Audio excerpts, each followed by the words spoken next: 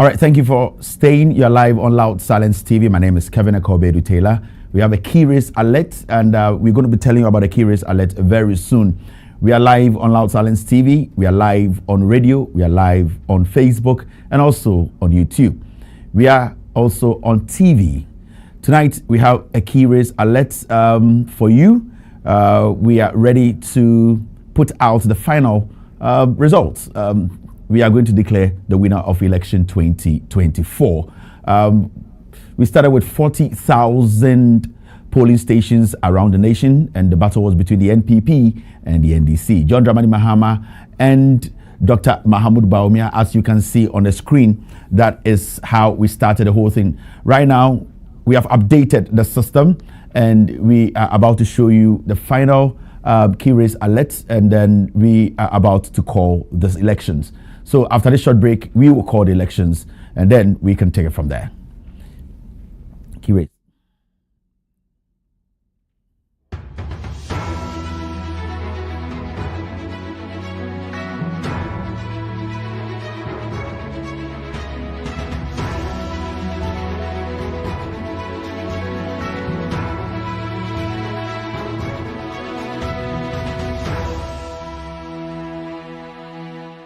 All right, so thank you very much for staying. We have a key race alert for you. We are about to show you a final figure that we can confirm from Loud Silence TV, Loud Silence Media, that John Dramani Mahama has won the 2024 elections. We can confirm from Loud Silence Media, from our studios here in Washington, D.C., that John Dramani Mahama has won election 2024. He's president-elect. John Dramani Mahama is president-elect of Ghana. Now, let me show you the figures so that Ghana would know that John Mahama has won the elections. Now, these are the results. So far, we have 38,000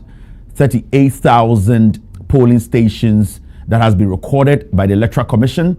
The result stands: John Dramani Mahama had 56.37%. 56.37%. Dr. Mahamudu Bawumia of the NPP has 41.30%. Now, the raw figures, John Dramani Mahama has 6,199,068 votes. 6,199,068 votes against Dr. Mahamudu Bawumia's 4,541,535 votes. So far, 38,000 polling stations out of the 40,000 polling stations are in. If the rest of the polling stations are added to Dr. Mahamudu Bawumia's number, he cannot still cross the 50+1 threshold. So this clearly gives us the confidence and authority to declare John Dramani Mahama the winner of 2024 elections, the general elections in Ghana. He won with 56.37% against Dr. Mahamudu Bawumia, 41.30%. I would like to state this again. This is a key race alert. John Dramani Mahama is the winner of the Ghana 2024 general elections. He came up with 66,199,068 votes. 6,199,068 votes against Dr. Mahamudu Bawumia's 4,541,535 votes. We are looking at a difference of about 1.6 million. We are looking at a difference of 1.6 million between Dr. Mahamudu Bawumia and John Dramani Mahama. So we can confirm on Loud Silence TV that in Ghana, the president-elect is John Dramani Mahama. The Electoral Commission knows, and these are the numbers that are supposed to be put out there. Out of the 40,000 polling stations in Ghana, 38,000 polling stations, they have reflected that 56.37% of Ghanaians voted for John Dramani Mahama. 41.30 Ghanaians voted for Dr. Mahamudu Bawumia. In raw figures, Dr. Mahamudu Bawumia has 4,541,535 votes. In raw figures, Dr. Mahamudu Bawumia has 4,541,535 votes, representing 41.30%. 41.30%. John Dramani Mahama of the NDC recorded 6,199,068 6,199,068 votes. 6,199,068 votes. So with this figure, we can tell you confidently from Loud Silence Media that John Dramani Mahama and the NDC, they have won election 2024.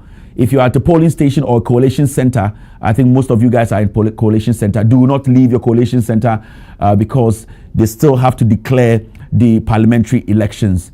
So far, from what we are seeing from our data, we have only 2,000 polling stations left. And if all the 2,000 polling stations are added to Dr. Mahmoud Bawumia's numbers, he still cannot cross 50 plus 1, meaning John Dramani Mahama automatically wins election 2024 in Ghana. So that is the confirmation. We have declared the results of election 2024. John Mahama has won the elections with 6,199,068 votes. 6,199,068 votes against Dr. Mahmoud Bawumia's 4,541,535 votes. Dr. Mahmoud Bawumia got 4,541,535 votes, representing 41.30%. So from Loud Silence Media, from myself, my production team, to every single person who took part in these elections, we would like to say thank you very much. John Dramani Mahama has won election 2024, and 38,000 polling stations out of the 40,000 has given him 6.199.068 votes. We would like to say thank you very much for being part of our production. If you're at a coalition center, keep protect constituencies around Accra. You guys are supposed to still stay at the coalition center. We need to get the final numbers. There are a few numbers that we're trying to pull from left and right to make it a whole number. But right now, this is the most important. All right.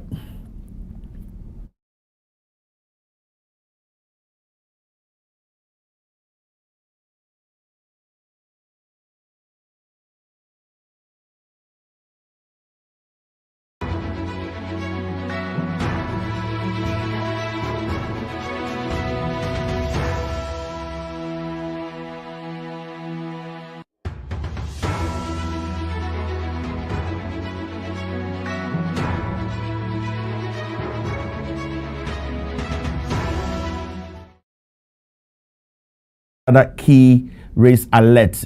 We just want you to understand that John Dramani Mahama has won election 2024 with 6,199,068 votes. 6,199,068 votes, representing 56.37%.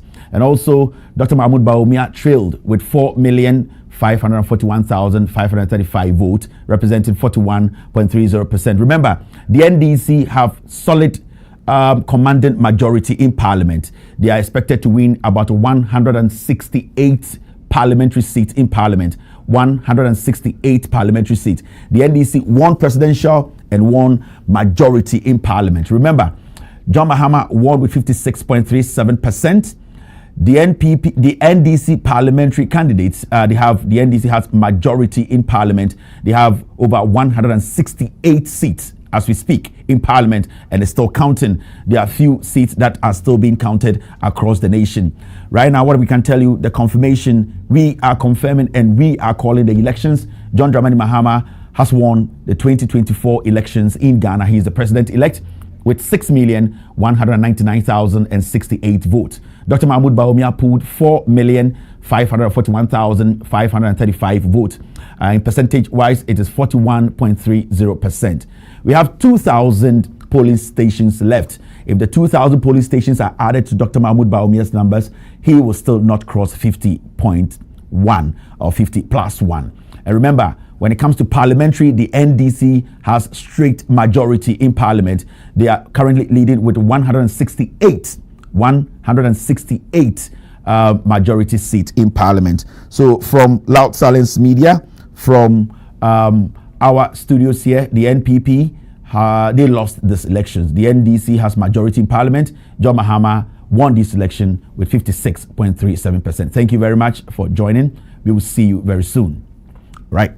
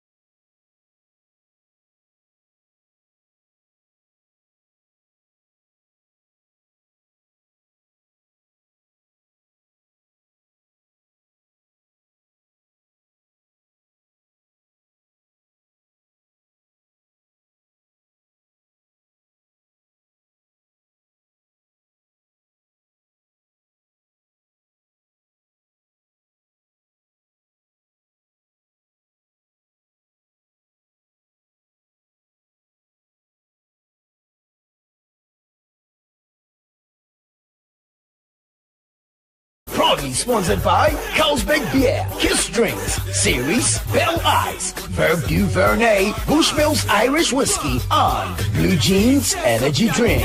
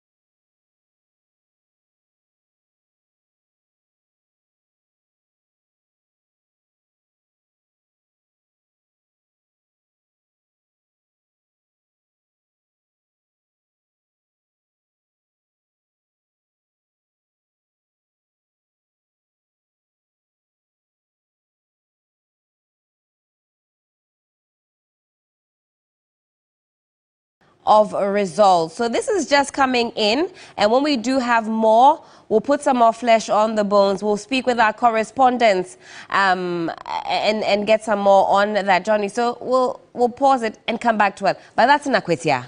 No, that's not in Akwetia. But the situation we have now with the military getting in to pick up somebody is in Akwetia. And you would wonder why the military, in spite of the notices that we had earlier from the military high command itself on its letterhead signed by General Agrekwashi, and General Agrekwashi, just to mention, had been in and out of the military. He literally went home as a colonel and was recalled back, and he's been given the rank of a brigadier general. And why that is, I don't know. A similar situation with the prison service. Mr. Ejuri went on retirement. He was recalled back and kept in there. The immigration service boss is a retiree.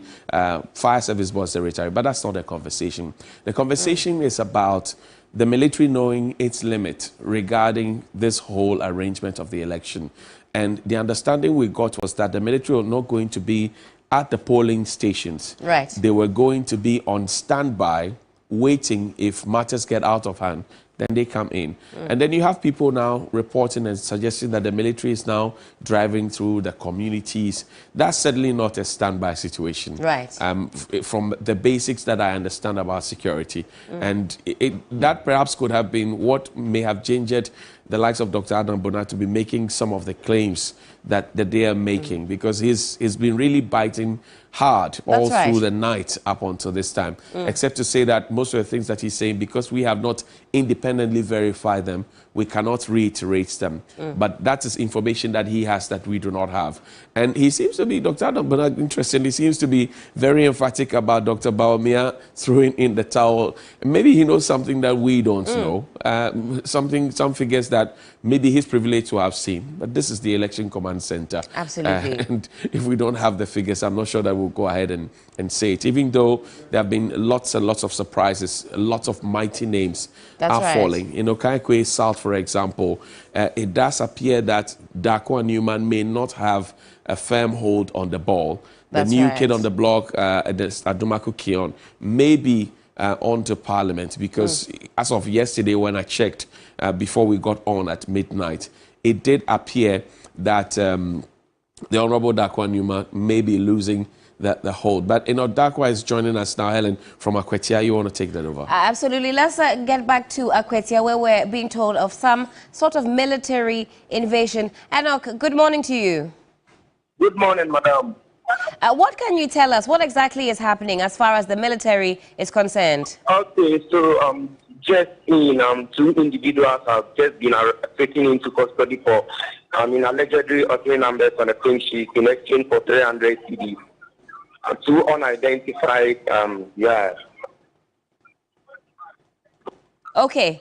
So how many, I think we've lost Enoch there on the line. He was just about to tell us what exactly it is, that is happening in the constituency in Akwetia. Some persons being picked up. You can clearly see some very angry people in there in the video. And for the benefit of those who are listening to us on radio, this happened in Akwetia. The military have gone in there. We understand that one individual has been arrested.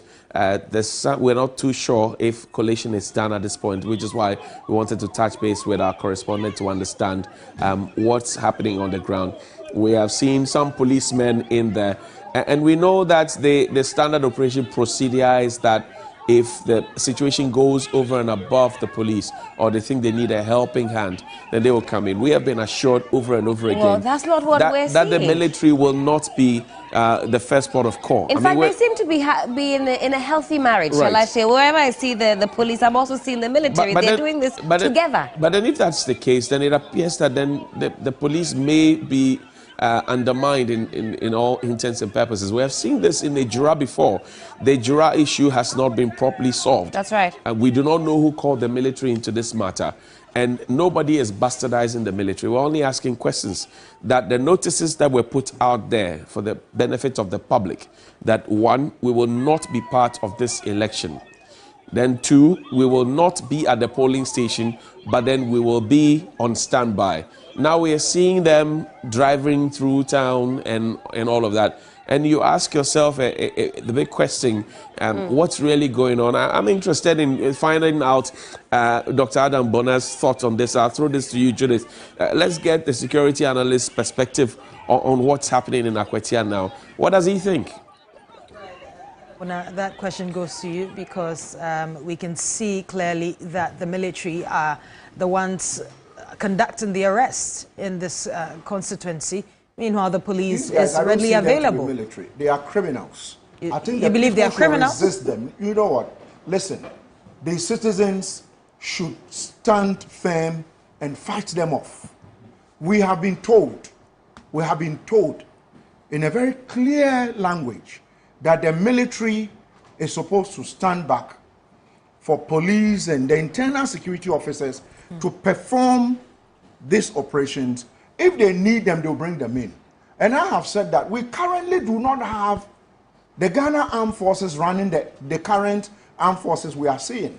So these people who you see parading in, you know, military gear and running around, they are not military, if you ask me. So are you saying even those we saw earlier this afternoon brutalizing one of the NDC organizers, none of them are proper military officers?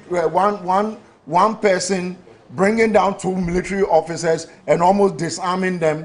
A proper military well, later on they called for reinforcement and they ended up brutalizing them. What I'm trying to say is that what were they doing there? You see, let's be clear with this line of directives. All that, you see, the rights, I mean, self-preservation is very important. It's in the Constitution that you self-preserve. So what they are doing is an illegality.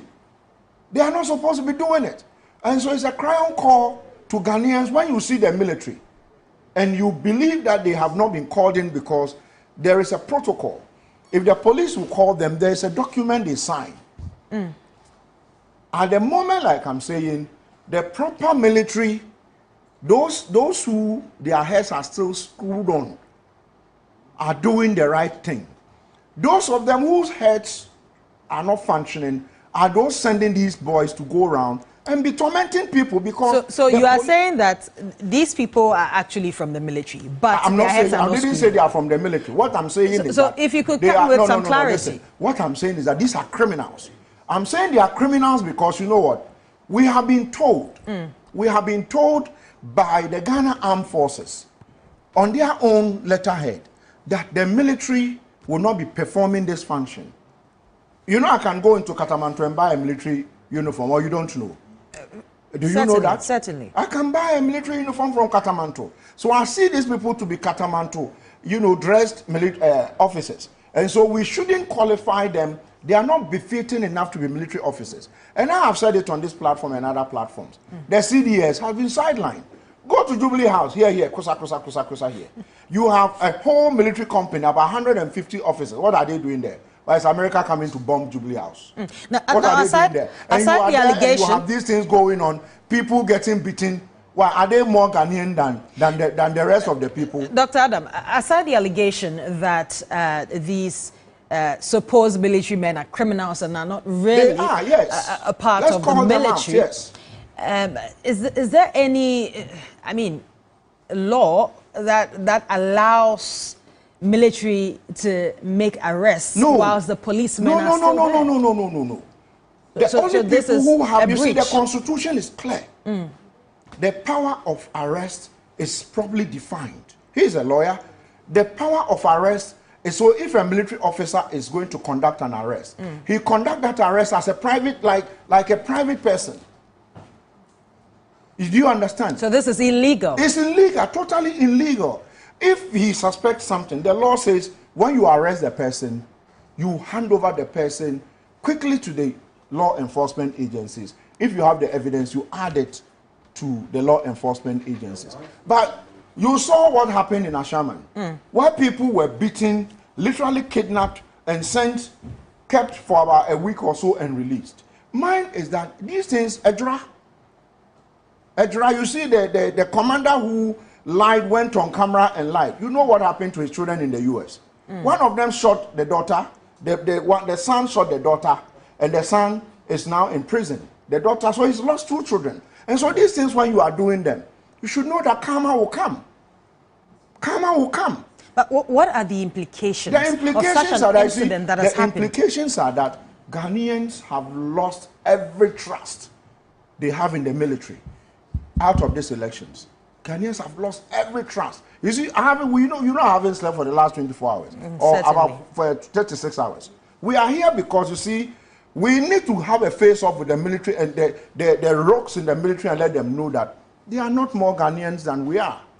We work with them. As I sit here, I am also receiving messages from generals, from all of them, the correct ones. The bad ones, like the ones at 2BN, 4BN, and the rest. We know them. And so mine is that, you see, I know power has changed. Some of us would hope that the president-elect John Mahama, when he takes over eventually, we have not verified this. When he takes over eventually, there should be a way to heal the nation.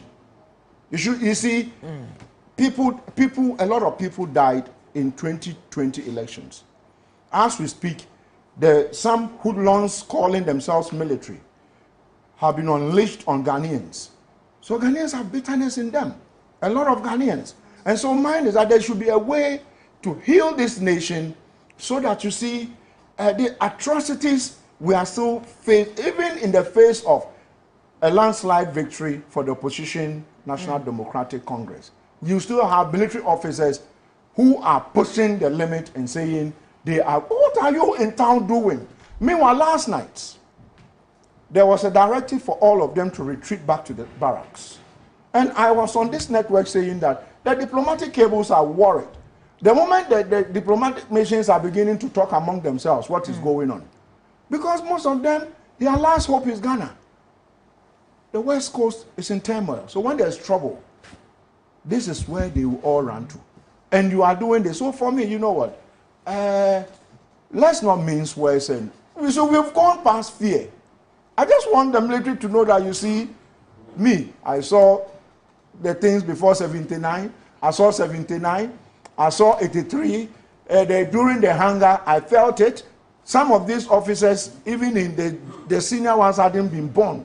So what I'm saying is that Ghana belongs to all of us. The president said we should be citizens. And not spectators. So we don't fear whatever they are. They should bring it on. They should go out back into the barracks. Simplicity. Tell them to go back. Certainly, it seems that we are really being citizens and not spectators. Team No Sleep, we are right here. We are really being citizens here. Johnny, right. I believe you're sending us to Dom Kwabenya. That's correct. I would have loved to hear Janto's thoughts on this one, but let's go to Dom Kwabenya constituency. It's the biggest in terms of voter population in this 2024 election. Sarah Joasafo, the incumbent, we know that Michael Quay Jr. Is also there, hoping to get that seat for the NPP 2025. Godwin Asedeba has been on the beat in the morning. Earlier, on 7 December, he had reported that voting had delayed at a polling station where veteran journalist Kwesi Pratt had gone to vote. And what more do we know, Godwin, as of this time? Right, Johnny, it's been a mixed bag of reaction, I should say. It's been quite a long moment for us here at the Dom Kwabenya constituency. At the moment, I am at the Coalition Center. I've been here since 10 p.m. last night, and there have been some misunderstandings and reactions that we've been picking up. Not so harsh, I should say, but just some misunderstandings between some of the constituents in here. What really stood out for me was the point where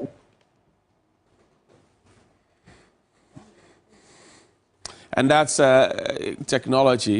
Godwin Asedeba there sharing some insights with us. We understand that the coalition has come to a halt at the Dom Kwabenya constituency. We don't know what may have caused that, but I'm sure that when we reach Godwin and we reconnect with him again, we'll give you the fine details as we travel along. But information coming in is that there's a bit of a confusion as Godwin started the conversation with us in the Dom Kwabenya constituency. But one man who was very vocal, he led a charge for some members of parliament to come through and have Mr. Ken Ofori-Atta and Mr. Dubois sacked from office as managers of our public purse and Dia Pia Kubi in the Santiachim North.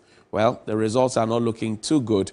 And a few hours ago, Eugene of Subing, that's Eugene Mchi, put up a Facebook post suggesting that the NPP lost the elections in 2022 when the Apia Kubi-led team asked that the government of the day sack Ken Ofori-Atta and Mr. Dubois. They didn't listen, according to Eugene Mchi, and now the people are paying back the government. Helen, what more do we know? I think Godwin is back. Let's quickly engage Godwin. Godwin, thank you for rejoining us. Now, you were telling me about disagreements. Who was disagreeing with who? Right. So after the results were being collated somewhere around 4:30 thereabouts, we had a team that came in from the camp of the New Patriotic Party, possessed a pink sheet that we don't know where it came from. They claim it was from their camp. So when they got into the premises, they wanted to move in, but the supporters of the NDC at this point are really keen and they have been monitoring the situation.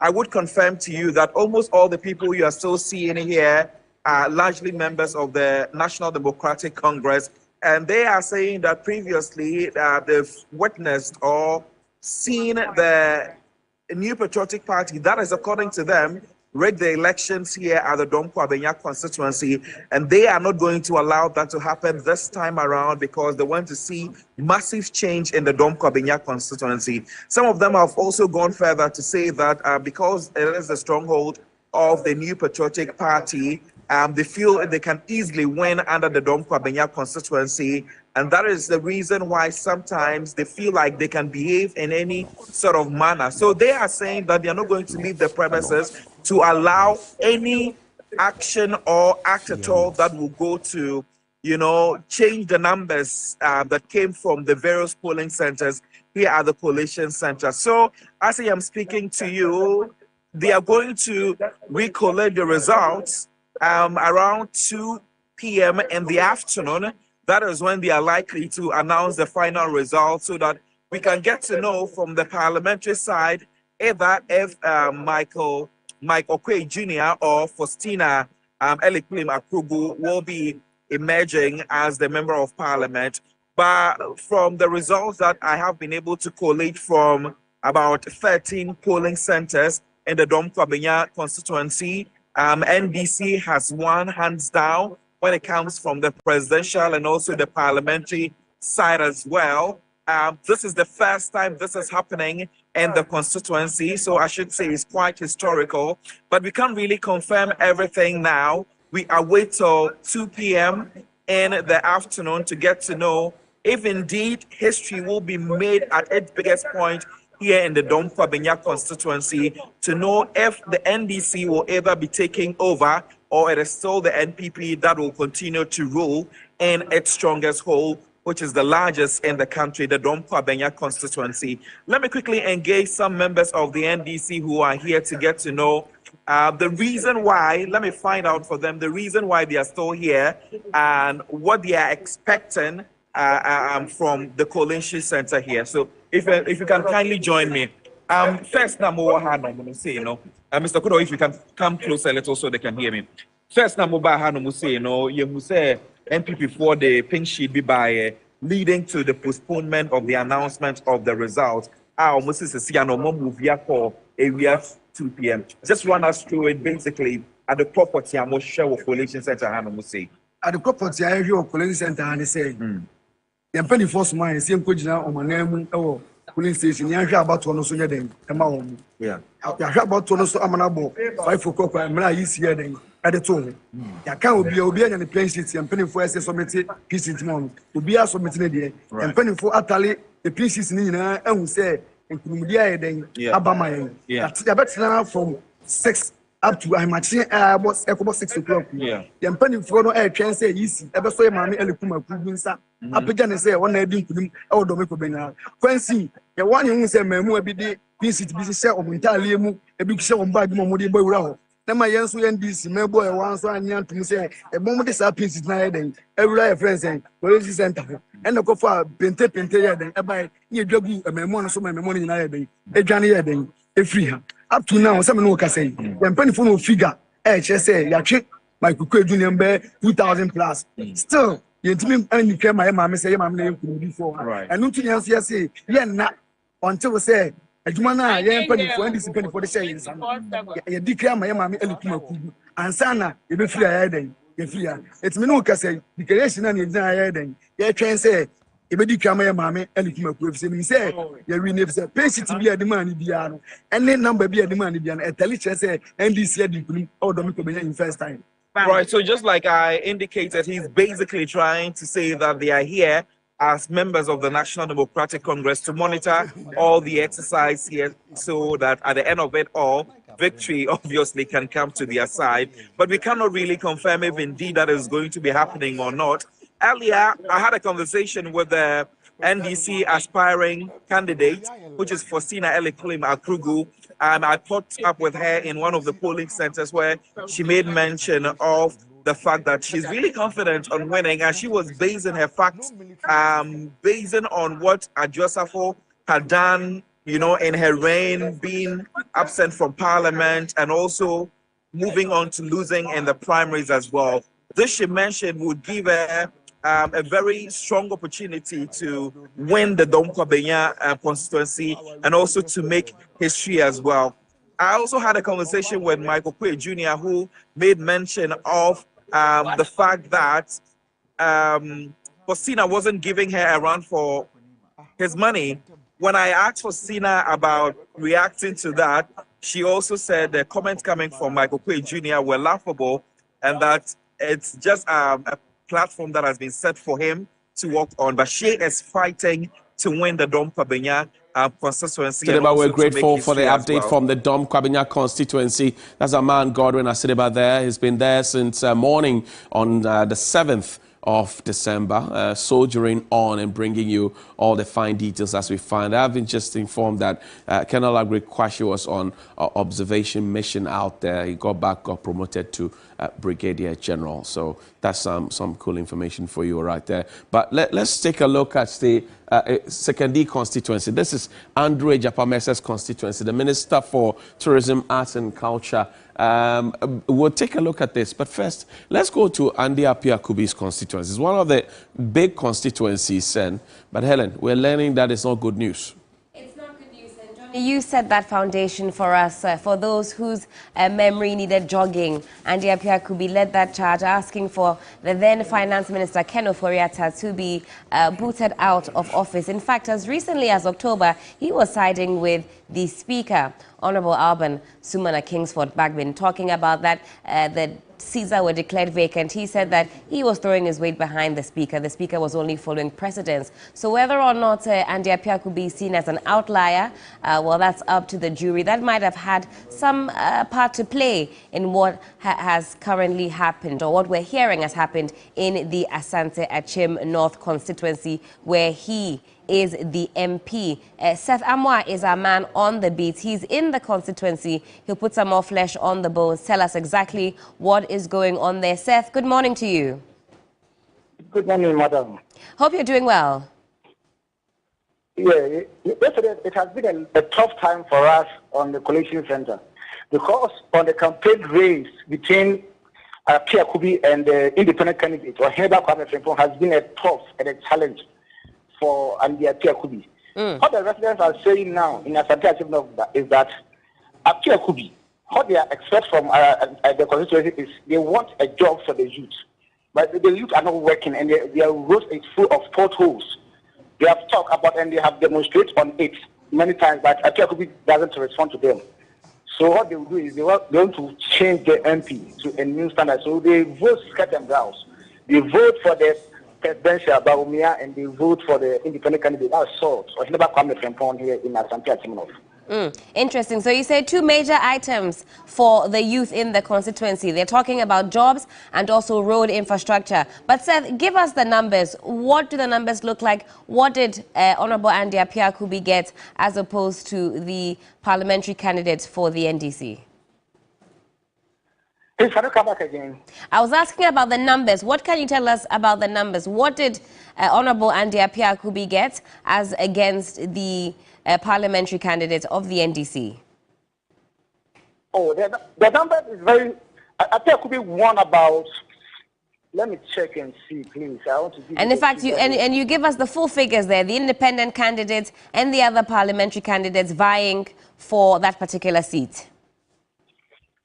This kind of, the line is very faint here, so I can't hear you very well. All right, apologies, Seth. I'll speak up for you. Give us the numbers, please, as you have them. The provisional results of the... Yes, sir, let me give you the, let me give you the numbers. Sure. The parliamentary election summary. Yes. I want to give you the... Yes, let me give you the parliamentary summary.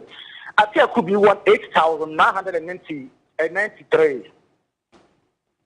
Appiah-Kubi had 8,933. Sure. Kofi Asamoah of the NDC, 2,469. And Oneba Kwame Fempo, that's the independent candidate, won 26,926. Rejected ballots, 513. Total vote cast, 38,841. That's it, my sister. Fantastic. So those are the results. And if I heard you correctly, you said Honorable Andy Appiah-Kubi with some 8,000 plus votes, but the independent candidates ultimately taking that position first place with over what? Some 20,000 votes. What is the number? That's 26,926. Over 26,000 votes going to that independent candidate. What is the mood in Asante Achim North? Oh, it's very great. The mood started yesterday. It's very, the boys are jubilating. Some are celebrating very hard here. Playing music. Very hard in Asante Achim North. I see. There's a party going on. Is the jubilation ongoing currently? I mean, it's barely 6 a.m. in the morning. It's ongoing. The party is ongoing? Yes. Wow. Okay, well, Asante Achim North has decided to do away with Honorable Andy Appiah-Kubi, but have you spotted the Honorable anywhere in the constituency? We interviewed him yesterday at the polling station. He's going to vote. Right. That's why after that, I haven't seen him on the collation center, no. All right. He certainly hasn't made an appearance. I don't expect that he will be at the party. Commiseration certainly going in the direction of Honorable Andy Appiah-Kubi. Seth, thank you so much for that very comprehensive update on what's happening in that constituency. Yes. Well, I'm sure this might come as quite an interesting revelation. Provisional results coming through from Asante Achim North. There again, it's the... Honorable Andy Appiah-Kubi, who is the MP there, having been overtaken now, or the seat taken now by an independent candidate. And if the numbers are anything to go by, it was a landslide victory.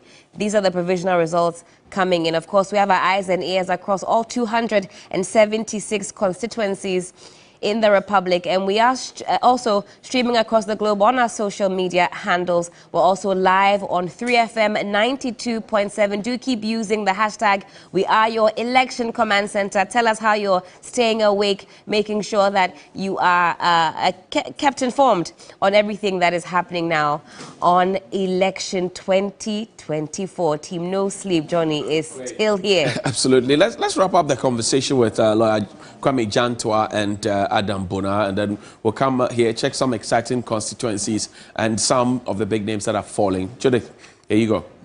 Right, Johnny, some 13 minutes to the hour 6. We're about to wrap up shortly, and then we hand over to the next team. But we're going to take your final comments. And Lawyer Jantua, we just saw the statistics and the numbers from Asante Achim North. We know that the MP there, he has a mind of his own. And for the number of things he's done, leading the MPP and the members of parliament on the MPP side to make sure that Ken Ofori-Atta was taken out of office, and a plethora of other things. He's always had a mind of his own, but it seems that that did not work for him even in this parliamentary elections. I've known Andy since childhood. And what is hitting me now is the fact that if you've been in parliament for that duration of time, and now you've been booted out, what do? Your entire life is turned upside down. Okay, he's a lawyer, but still, if you haven't practiced for a while, it's difficult. It's very difficult. And I don't know why they didn't vote for him again. He seemed to be doing well in his locality, Agogo area. So I don't know. It's a Gen Z thing. let me take your last comments before we have to go straight to... For me, I think that I would want to congratulate the victor. We provisionally, I mean, you can see John Mama has won a landslide, and the MPs who have also won, congratulations to them. Those who lost, rather Mahmoud Baumia, I think he should try next time, try very hard next time. And then the MPs who lost, I think they should also try very hard next time. But I would also urge that, the incoming president should go after those who have looted our inheritance. It's very important. The anger that has reflected in the voting pattern. You see all these guys calling themselves military. Most of their military lands have been sold to individuals. Yes, sir, and so mine is that, and the statute of suffering that is in the western region, they have to remove it. The other one in the Uyoko office, where we've gotten to a level in Ghana here where things have sunk so low, so much so that people begin to build. Mami Atiwa will build a bus for herself. Dr. Adam, all those things we're going to have to catch you here. We're going to Johnny Hughes, and he has some news for us from one of our correspondents. There's only 10 minutes to the top of the hour, 6 a.m., where we swap with the morning team. And we understand that something is happening in the Tema West constituency. Abednego Oklu is joining us with some detail, where we understand 2 EC officials are seen being escorted by security operatives and carrying what appears to be some foreign material, some pink sheets that the people don't know where that's coming from. Abednego, thank you very much for joining us. Good morning. Good morning, Johnny Hughes. What we are hearing, is that a case on the ground that 2 EC officials have pink sheets that nobody knows where they come from, but then they have police protection going into the strong room with it? Yes, please. Around 5 a.m. this morning, I was out there and I overheard a crowd shouting, so I rushed to the scene, only for me to find out that 2 EC guys, accompanied by 2 other policemen, were trying to enter the strong room with a pink sheet. And they were caught by the other policemen at the gate. Now, the reaction of the people there who have been there all throughout the night, what has it been when they saw these 2 EC officials? So, honestly, the illustrates over here, they actually saw them. So they started making the noise. That's why the police were able to identify the foreign materials on them. So the people over here, nobody went home. They've all been here throughout, and they are actually at the gate saying that they are not going to allow anybody at all to enter unless you are accredited. So when the people were coming, they actually saw the thing and they started shouting. That was when the policemen also rushed the scene and realized that they were holding the foreign material. So as we speak right now, they have been taken to the police station by the police pickup. I see. But there's peace and calm around there, or the people are agitated? They are very agitated to a point where they even didn't want the media personnel to even enter the strong room. I got them myself, and I have to be searched by the police. And yet, so the illustrators were saying that they were not going to allow me to enter. They were not going to allow anybody to enter the strong room. What does the result? What does the provisional results look like in the Tema West constituency, and which would inspire an action of this nature? So as it stands right now, what I have with me, we have 86 more police stations to go. And with that, we still have the NDC leading with 31,317 votes, while the NPP has 19,334.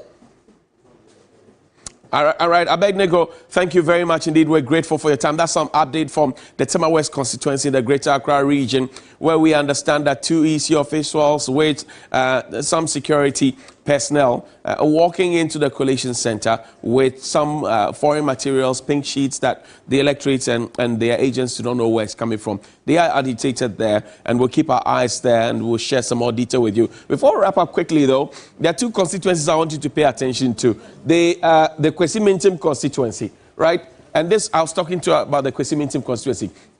Backman Philip Fifi, 51.30% of the total valid votes cast. Dr. Prince Hamidu Ama had 42.77%. That's 13,176 of the votes. So it means that the Kwesi Mintim seat, what used to be blue, is now green. Next door to the Kwesi Mintim seat is the next seat, the shocker. Andrew Ejapa Mesa, Minister for Tourism, Arts and Culture, 43.23%. That's 11,084 votes. He lost to Blay Nyamike Ama, 56.77. That's 14,558 votes. Andre Ejapa Mesa was very confident that he was going to win the seat, but alas, the seat decided that it would tilt towards the NDC. And if you look at the Western region now, it looks like the green is coming up. This is undecided. And as and when it's decided, you are sure to get all the details here on your election command center. This is Ghana Decide. It's been the midnight watch. I've been here with Helen Apia-Mpofo and Judith Brown. Also joining us right now, we will have Roland Walker, Kwesi Asare, and Na Ashoko. Now, Helen, it's been a night run. Judith, it's been a night run. We have to go. Long one. Yeah. It's been a long one. You know what? I thought I was going to need a lot of coffee, a lot of caffeinated drinks to see me through. But trust me, the twists and turns. I am the coffee. You are the coffee that we needed. But the twists and turns, that is what has kept me awake. Yeah. Oh my goodness, some big names have fallen. The funny thing is that the EC is still not declaring any results. Well, the EC will come along at some point because you see, when fortunately for the Electoral Commission, and I say fortunately, advisedly, the 2 political parties, the 2 major political parties, that's the NDC and the MPP, they have all set up their coalition centers. That's right. So they are watching, they are learning, and I'm sure that the NPP learned its lessons after the 2012 elections where they went, Dr. Baumia was in the witness box, and then fast forward to 2020. That's right. I'm sure General Asiedu Ketia in the witness box, they both have learned their lessons on how not to do election collation and how to do election collation. I'm sure that they are running some of their systems offline and some online, just in case hackers may want to play some role and some jokes around it and some mischief. So they have learned their lessons. What is important is that they have also given a lot of collation centers around for their money, because before you come to declare, they actually have, and they are fact-checking you as we travel along, right? Yeah. Now, also to improve the situation, you notice that most of the political parties, in fact, all the 2 major political parties, have people who are going to the collation centers who are not fatigued. So they have 2 or 3 teams. The first team will be part of the election. The second, if you ask our guys on the ground, the second team will come and swap, and then the third team will come. And so there's always fresh energy that comes. Nobody is sleeping, nobody is drowsy. The NDC putting their 24-hour economy policy to use. And then the MPP having its digitalization, that's right. courtesy the what do you call it? The technology that is being employed. But Na Ashoko and Kwesi Asare standing by. Na Ashoko is looking very, very blue, like refreshed. Yeah, very refreshed. Right? How are you guys? We are twinning. We're great. We've been watching you all night. You haven't been sleeping? No, we haven't been sleeping. Team no sleep. Tap into your team no sleep. We love it. We love it. Yes, and we've stayed up all night following the numbers coming in, your analysis in studio, and all the conversations on the issues that matter live. And we're grateful to you for keeping us updated all night long. We're happy to take over now. Thank you very much. We're happy to hand over. over. We're happy to hand over to you, to Roland, and to Kwesi Asare. So we trust you do a good job. Yeah. Say again? You've done an incredible job. And you're going to do an even much more incredible job from now till midday. We hope so. It was very refreshing listening to Helen do her thing. Oh, Kwesi, prove it in something else. So 2 prophylactics getting along.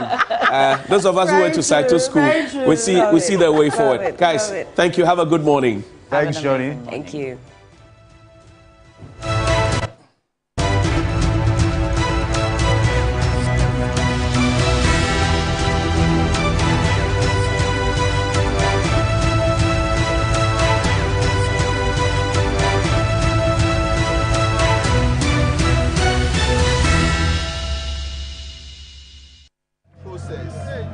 It was very smooth, very lovely.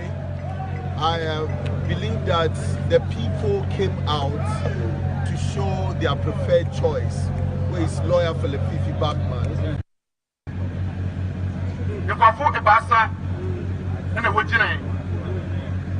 Now, Wednesday, Prince Amedu Ama, Philip Fifi Bachman, Joseph Mesa, now Abana Okoren, total valid vote, that's 1,079. Rejected ballot, 219. Total vote cast, that's 1,298. Prince Amedu Amanya, 13,317. Joseph Jomisanya, 1,835. Average mark. Philip Fifi Bachman, 15,927. It is by the power vested on me by Electoral Commission. Philip Fifi Bachman is the MP elect.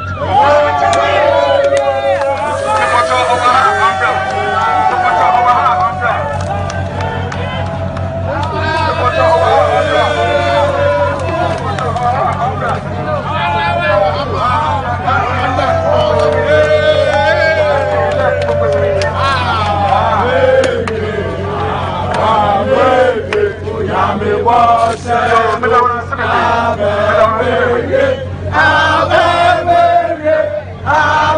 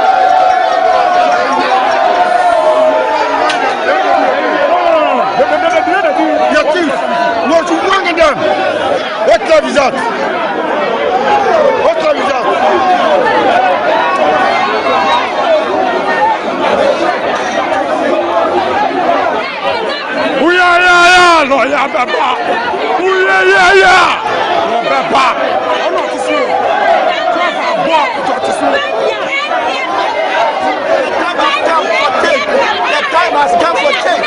We are ready. We cannot wait any longer. We cannot wait any longer. Lawyer has won, and the ballot is supposed to be declared. So we are waiting for them to declare. Lawyer has won, and the full talk about it.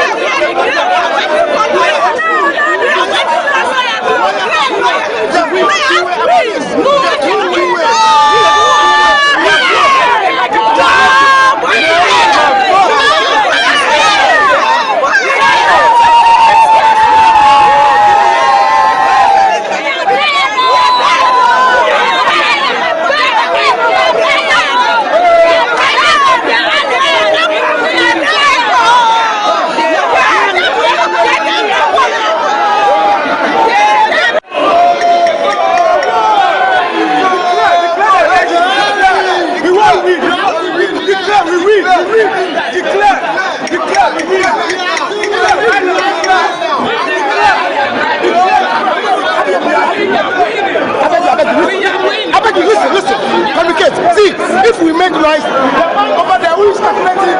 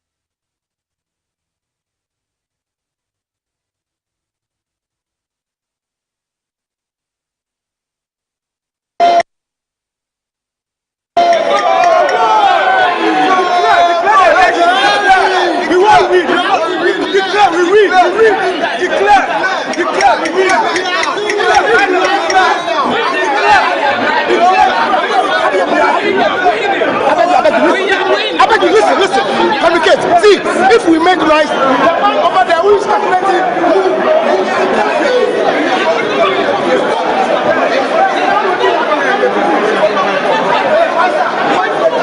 We are still here. We have to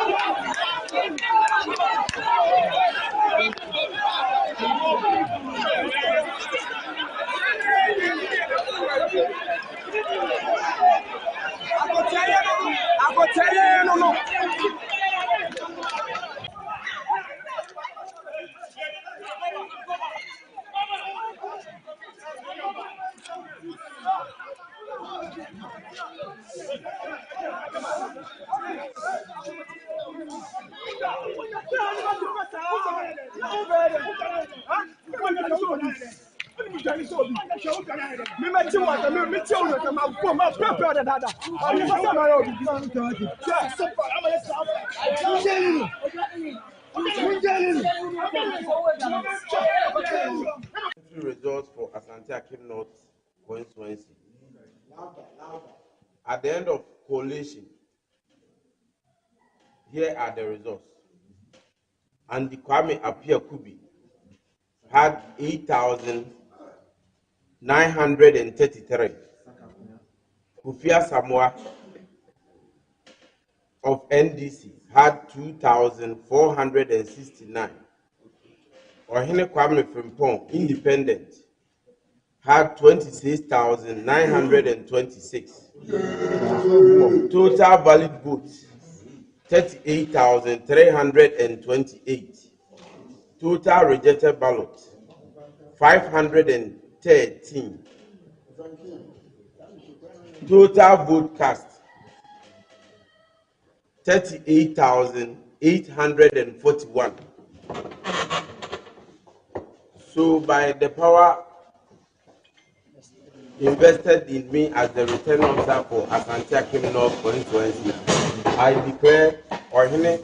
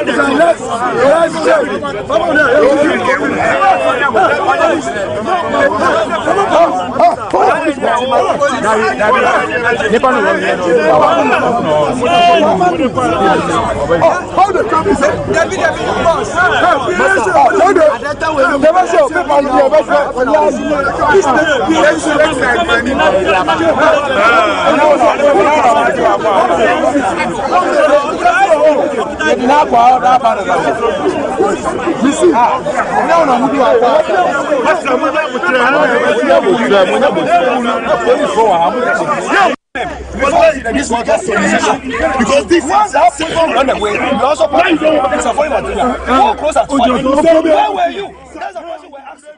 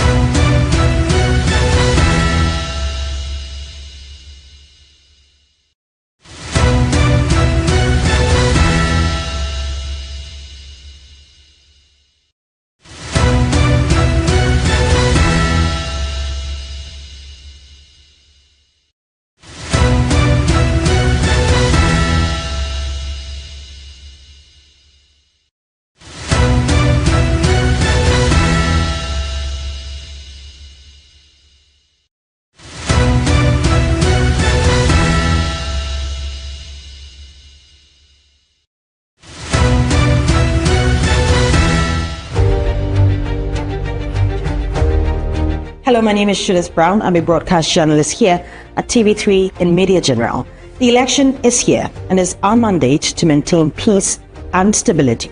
Remember that peace does not only start with our political parties. Peace starts with you and me. Let's stay safe because there's life after elections.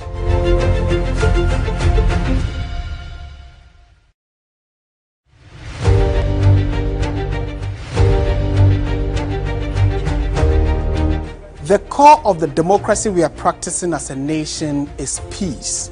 Peace. Democracy simply means free your mind, make a free my mind. In Chi, we say kembima min kebi. The politicians are having a say. You can also have your say with your thumb.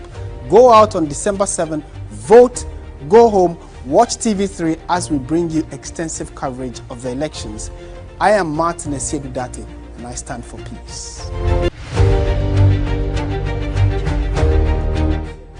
It's important to note that the power of the thumb is mightier than any weapon you can find. And that's why I want to tell you, encourage you to maintain and sustain the peace as we enter into the December elections. Remember, when you vote, go home, stick with your election command center and await the results. If you win, jubilate judiciously and responsibly. And if you lose, don't be a sore loser. There'll be another 4 years, another chance for your candidate of choice. Let's not throw away the peace of this republic. I'm Kameni Amano, and I encourage you to maintain the peace this election.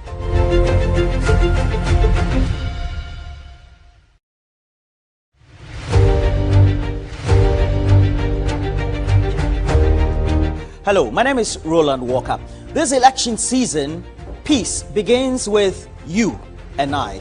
Make sure your utterances, your behavior, your relationship with everybody else could be your brother, your sister.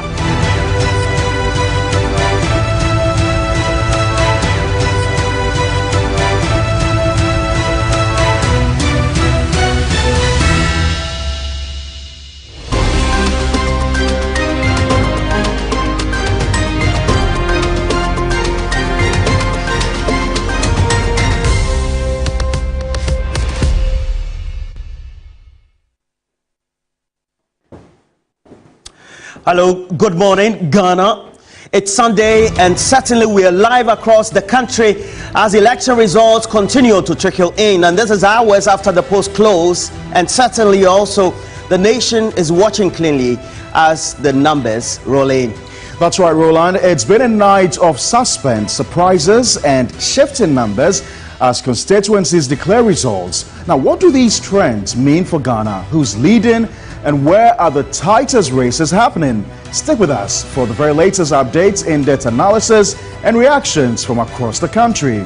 And of course, we'll bring you the voices from the streets, expert breakdowns in studio, and connect you with our correspondents from key constituencies across the country. So if you were glued to your radio or television last night, or if you were not able to stay with us, don't you worry.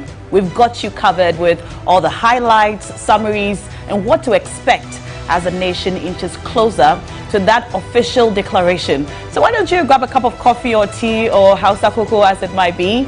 It's going to be a very packed show today.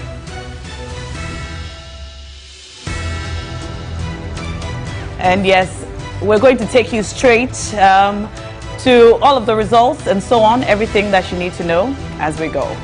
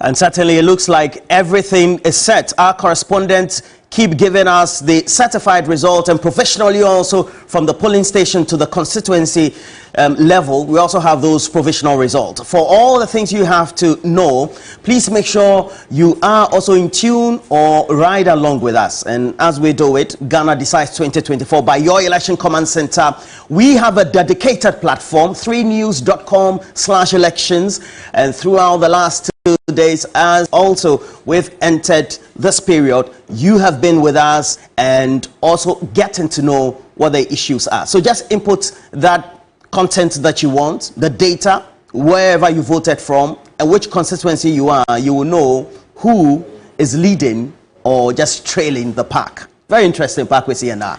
Very, very interesting, yes. Roland. I can't believe what, my eyes have seen over the last 24 hours. When voting ended at 5 p.m., we're all, looking forward to, getting the results. And I think sometime around 9 p.m., the results began to trickle in. And it was polling station after polling station. A lot of times you don't want to pay too much attention to the polling station result because, they all, come together to give you the constituency results. But if you follow election trends in Ghana, you'd realize that you don't have to focus too much on the Ashanti or the Volta region because these are traditional strongholds of either the NPP or the NDC. The focus should be on the swing regions.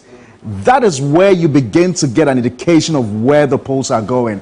And so when you begin to hear that in an area like Ayawaso West Wagon constituency, which has traditionally been an NPP stronghold, you hear that the NDC's candidate is winning that seat, then you're asking yourself questions. Exactly. When you hear about Kaswa, and the fact Wutu Senya East, it gives you some indication of where the polls are going. And for me, I think that we've not heard from the Electoral Commission. Jean Mensah is a returning officer when it comes to the presidential election. So we're all waiting eagerly to hear from her, although a lot of people think that she's delayed in announcing the results. But we still are patient. We're going to wait for her to make that declaration. We will wait for her. But if what we're seeing is anything to go by, it does appear that Ghanaians have made an emphatic statement. Roman. Exactly. And like you rightly said, we've kept our eyes on the swing regions and swing constituencies. And as the results trickle in, I was just looking at the data earlier from constituencies like mine, Lejekuku constituency. Yesterday, as the results started trickling in and the numbers kept going up for one candidate, I got a number of calls from some of our people in the constituency, some of my neighbors, who had a lot to say about Okoboy and what's the widespread information in the media about the reasons that the people in the constituency don't vote for him, that he doesn't go for funerals or he doesn't attend naming ceremonies and so on. They had a lot to say about the importance of staying on the ground and doing groundswork as opposed to being seen doing national work. As we've seen him do throughout COVID and all the good things that he did. But the people have decided, and as the results continue to trickle in, when the final results come, we will announce it. Also, one of the things that really caught my attention were the reports of violence. On the show yesterday, we had an extensive conversation on security, the presence of the military, and the importance to stay calm during the counting and declaration of results. We heard about 2 shooting incidents. We reported live the incident in Wutu Senya East when Alfred Okanse Kemini rather spoke live to Phyllis Nakoyo as she recounted an incident where one of the gentlemen who worked with her was shot and he unfortunately passed. There was another incident of shooting in Tolon, and these incidents are very, very disturbing, and we hope that as we continue to hear the numbers trickling in, we will not hear any more incidents of violence this morning. Right, Roland, I think that although this reports of violence were unfortunate, I think that largely they were isolated cases. I think that the elections was largely peaceful. Yes, it was. But Roland, you know what really, surprised me? When the voting started and up until the end of the voting, the reports that we kept receiving from all our correspondents on the ground was that voter turnout was low, okay?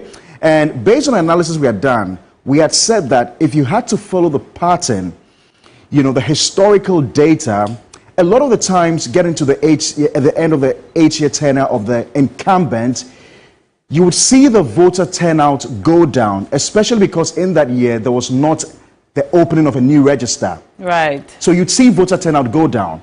And that's what we saw. But you know, when the EC held its first press conference, did I hear the EC director say that voter turnout was massive? Yeah. Yes, he did. And then he was asked, then he was asked the question, can you give us the figures? And he says, oh, it's too early, the numbers are still coming in.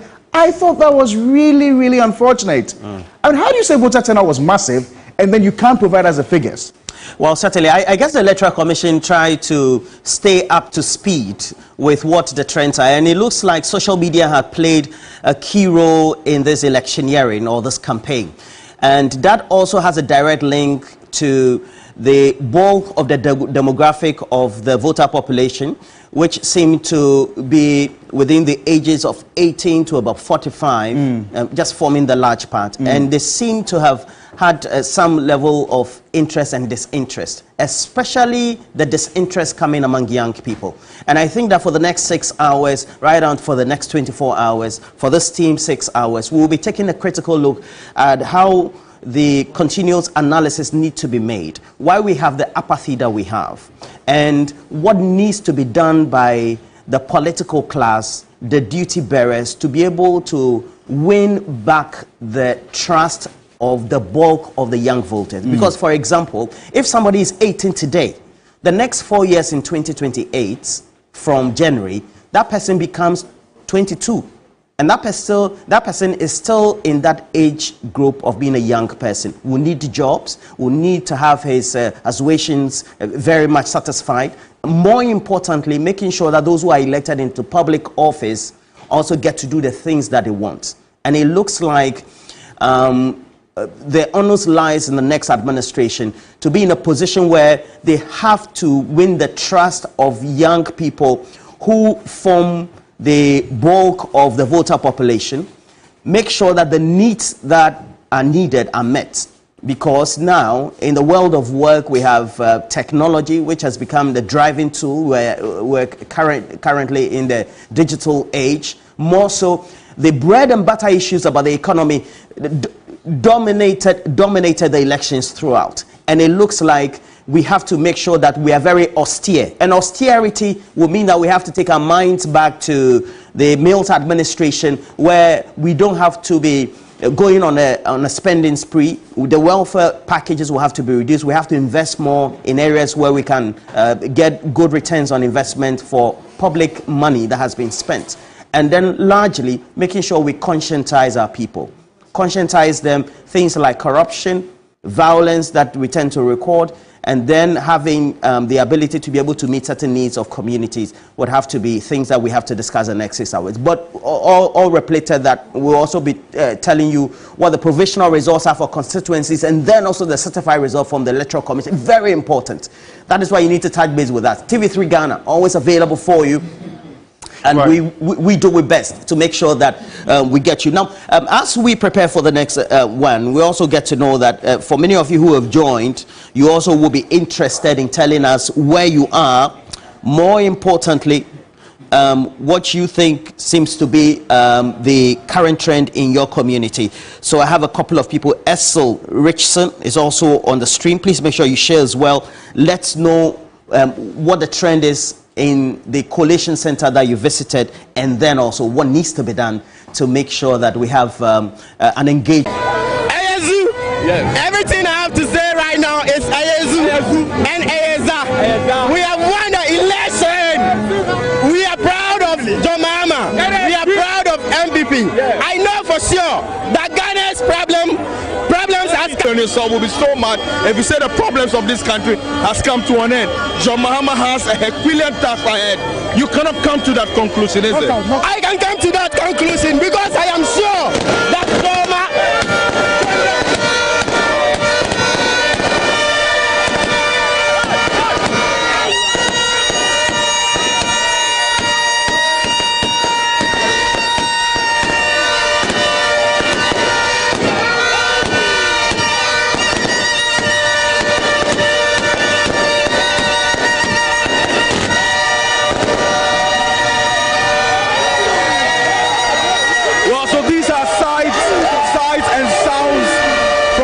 NDC headquarters, the firing of this rocket, and the crowd has been charged.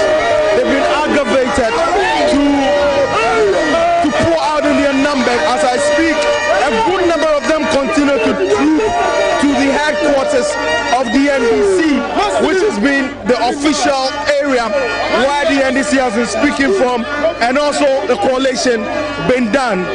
But I mean, not many party executives are here, I must say.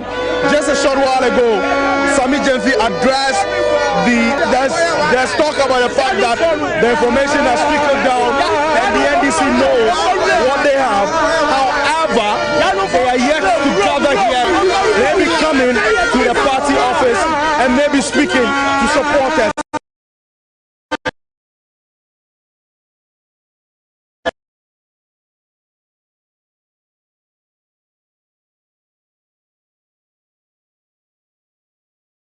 Because there would be the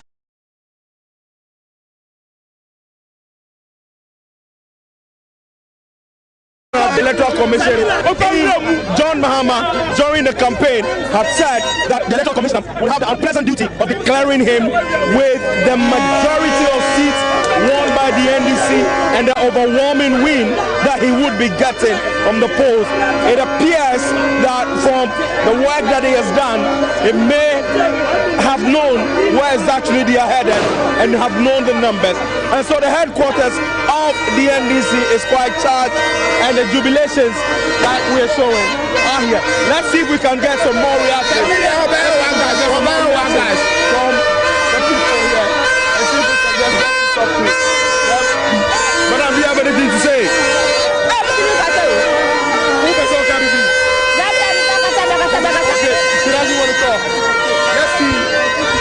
Let's see if we can get you.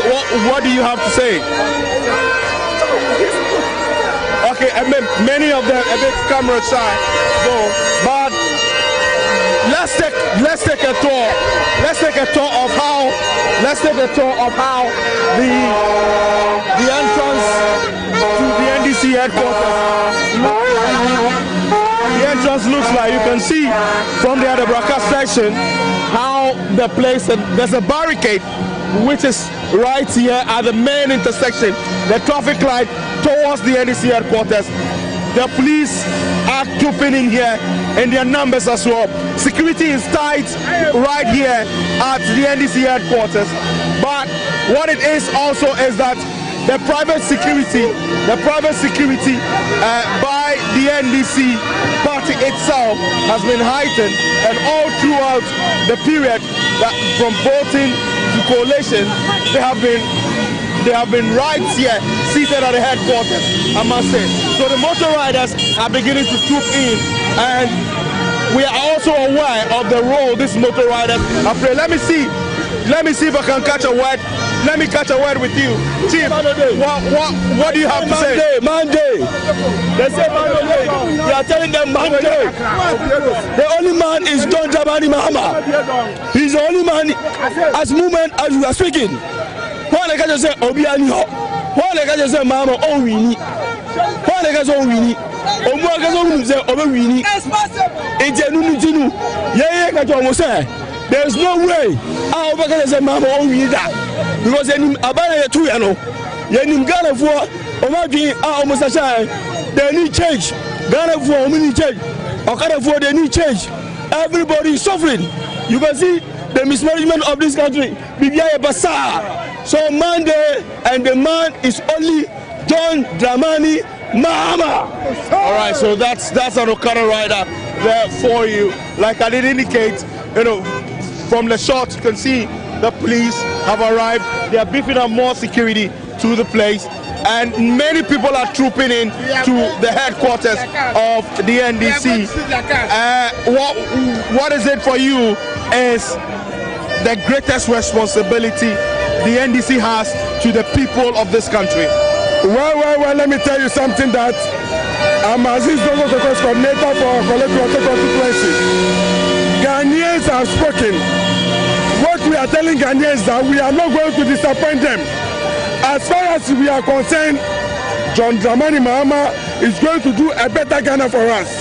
the 24-hour economy, whatever we think we are doing, and I think John Mahama is going to do it. Moreover, let me tell you something. MPP have taken us for granted.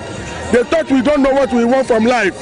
But we are telling them the operation, that loot that they've taken, they must bring everything down.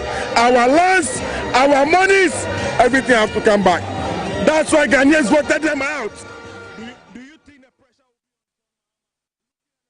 The Vice President of the Republic of Ghana, Dr. Bawumia, conceded defeat to John Dramani Mahama. Clearly, they're very excited, jubilation, celebration, tears of joy, some on the floor, some jumping up and down, and expressing their joy and their gratitude also to Dr. Bawumia for doing what they say is the right thing at the moment. We're going to take you over to the Ashanti region as well to see how they have received this announcement by Dr. Bawumia conceding defeat to John Dramani Mahama. You, the party, foot soldiers, the supporters, and the like, a lot of you may be disappointed in maybe you may want to get a position. Right.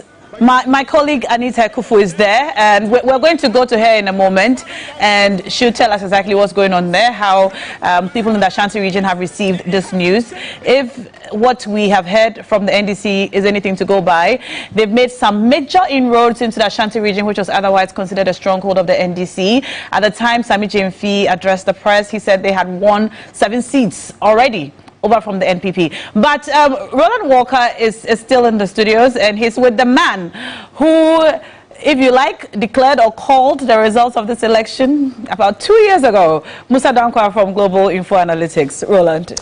Well, certainly. It is a perspective, I guess, that also would mean that we need to do a strong historical recall, not only the emergence of John Dramani Mahama into the political scene, but the dawn of that entry into the Fourth Republic, where we convened the general election, the first, the presidential election, subsequently the week after having the parliamentary elections, of course, boycotted by the MPP at the time, meaning that the long-standing ruler, chairman of the PNDC, Jerry John Rawlings, then became the civilian president, and transitioning him into winning 2 terms until that ended with the election in 2000 of the MPP's John Ejekum Kufuor. And subsequently, we saw John Ejekum Kufuor with his vice, Aliu Mahama, and they also went 2 terms. And subsequently also, by 2008, we had John Dramani Mahama being the vice presidential candidate to Professor John Evans Atta Mills. And today, this is where we are. The man who never backed down after losing in 2016. But there's something that's got to be with the persona, but also what the voter population and the entire general public of Ghana seem to be telling us in this election. And Musa Dankwa, certainly, what do they seem to be telling us with the numbers that are being recorded or have been recorded? It tells me that we've always been speaking the voice of Ghanaians, and that what we are seeing is a reflection of what we were told by voters for years. If you look at our polling cycles, started in January 2022, and we've been accused of always portraying somebody as the winner. It is not for us to portray anybody. We just report what we are told. And I think if you look at what we're going to get in the end, the results will not be far from what we recorded in April 2022. Absolutely no difference. Okay.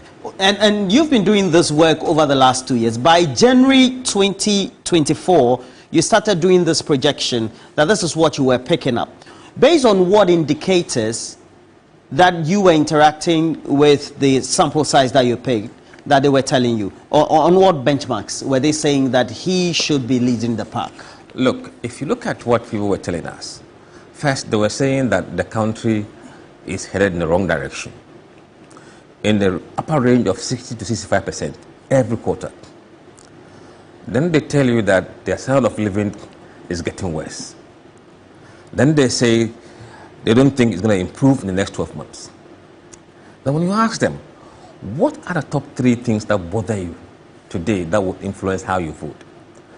It's been economy, number 1. Number 2, jobs. Number 3, education. And this has been consistent for the past 3 years.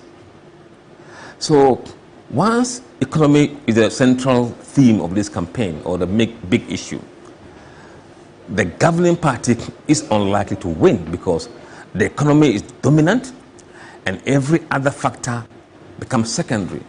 That's why you couldn't see roads as a key point, top 3. You couldn't see corruption because people are hungry. And that the sole reason why MPP lost largely was because of the economy. So bread and butter issues have become critical. In that January poll, you do the transition, they seem to reflect what we are getting now, the 54 to 56% trend for John Dramani Mahama. And that was a reflection same in January. Yes. Why is that? Because nothing has changed. You see, if you look at the polling numbers way back in 2022, I think November, December, you know, the city collapsed around July. Yes, started collapsing around July. From April, May, by July. But it made a speed recovery between December and January.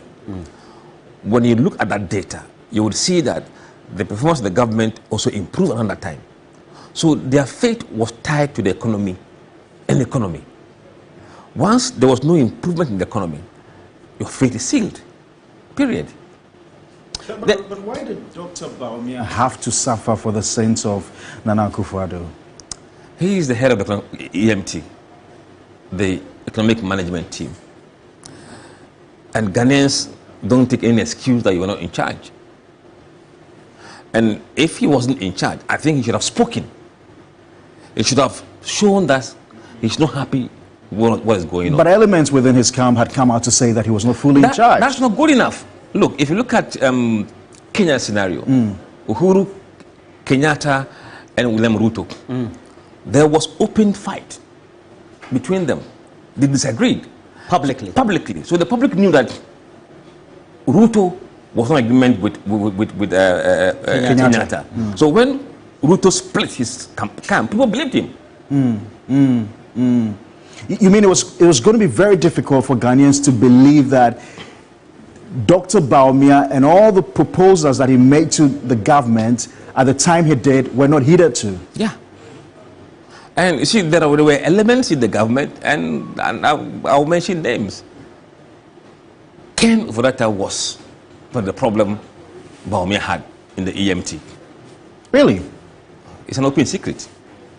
And I believe if Ken had gone earlier, something could have been salvaged. Absolutely. Okay, but around that time, where the CD started plummeting in 2022, by October, the anticipation was that if the finance minister read the budget, everything will be fine. Just a month or two before, many of the market instruments in the market were then pegged to market value. It also means that the middle class lost a chunk of their investment. Investments for over 2 decades and a half, meaning that if you also relate it to the US dollar, it was nothing to speak about. If you look at that scenario, that voter population, that population of our country, and the people who turned up, the average turn up of 50%, 51% across the constituencies, meaning less young people, more of the outliers, the middle-aged people coming in. What did they tell you about what their thoughts were on who they wanted to lead them and to revive the economy and the country? You know, if you ask people what are the key issues, and they say education, jobs, whatever they tell you, you can also look at those who say jobs. Who do they prefer to lead the country? And on that score, Mahama has always performed better than Bawumia. When you bring economy as an issue, then he even gets better against Bawumia. Because? Because they believe that Bawumia hasn't shown that he can deal with the economy. But he was touted to be the economic messiah, so to speak. Even Nana Akufo-Addo on a campaign platform said he was the man chosen to deal with all things, variables, and the objectives of growth of Ghana's economy. We are here today. We know what has happened. So on the issue of trust, who do you trust? In fact, consistently, we've been asking voters, who do you trust to better manage the economy? It's always been John Mahama. In fact, in the last poll we did, we asked them, who do you believe has the competence, the experience, and the track record to manage this economic crisis? Overwhelmingly, it's been Mahama. So there was no doubt that Mahama was the preferred choice of people who are worried about the economy today. And for that matter, I mean, nobody should be surprised that he's the president-elect. But Roland, you know, I'm quite surprised how the NPP may have missed this, because we know, based on historical data, that ever since Bawumia was, you know, ushered into the political scene in 2008, he's consistently increased the numbers of the NPP in the 3 regions of the north. We've seen his performance in the Upper East region. It doesn't look like it's shaped up in this election. No. John Mahama swept the northern regions. Why? See, the economy had superseded any other consideration. Absolutely. Look, people who were intended to vote by religion, ethnicity, and they were completely overwhelmed by the economy, and those things became secondary issue and went entirely based on their pocket. But is it not magical? It almost seemed like a 3-line whip. You know, when we're in parliament, you have the minority whip or majority whip, you know, calling the guys together and saying, listen, you guys have got to do this in a certain way. Across the country, there was a particular trend that was going. You didn't see much of skirt and blouse. And let me come to this. I mean, you earlier mentioned Ken Ofori-Atta and his possible, you know, involvement or contribution, that's a word, to this defeat. I'd like to read to you what Eugene Boakye-Antwi, who's a former MP for Subin, he's actually the current MP member, yeah, but he lost the primaries. He said, as at last night, that we lost this general election in the last quarter of 2022. The 90 MPs who mustered courage and called on the president to relieve the finance minister, Ken Ofori-Atta, of his position due to his mismanagement of the economy. Keeping Ken Ofori-Atta at post till February 2024 meant that we were not listening to the very people who voted us and therefore did not deserve to vote in 2024, deserve their vote in 2024. They have therefore punished us severely and taught the NPP a bitter lesson. Almost a third of registered voters, nearly 6 million voters, did not visit their polling stations to vote due to apathy. How do you respond to this? I think he's right. Even when you listen to the community of investors, you know, the investor community, yes, they were looking for Ken to be sacked. Wow. If he had been sacked, the sentiment would have gone up. There would have been confidence built back. And even leading the IMF was very difficult with somebody who was completely opposed the IMF bailout. And now he's in charge of the IMF deal.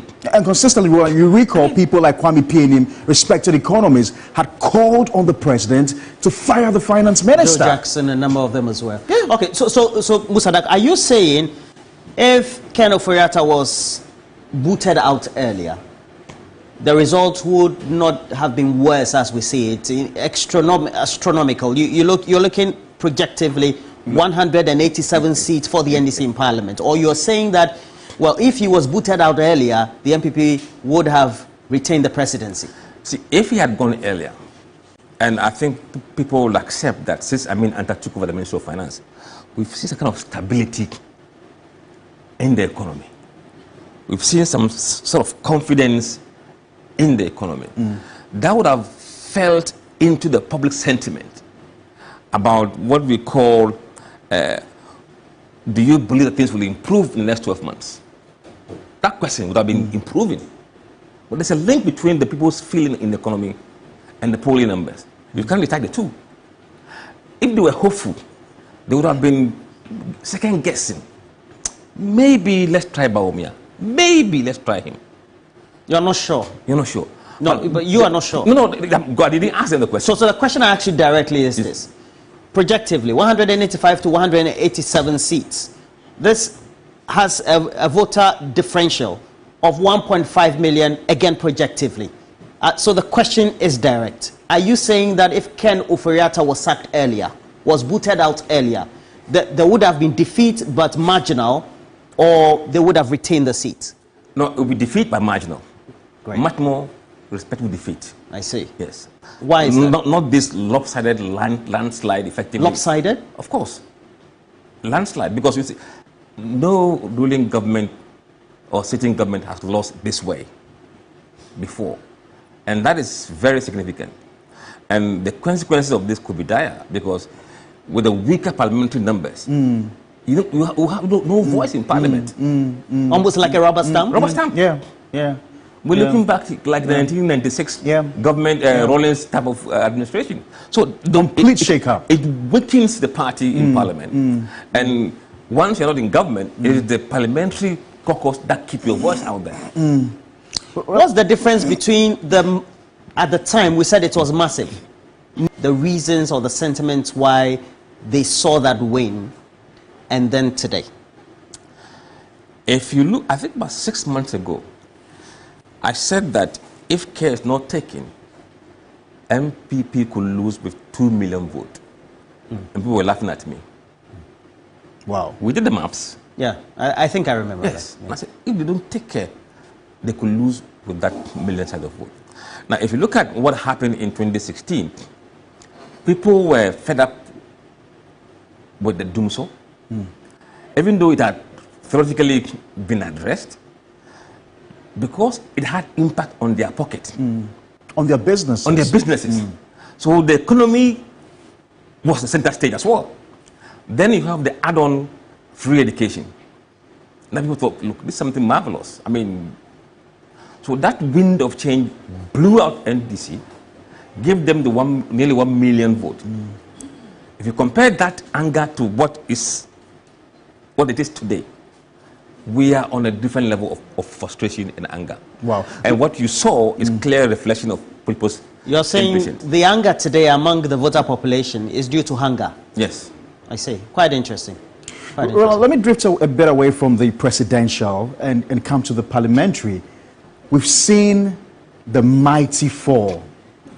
I mean, seats like, you know, that of... okay. You're currently in your community, the city in which you live. Where are you exactly? What can you tell us by the latest? And what's the mood like? Christopher Mwaku. So, Roland, I'm currently in the Tamale Central constituency. That is the constituency of Murtala Muhammad, who has actually been retained by the electorate here in the constituency. Roland, I might say that it's jubilation galore, as can be seen in the background. A lot of people, massive crowd out here already after hearing from the NPP presidential candidate, that is Dr. Mahmoud Bawumia, a while ago, who came to say that John Dramani Mahama won convincingly, and so he was going to get back something or stronger in the future, and so to mean that he has accepted defeat. So as it stands now, a lot more people coming out. I have some of them here I want to interact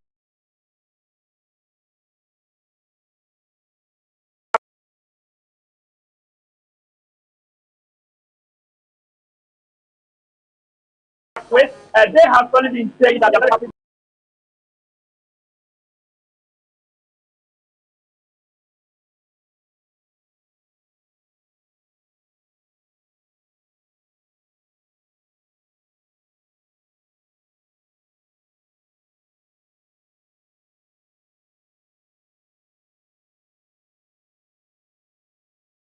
that is quite so say that is the president, but in power.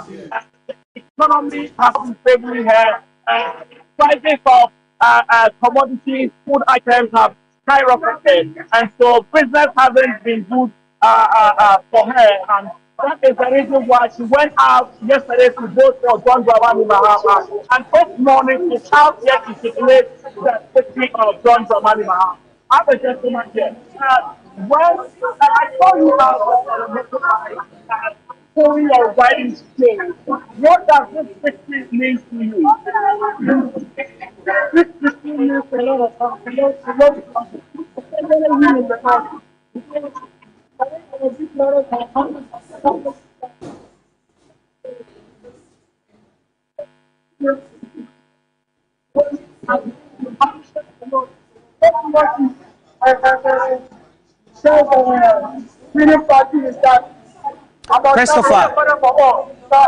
Christopher. Yeah, so let's look more at the atmosphere, the mood, the celebration of the people and how excited they are, and then we can just progress from there. Robert, you know that in July this year, the NDC came to the heart of Tamale, that is the Tamale City Park in the Tamale to launch their 2024 campaign here. And so right there, people of Tamale and the northern region actually indicated that the love that the party has shown them, they are going to reciprocate this love on the 7th of December. Lo and behold, this morning, we are here to play, and we are very happy. Every NDC member in Tamale right now is happy. Most of them, we even see that the way they are riding their motorbikes, the way more people are coming onto the Christmas of Tamale. Some probably be happy. We are praying that nothing of that sort that we think it to happen because of the numbers of people who are converging here around the Jubilee Park, where results of the Tamale Central will be declared. But Roland, let me also just say that so far in the greater Tamale enclave, the four constituencies, I must say that easily is very exciting to the collated results. I must say that what we have right now indicates that the NDC once again have won all the four constituencies in the greater Tamale metropolitan area. And so for the rest of the community that's closer to where you are, what's the level of excitement?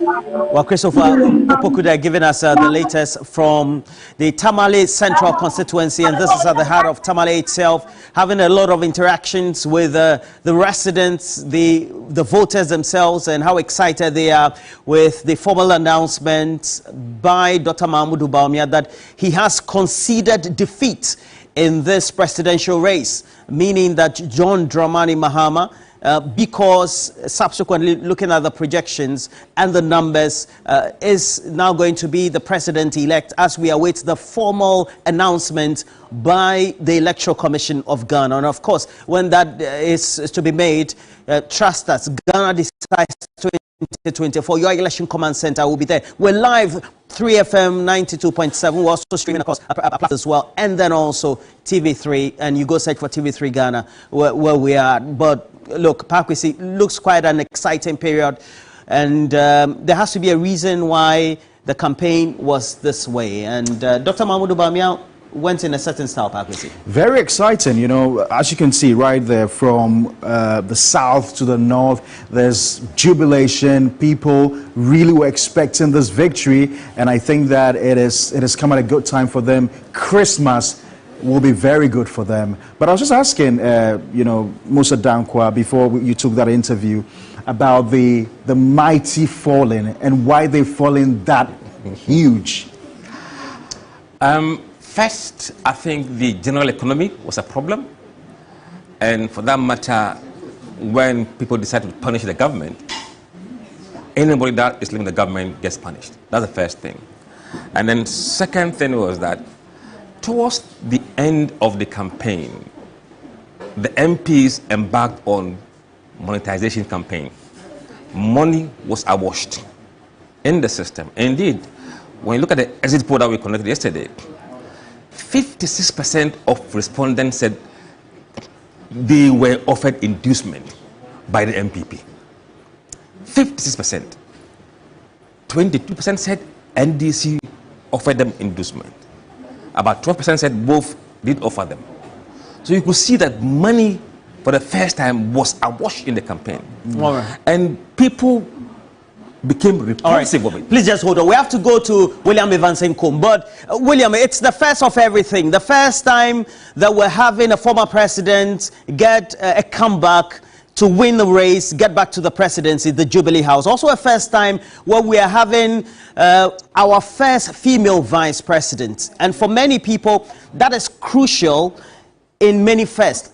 Also the first time where the voting difference, the voter population by way of the numbers that the winner ultimately projectively tends to get will be in the region of 1.5 million votes.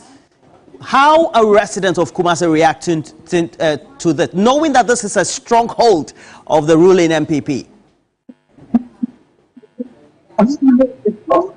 William.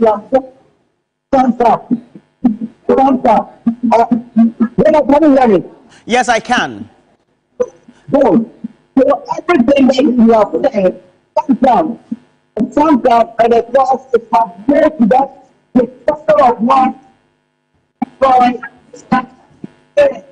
Your voice seems to be muffling, so maybe it could be your sound piece or your mouthpiece or whatever it is, but I guess we have to take a relook at it.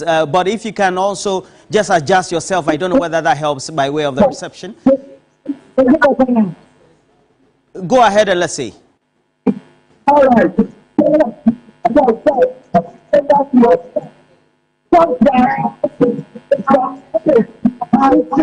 What is something of yours that you are putting the ground? It's not you. The one of God. Okay. The sound is bad. I believe that we have to take a relook at your earpiece and then perhaps try to situate it. But many firsts for many reasons, and you are having an discussion. So the money was an issue. People were hungry. For all this while, we didn't give them money. Just at the last minute, you're offering them money to vote. I mean, it's an insult. So that was really a big problem for the people. And then the drip equipment. You see, we always been talking to voters and we know how they think about these things. They tell us that if you delay projects until the last minute in time for election, it doesn't pay. They punish you for it. So those things were really annoying people. And I believe and I hope everyone will learn a lesson from this defeat. But listen, as late as it was, we saw former President Kufuor come in to endorse Dr. Bawumia. We saw them elect a running mate from Menchia, from the heart of Kumasi, who comes from the Apejefie, very close to the king of Ashanti. Why would the Ashanti region decide to turn out this way? Look, the economy supersedes everything. Look, you can be an influencer. There is a limit to which you can influence others. When people are hungry, they are looking to survive. And the economy and the job trumps everything else. Allegiances to ethnicity and that kind of thing wanes when you are hungry. So in this election, I think all those things became a secondary issue. We were thinking about the economy, money in their pocket, jobs, and those kind of things. Roland, it almost looks like the former President John Mahama pulled a Donald Trump on us, didn't he? Well, certainly. The polls going this way, mainstream polls going his way, and then the others going the other way as well. And it also then fits into the whole question and the conversation about the style of the campaign. Do you think Dr. Mahmoud Bawumia, his persona as a vice presidential candidate, the type of campaign, I have to insist, from about 2012, having lectures on the economy, etc., do you think that he should have changed his style, not looking at the invectives, the usual mockery style, throwing jabs at your opponent, because your opponent is now not a president, but a former president and the opposition leader, and the times are different. You see, the campaign style. What the campaigns don't do. You see, if you go to the US or UK, whatever action that the candidate does, it is subjected to focus group discussion. You put the person and the message in a focus group, analyze it, and see how people react to it. If the feedback is positive, then you keep doing it. If it's not good, you withdraw from it. I don't think they were using polling to guide their steps, their actions. Maybe poll to decide, oh, what should we talk about? But even the response of voters wasn't being tested. You must know whether people are taking it or they're not accepting it as a way to communicate to them. So we have to go into science. Science and data. Science and data. Look, when you use science and data, you never get it wrong. And data that is not emotionally attached. Don't have feeling for data. Otherwise, you become compromised. So that would mean that there's something that worked for the former president. What was it? Because this is almost like a comeback that was after 20. He was guided by polls. Obviously, we're doing free polls. Nobody was paying for it. Still, nobody's paying. Nobody's paying for it. So that was a service to the country, and there was useful stuff in that poll for him to look at and use. And indeed, he's a very experienced politician, ran the country before. So he was probably able to maintain a disciplined campaign. Disciplined campaign. How do you mean? You don't see a lot of gaffes in his campaign. Very little mistakes were done by his campaign. Even the choice of running mate, people were hoping that he would change something. But if he had done that, believe me, he would have destabilized his campaign. You mean you don't change a winning team? No. But it wasn't a winning team, it wasn't at the time. You see, turbulence is what campaigns don't need. It needs smoothness. Consistency. And there was no data showing that she wasn't what the people wanted. So why change it? And people were thinking, oh, let's look at 2028. Look, a bird in hand is worth two in bush. How do you know you're going to even win this one? So he kept that discipline. And then you see DMB campaign making a tactical error in the decision of the vice presidential candidate he picked. You call it tactical error? Which is what? Which is choosing Napo. I mean, why do you say that? Look, we have given the party data upon data. That showed that the weakness of MPP is not really in the base, but among certain demographic. Like? I'll come from there. So when you are picking a candidate, you look at the data and see where do we have weakness as a party in terms of trying to shore up our support to win the election.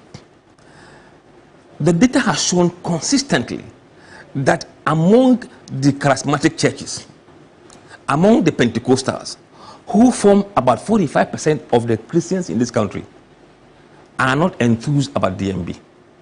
So what he needed to do was not look at MBP base, but look at the evangelical base. All right, just hold on there. So I think that will have to be continued.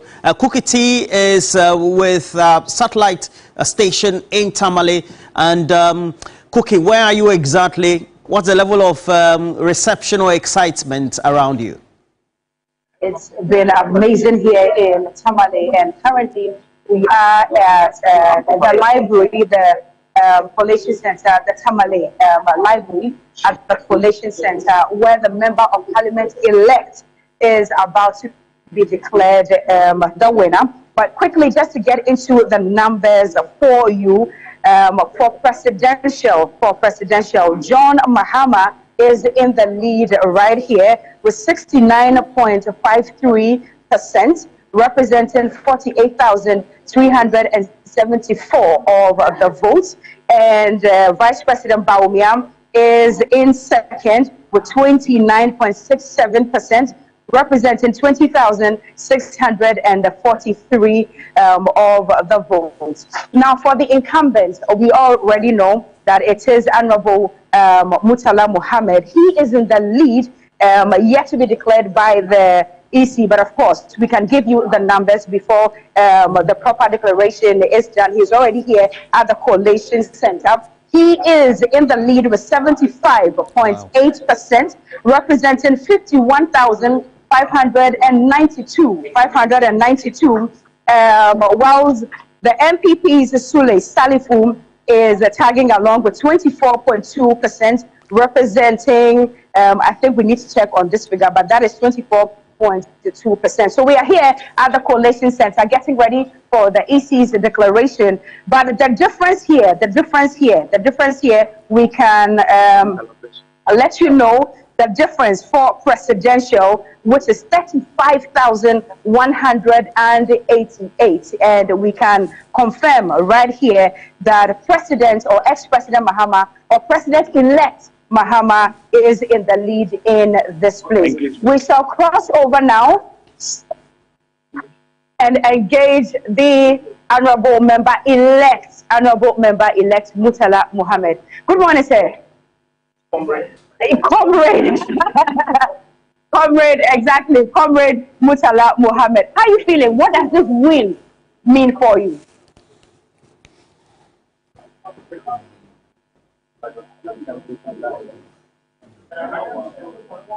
Well, Cookie, we seem to be having a difficulty with the sound of Murtala Muhammad. Cookie? Well, so we'll have to go back to Cookie, if that sound is rectified, certainly. But, Mr. Dankwa, you were on. Attempt to answer this, and I'm sure later when we hand over to Nashoko, she might also like to consider that. I fear that presidential debates have ended, sadly, for this country. Because, in 2016, Nana Akufo-Addo refused to debate John Mahama. And he still won the elections. In 2024, we're seeing John Mahama refuse to debate Dr. Bawumia, and he's won the elections. I mean, I think that going into the future, this disservice has been served on us as a people. We wouldn't have the choice of hearing from the two people, those who matter, those who want to lead us, debate on the policies that they want to implement. And for me, I think it's sad. Mr. Musa Dankwa, could that be something that's based on science? Because if the issue of the economy becomes paramount, are there other considerations? I believe the debates are useful. I do believe so. But we need to find an institution reputable that would, you may impugn certain to other organizations. I think it should be a state institution, NCC. Right. In the US, you have a debate commission in the US. Historically, the IEA has done it for us, and then we saw the head of the IEA take up a position as electoral. All those kind of things, it sends a wrong signal. So if we have a state institution that is independent, NCC boss is there. If any government comes and she's still there, don't fire her. Let her do her job, and then they can have the mission or the role of debating or creating a platform for debate, and it becomes part of our electoral processes. And you have one here, one there. We agree that this is how it's going to take. Yeah. And then we will be having a chance to interrogate people and be able to put people on the spot. Sometimes, look, good leaders are those who can think on their feet. Yeah. Think on their feet. Yeah. When you put them to debate and they are not capable, they will fall apart. Yeah. So, and it was actually a debate that led to the pressure on Joe Biden to step down as president. Absolutely. Right. Absolutely. Yes. If he had gone ahead, he would have been completely swallowed by even though he lost, he would have been worse. I think within the scheme of things, then we'll have to relate to the press encounters that were had by John Dramani Mahama first, and then subsequently, after excessive pressure, Dr. Mahmoud Bawumia. Their responses in those two events, did they influence the decisions of young people or voters generally? Yes, it did. Look, after that press encounter by John Mahama, the first time, I think people were able to. He's been there before, so he then reassert himself as somebody who will lead again. In the case of Bawumia, truth be said, after that debate, that was the time he began to lose the floating voters. I don't understand. No. Yes. You mean on the issue of e-levy and if I do everything now, what would I do when I come into power? If you follow social media,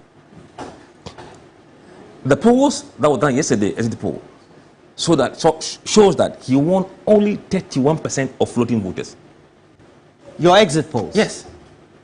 So from that point, we can give you a tracker that shows his decline among floating voters. He was conceding grounds to Nana Kwame among floating voters, and he never recovered. If John Mahama hadn't done a comeback, he probably would have gone down in history, or probably gone to his grave as the first sitting president to suffer such a huge defeat in the history of this country. How is it ever possible that he comes back, being the first president, probably after 1992, to get the most outstanding victory ever in our history?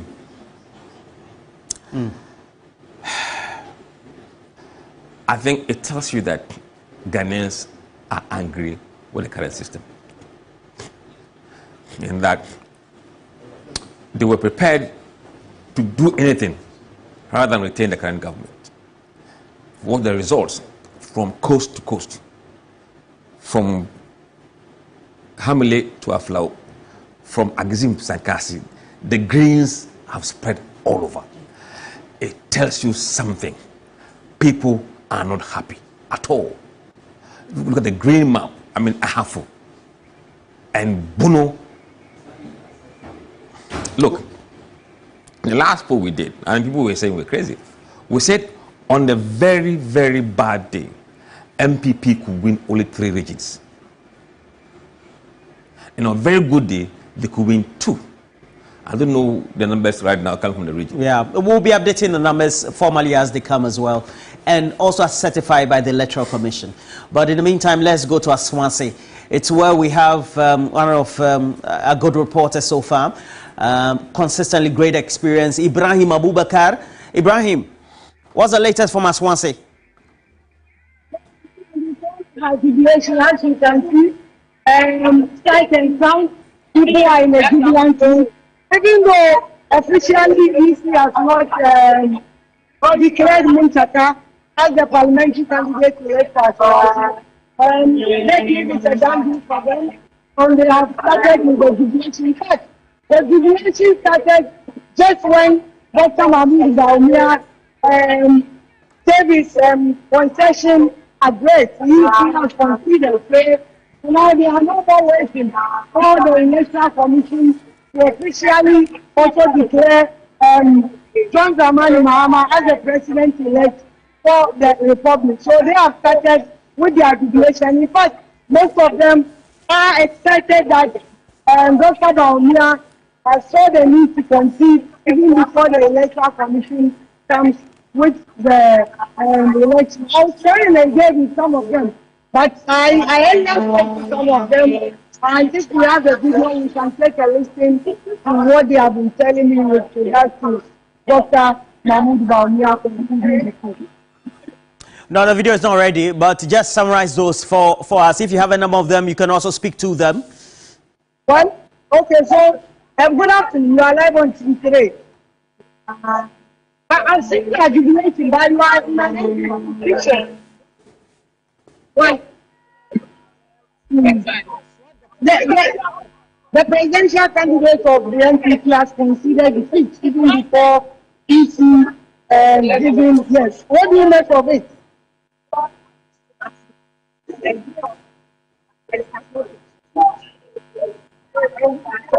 Well, Ibrahim, we'll go back to those insights you have, the interaction with those excited residents of Aswanse. Yes, what Dr. Mahmoud Bawumia did is in the right direction, and he has attained 100% respect from me, because I did not expect him to come so easily and concede defeat just like that. So, and in Ghana's history, this is the first time of which a candidate will come out less than 24 hours after voting to come and concede defeat and congratulate his fellow candidate. This is the first time in Ghana's history. So I really respect him 100%. He has done well. Kudos to me. With the concession of the Vice President of the Republic, Bawumia, and the 2024 NPP presidential candidate, he has just conceded defeat. And to us, the NDC in particular, and as well as constituency, we think it's a good omen for our democracy, and it will deepen what the democratic principle that we have. Just excited following that concession of defeat by the presidential candidate of the ruling MPP, Vice President Dr. Mahamudu Bawumia. And now that's how it is, that excitement in that constituency of Muntaka. In the last hour or so, since Dr. Bawumia conceded to John Dramani Mahama, projections he's been making for some time now, for about 2 years now. He's been making these projections, conducting these polls, and even advising on how some of the parties should conduct their affairs going into the elections. And so, the Team Global Info Analytics, I think this is a win for you as well. But back to the desk here, we've been joined by Dr. Jonathan Asante Ochre. He's joined Professor Inin on the desk. We've had a lot of conversations off camera, but who hasn't really across the country? It appears after Dr. Bawumia conceded, there's a lot of celebration, but there's also a lot of calm in the air. People are congratulating him for taking this bold step. It's a win for democracy, if you ask me, since I'm sure everybody is watching us from across the continent and, of course, across the world. Yeah. Does this come as a surprise to any of you? Not at all. I think it's a reflection of our deepening democracy. But even more importantly, I think it speaks to several things. And if you give me just about 2-3 minutes, I would like to race through. Please go ahead. And then later on, we can deepen it. Dr. Bawumia says Ghana has won. Yes. And if you remember when we spoke a couple of days ago, our appeal was that people should behave in a manner that it's Ghana that wins, that it's Ghana Incorporated that we are talking about.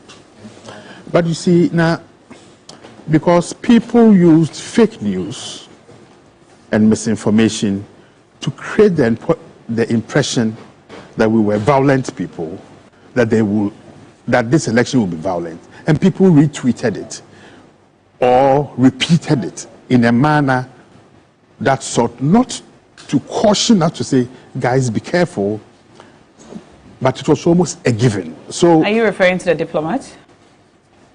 Well, somebody claimed that I was attacking somebody, so. All right. But I really don't mind. But, you know, we have a responsibility as leaders to speak and behave in a manner that doesn't compound, even if it exists, difficult challenges.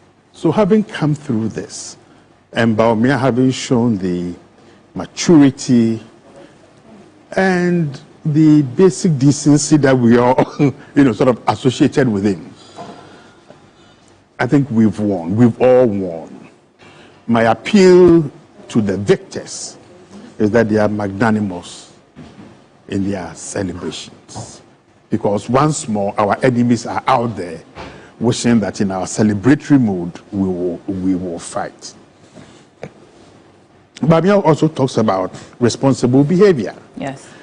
Which I think is to subject the government or government policy to spirited scrutiny. Yes. That is what we want.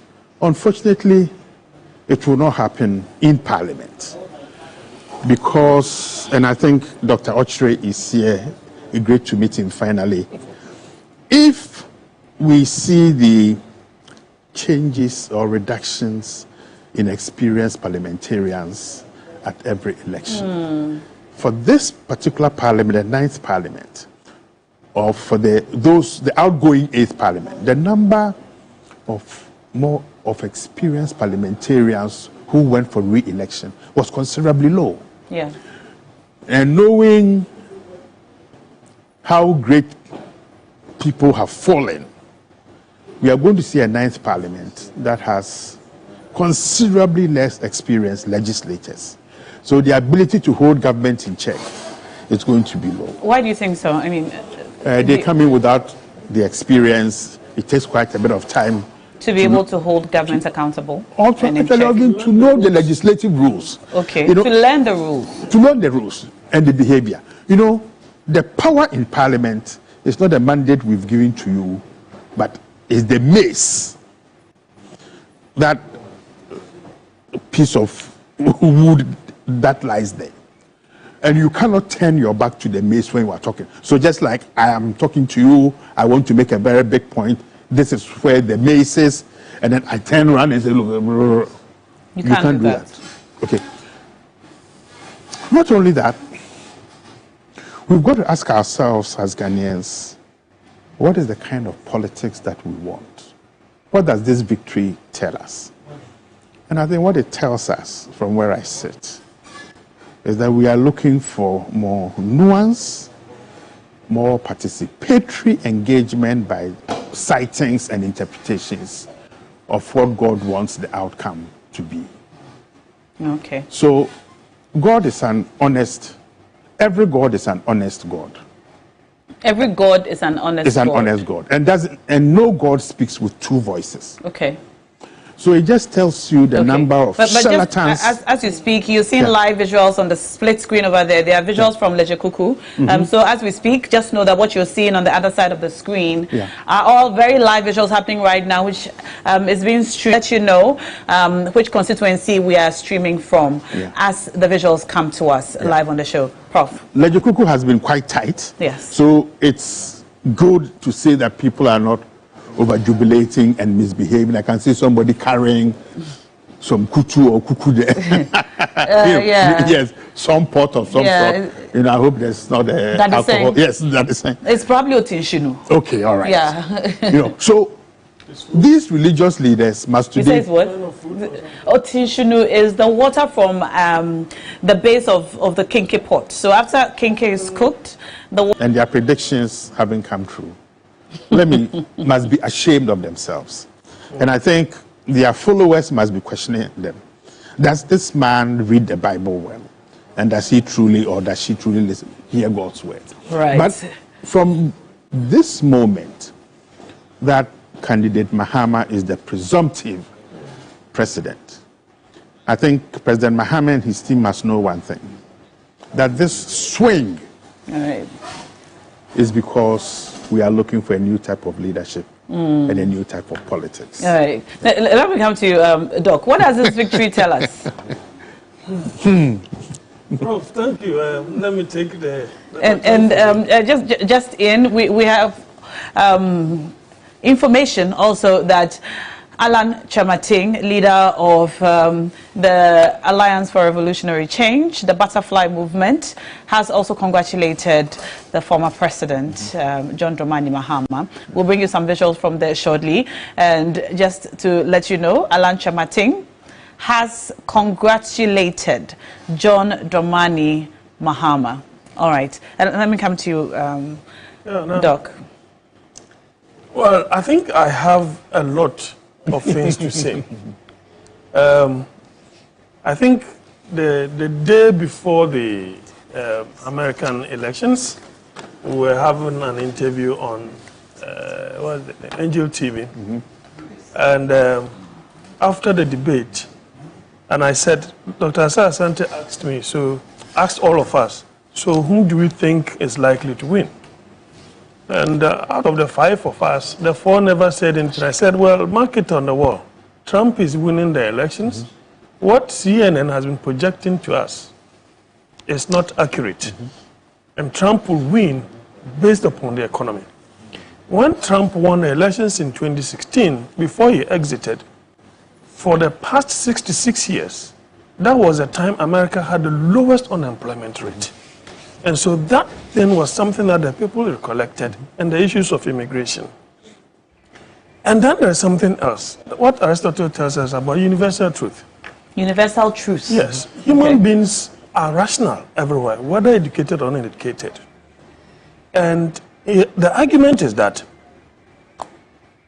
there is the perspective of our geographical location. Universal truth. Yes. Irrespective of our geographical location, there is a natural tendency to behave in the same way. Let alone, in our situation, we have the worst of it. So, last week Wednesday, I was telling Roland, they shouldn't expect anything different from what the Americans did. Fast forward, if you check the post-COVID economies, the management of it, you see that the important economies, their leaders are being yanked off. The post-COVID economics, they have not done well. And Ghana was not an exception. COVID was a very novel situation. So post-COVID, when Israel and Gaza came, that one we did not talk about because so you're we realized that the management of the economy post-COVID or the management of COVID? Not the COVID. Okay, the economy, yes, all right. Yes. All right. So it really affected. Now, when Mr. Dankwa talks about the economy, there are four main things that, in terms of policy of government, wherever you are in the country, it affects you. And that explains why there is this trouncing. One, inflation. Which part of the country that if you have inflation that is high, it will not affect you? It will affect you. Even if you want to keep to your village, you will pick a car, right? And the cost of transportation is high. People will come for food from the villages and bring it to the urban centers. Cost of transportation is high. We are buying fuel at 69 cedis per gallon. It is quite high. You put 600, 700 in your 2.4 cc car, and it's not full. How much has come into your pocket? They are taking more from your pocket than what you are earning. And the cost of living has risen so high that there is nothing else that you can do. Two, so you see that in an economy where we said we are doing planting for food and jobs, one village, one dam, what is the essence of these two? Is to ensure that we plant and harvest all year round. We have done planting for food and 1 and 2. We've spent billions. And so if we are experiencing the highest of inflation, food inflation to be precise, then it means that these policies have failed. The interventions did not yield the desired result. 2, interest rate. Now, the cost of borrowing is so high that it is so costly to the private manufacturer, the private entities to go to the bank, get more money, to expand their business to employ. So when you have your unemployment rate increasing from 8.2 or 8.3 to 14.7, it is not by fluke. It is because your interventions have not worked. 3, our debt to GDP ratio. Now, you see that government intervention always creates jobs. The building of schools, the building of roads, you will have to employ masons, right? Yeah. Steel benders, foremen, and all those things, artisans. They will have to. Now, because World Bank tells us that our debt to GDP will end somewhere 83% by the end of this year. What that means is that we only have a 17% allowance, physical space, to be able to do projects that government wants. So you see, when you have government having important and monumental, projects abandoned, it means there is no space. Yeah. And what that means, the rippling effect is that there will be unemployment. Those artisans that you mentioned, they will be unemployed, and the economy will not expand. Greater Accra is the entry and the exit, the mover and the shaker of the economy. And so if those who are important, and this is an import-driven economy, if those who are important are spending so much cedis just to get fewer dollars, and you know that the things that they bring, we should have the purchasing power to purchase so that the money will revolve. Here is the case. They try, because they want to still be in business, they'll use their capital, bring those things, and they are sitting idle. Sending messages to what you are saying. I'll read some of them in a moment, but I want us to go to the office of the former president, John Dramani Mahama, where my colleague, Komla Kluche, is bringing us live visuals now. Komla, can you hear me? Okay. Komla, okay. What's the mood at the office of the president? The cantonment residence of the cantonment office of John Mahama. Not much activity as here. You can see scores of people trooping outside the office of John Mahama. He has few of his staff who have also come in here. It's a Sunday, however, because of what the issues have been regarding the elections and what the numbers appear to be looking like for them, yes, they have come to work. They have actually not gone off from my information for a very long time because of the tax that was ahead of them, and now that it's appearing that see if they have achieved that aim, we'll see what it is. I'll be speaking to one of his aides, but the cameraman will just walk out with me to his office, just outside the walls of his office, for us to just speak with the people who are outside the office of John Mahama. Now let's this is what it looks like outside there. Just a short while ago, there's been wild jubilations from the people over here. Let me just have a quick word with Gloria Ashinyo. Gloria is an aide to John Mahama. Where is your boss as we speak? My boss should be in the church by now. He should be in the church by now, because that was where he received the congratulation message, I believe. John Mahama is in church as we speak. Mommy is in church, so I am sure he should be in church. What does this victory mean for you, the staff of John Mahama? You've been in opposition for the past 8 years. How are you taking this victory?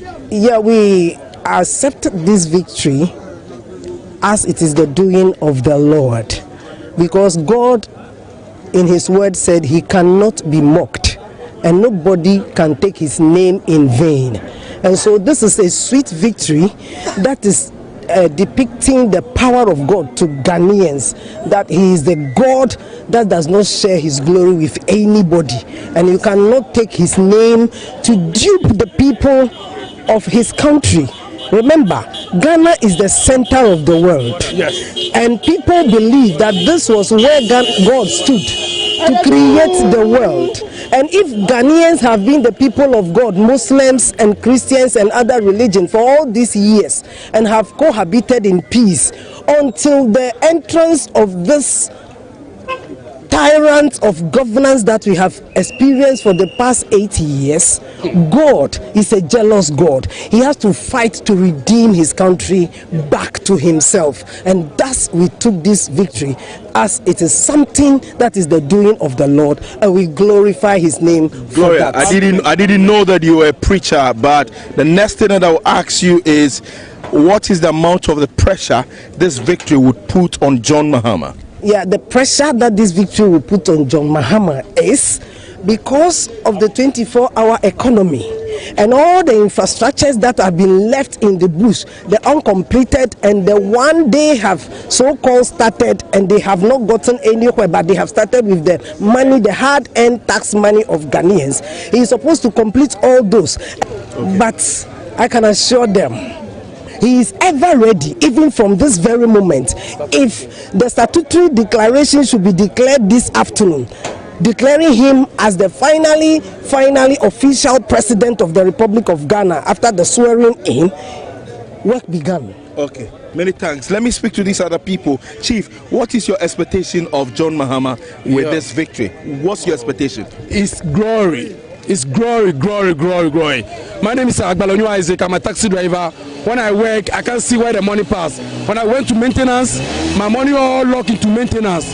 Because Mahama, I'm sure that Mahama is coming to do everything. Will not fail us. That's my victory. And the Christ is the King. Today is Sunday. Mahama, God is going to bless him, bless him. There's nobody that's going to touch Mahama. Amen. Okay, let me get this other gentleman to talk to. Chief, what does this victory mean for you as a supporter and a believer in John Mahama? Sure that it will do everything he said that he will do. He will let Ghana, enjoy freedom will come Ghana. It's like we have another freedom again. So that's you thank God that everything has come successful. So that's it, sir. Okay. Thank you. So let me just go back a little bit and then paint a picture of how the frontage of the office looks like. Nafti is on my right side down there, but towards the American Embassy, Captain Hook's area, this is what it looks like. A short while ago, there were wild jubilations here and the firing of rockets and all that. It's come down a little bit, but because not much activity is going on here, most of these people that you see, especially the Okada riders, a good number of them are from the Ladade-Kotopon constituency. It's the constituency in which John Mahama's office is located. Let me also go across the street and see if I can get a quick word from these riders. Chief, your life on TV3, what does this victory mean for you? I can see you are a party agent. What does it mean for you as a supporter of the party? I'm very happy. We have suffered a lot during these 8 years past. So now we youth, we are very happy. We stand by John Dramani Mahama. So where we are now, we are very happy for all the youth of Ghana. Okay. Thank you very much. What about you? What's your expectation from John Mahama on this victory? We are expecting John Mahama to come and help the youth because the youth are suffering a lot. So as now John Mahama is coming back, we need him peace to hold the youth because the street is not good no more.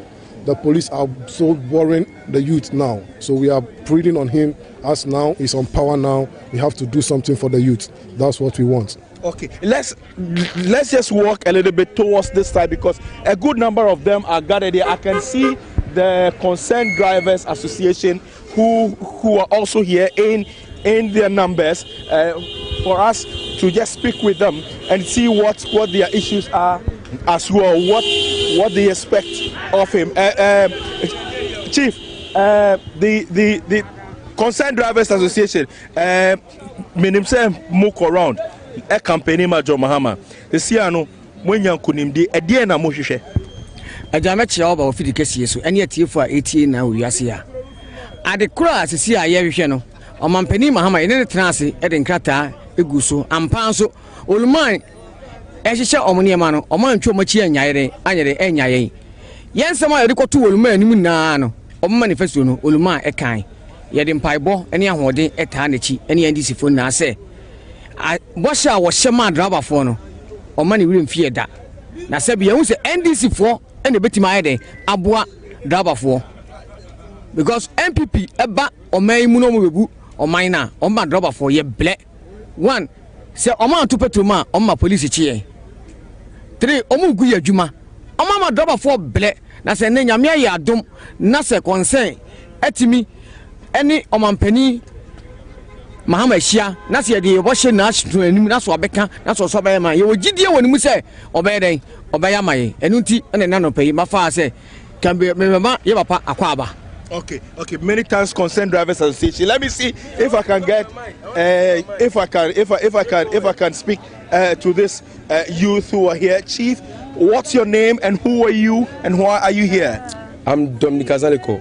Okay. I'm from Volta region, Sugankope, and I'm here for the winning team. You mean you just came from Sugankope to this place? Direct to vote. I vote in Accra, but I stay at Volta region. Okay, you're a young person. What are you expecting from John Mahama with this victory? You know, I'm expecting the good work, and I know he can do it. Yeah, I believe him. That's why I voted for him. Actually, the previous ones were doing things that we don't really like, especially on bet. When you play bet, they use to remove what they like when you win the bet. Even if you didn't win the bet, they used to like to remove whatever they like. When you win the bet, they will still remove what they like out of it. And we don't like that one. We don't like that one. So for your point is well made that you are expecting him to take out the betting tax. Chief, let me get a quick word from you. Why are you here, and why have you left wherever you came from to be here? My name is Ben. And ultimately, my reason for voting is that we need a peaceful development, strategic plan.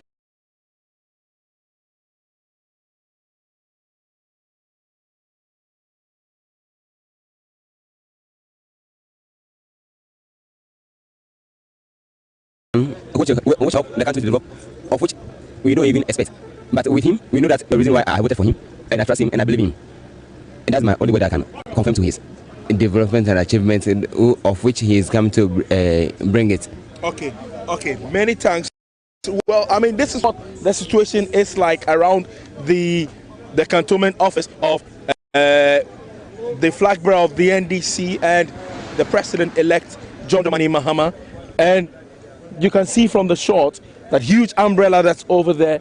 This was brought in by the Ladade Kotopon constituency. I remember about some 5 months ago. It's been here all this while, and it appears that this victory has given some impetus to them.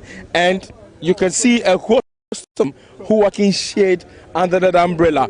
We are aware that John Mahama may be addressing the nation, but this can only be after the Electoral Commission declares the results officially, and then we would be expecting John Mahama to give some address of the sort to the nation. We also know that the flag bearer of the MPP and His Excellency Dr. Mahmoud Bawumia has already called him and conceded defeat and availed himself to help John Mahama build the Ghana that the country wants to be built. Well, all would now be dependent on how the transition and everything goes for the two parties to be able to work together. As to how it will be, the expectation of many of the young people, especially those of them who have thronged both the headquarters and the private office of John Mahama, is to the effect that they want jobs, and basically that is what they are looking for. So it's what's reading on the lips of the people. The next line of action, we can only monitor and bring viewers up to speed on what it would be from the side of the NDC and John Mahama.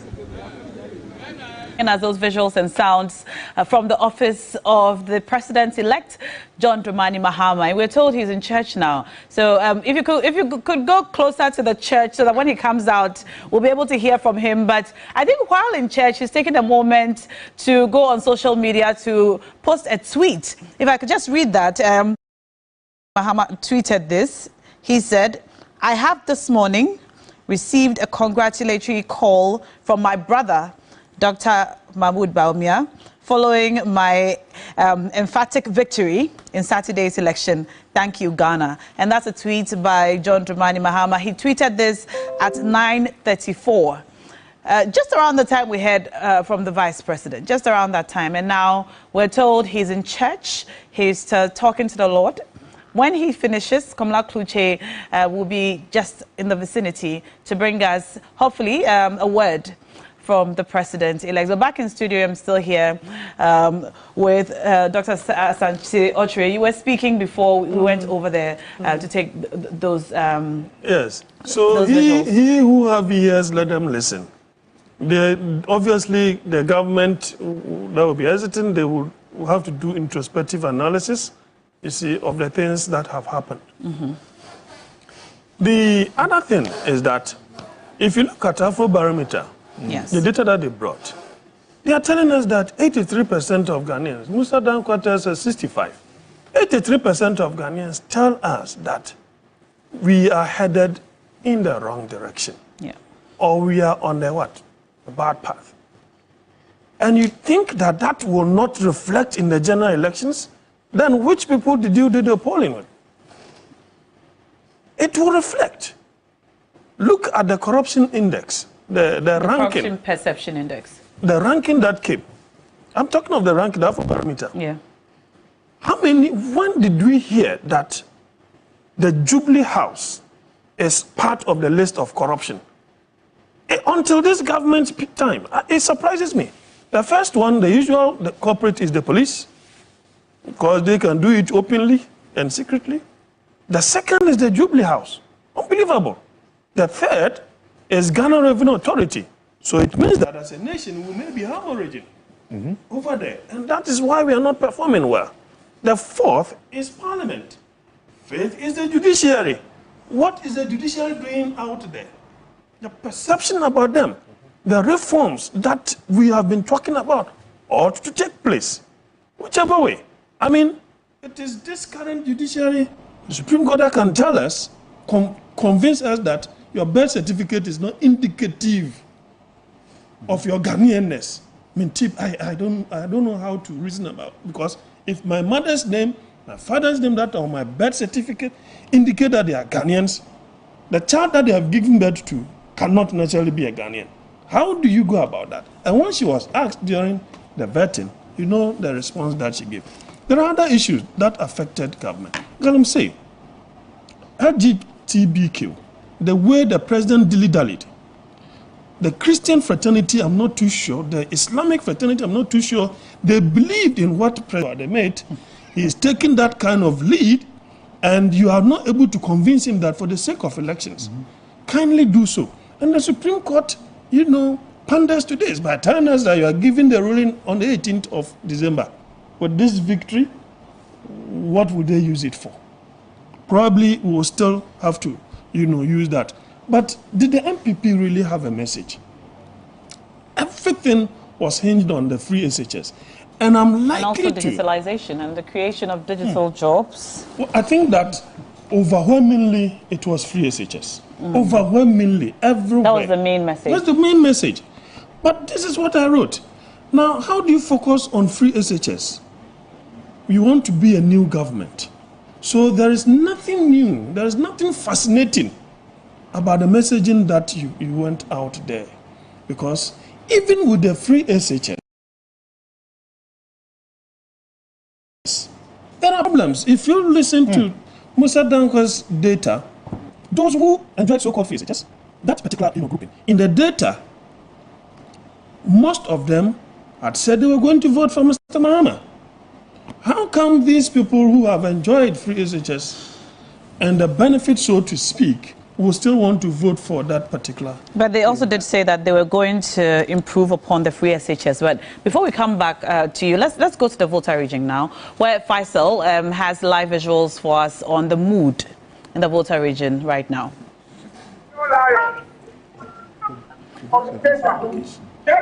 Faisal, can you hear me? Yeah, now I can hear you. Can you hear me? Faisal, where exactly are you in the Volta region and what's happening right now? So I'm in the Hobart constituency, currently at the police center.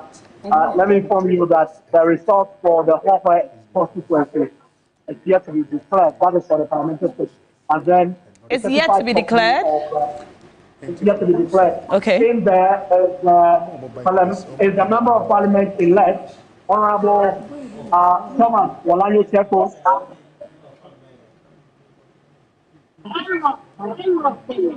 On several other party executives who are waiting for the EC officials to declare that very parliamentary result and also announce that of the presidential result. But just immediately after the flag bearer of the NPP, Dr. Mahmoud Baumia, and actually finished with his concession speech, several people here in Bogwe began to troop in here. They have massed up here at the instance of that very speech from Dr. Mahmoud Baumia, which indicates that John Dramani Mahama of the NDC is the president-elect for the Republic. I'll be engaging a few of them to understand their mood. Let me speak to the gentleman here, who from time to time, anytime we are in Bogwe, he is almost leading the campaign as far as the youth.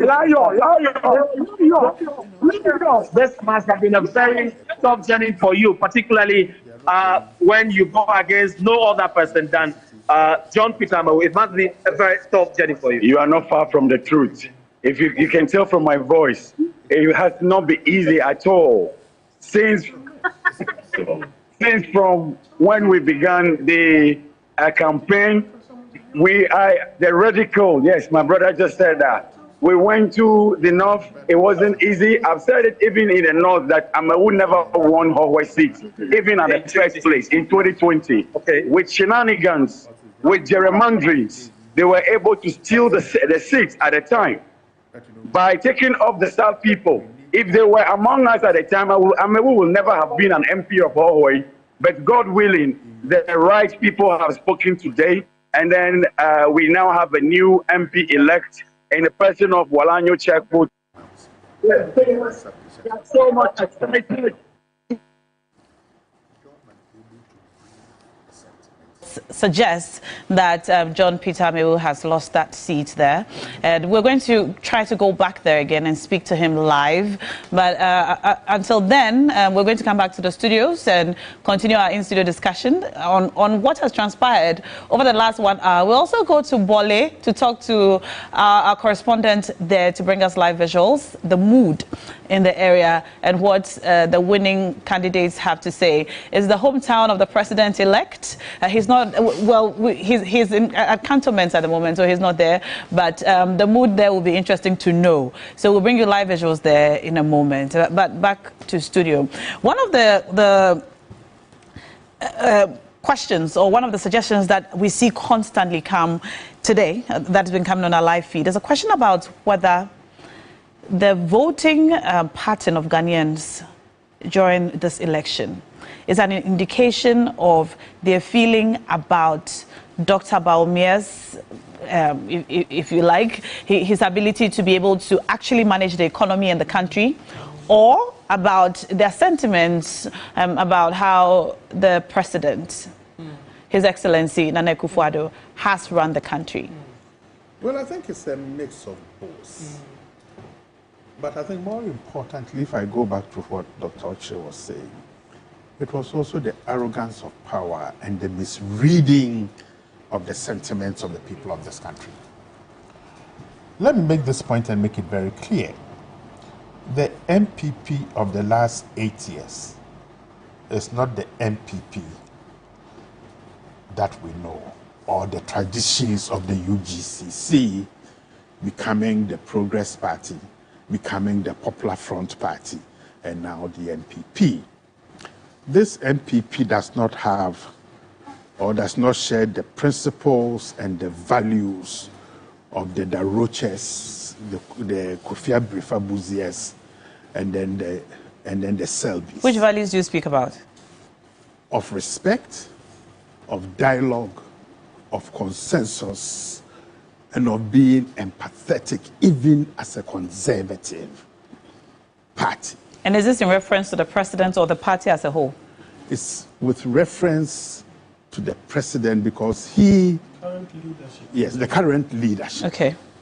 Now, that opened a space for Mr. Mahama and his NDC, irrespective of their revolutionary antecedents, to take a centrist stage and present themselves as a more accommodating, more respecting party. And I've said this when I delivered the JEA Mills Memorial Lecture last year, that under President Mahama, I slept well. You slept well? I slept well. I wasn't afraid. You mean personal security? Personal security. That somebody was very critical of the government as well. Yes. With his view. That's what he said. I remember that. That I remember those days, his defense minister, Dr. Ben Kumbo, even when I was super critical, would come to me at my office and we would have a robust conversation, and sometimes he would even speak to my students. There was a space for engagement and for reflective thinking. We have an MPP now that is views. So when people made their choices yesterday, particularly for those who voted, one was to say we need change. The second, particularly for Ashanti and Greater Accra regions where people did not vote for the NPP, it was to say, well, we cannot vote for John Mahama too, but we will refrain as a protest vote to send a signal that the processes for seizing our party, taking control of our party back, has started. And it is not going to be an easy process. It's going to be painful.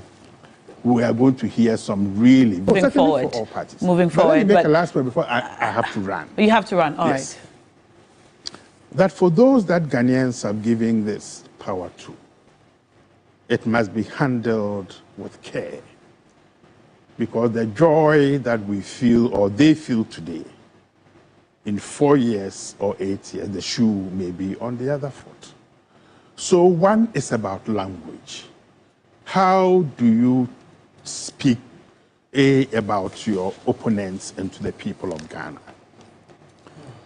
How do you interpret the victory that you are enjoying now? And that victory is about Ghanaians' wish to engage in a new type of politics, participatory, inclusive, dialogic, that seeks the interest of enterprise Ghana.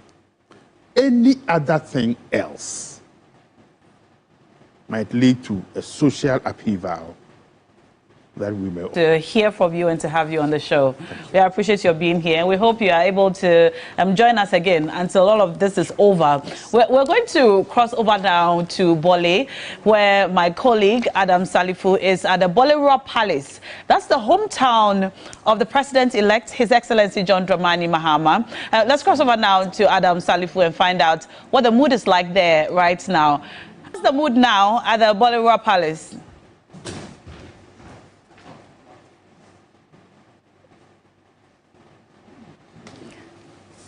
Hello, Adam. All right, it appears Adam cannot hear me there, but we will cross over to Adam when we are able to re-establish contact with him. He's at the Bolera Palace. You can hear me? Amazing. I can hear you. Amazing. What can you report from the Bolera Palace right now?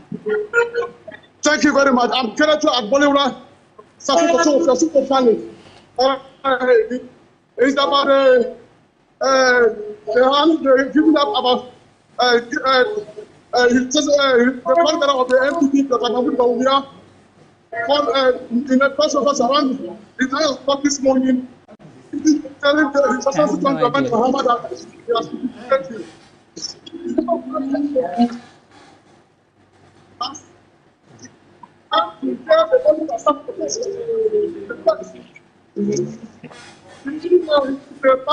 the Palace, by himself to inform me that his son, John Dramani Mahama, who went for the protest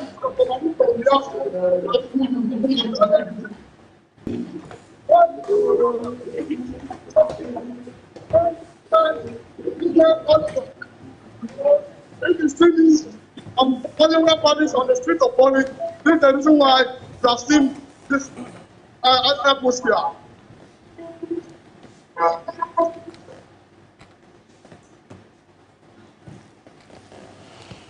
All right, it appears the connection over there isn't so great. We will go back there because it's important to know how the people from the hometown of the president-elect, His Excellency John Dramani Mahama, are feeling right now. What's the mood like? Because even here in other parts of the country, we're seeing a lot of videos coming in of people jubilating, people celebrating, people crying their hearts out, and some worshiping and thanking God for this victory. We know that the president-elect himself is in church right now, obviously thanking God for this victory. He has tweeted to talk about his victory and the fact that he has been congratulated by the vice president.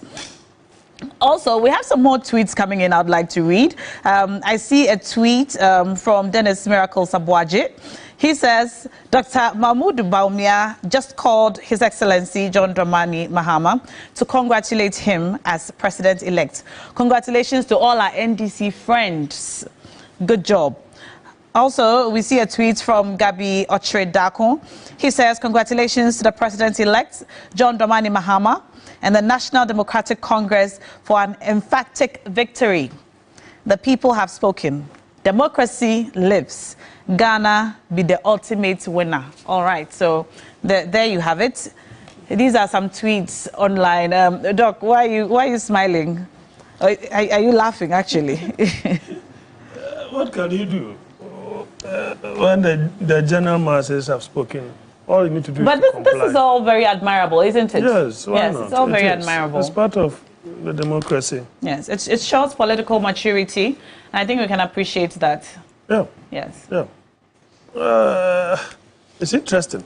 Now, if I'm to follow up from where we left off, yes. The question in my note is, what is the role of the president in Baumia's loss? Yes. Yes, that is a question that I asked myself. I actually wanted to read this to you. Okay. So this is a tweet on Facebook from Ni Anekwe Abe. And he says, the truth is, Baumia did not lose this election. It was a referendum on Akufo-Addo's governance. And people came out massively to voice their disappointments. Go figure. That's a tweet I've seen on Facebook that's getting a lot of interaction right now. But to what extent can we blame the president?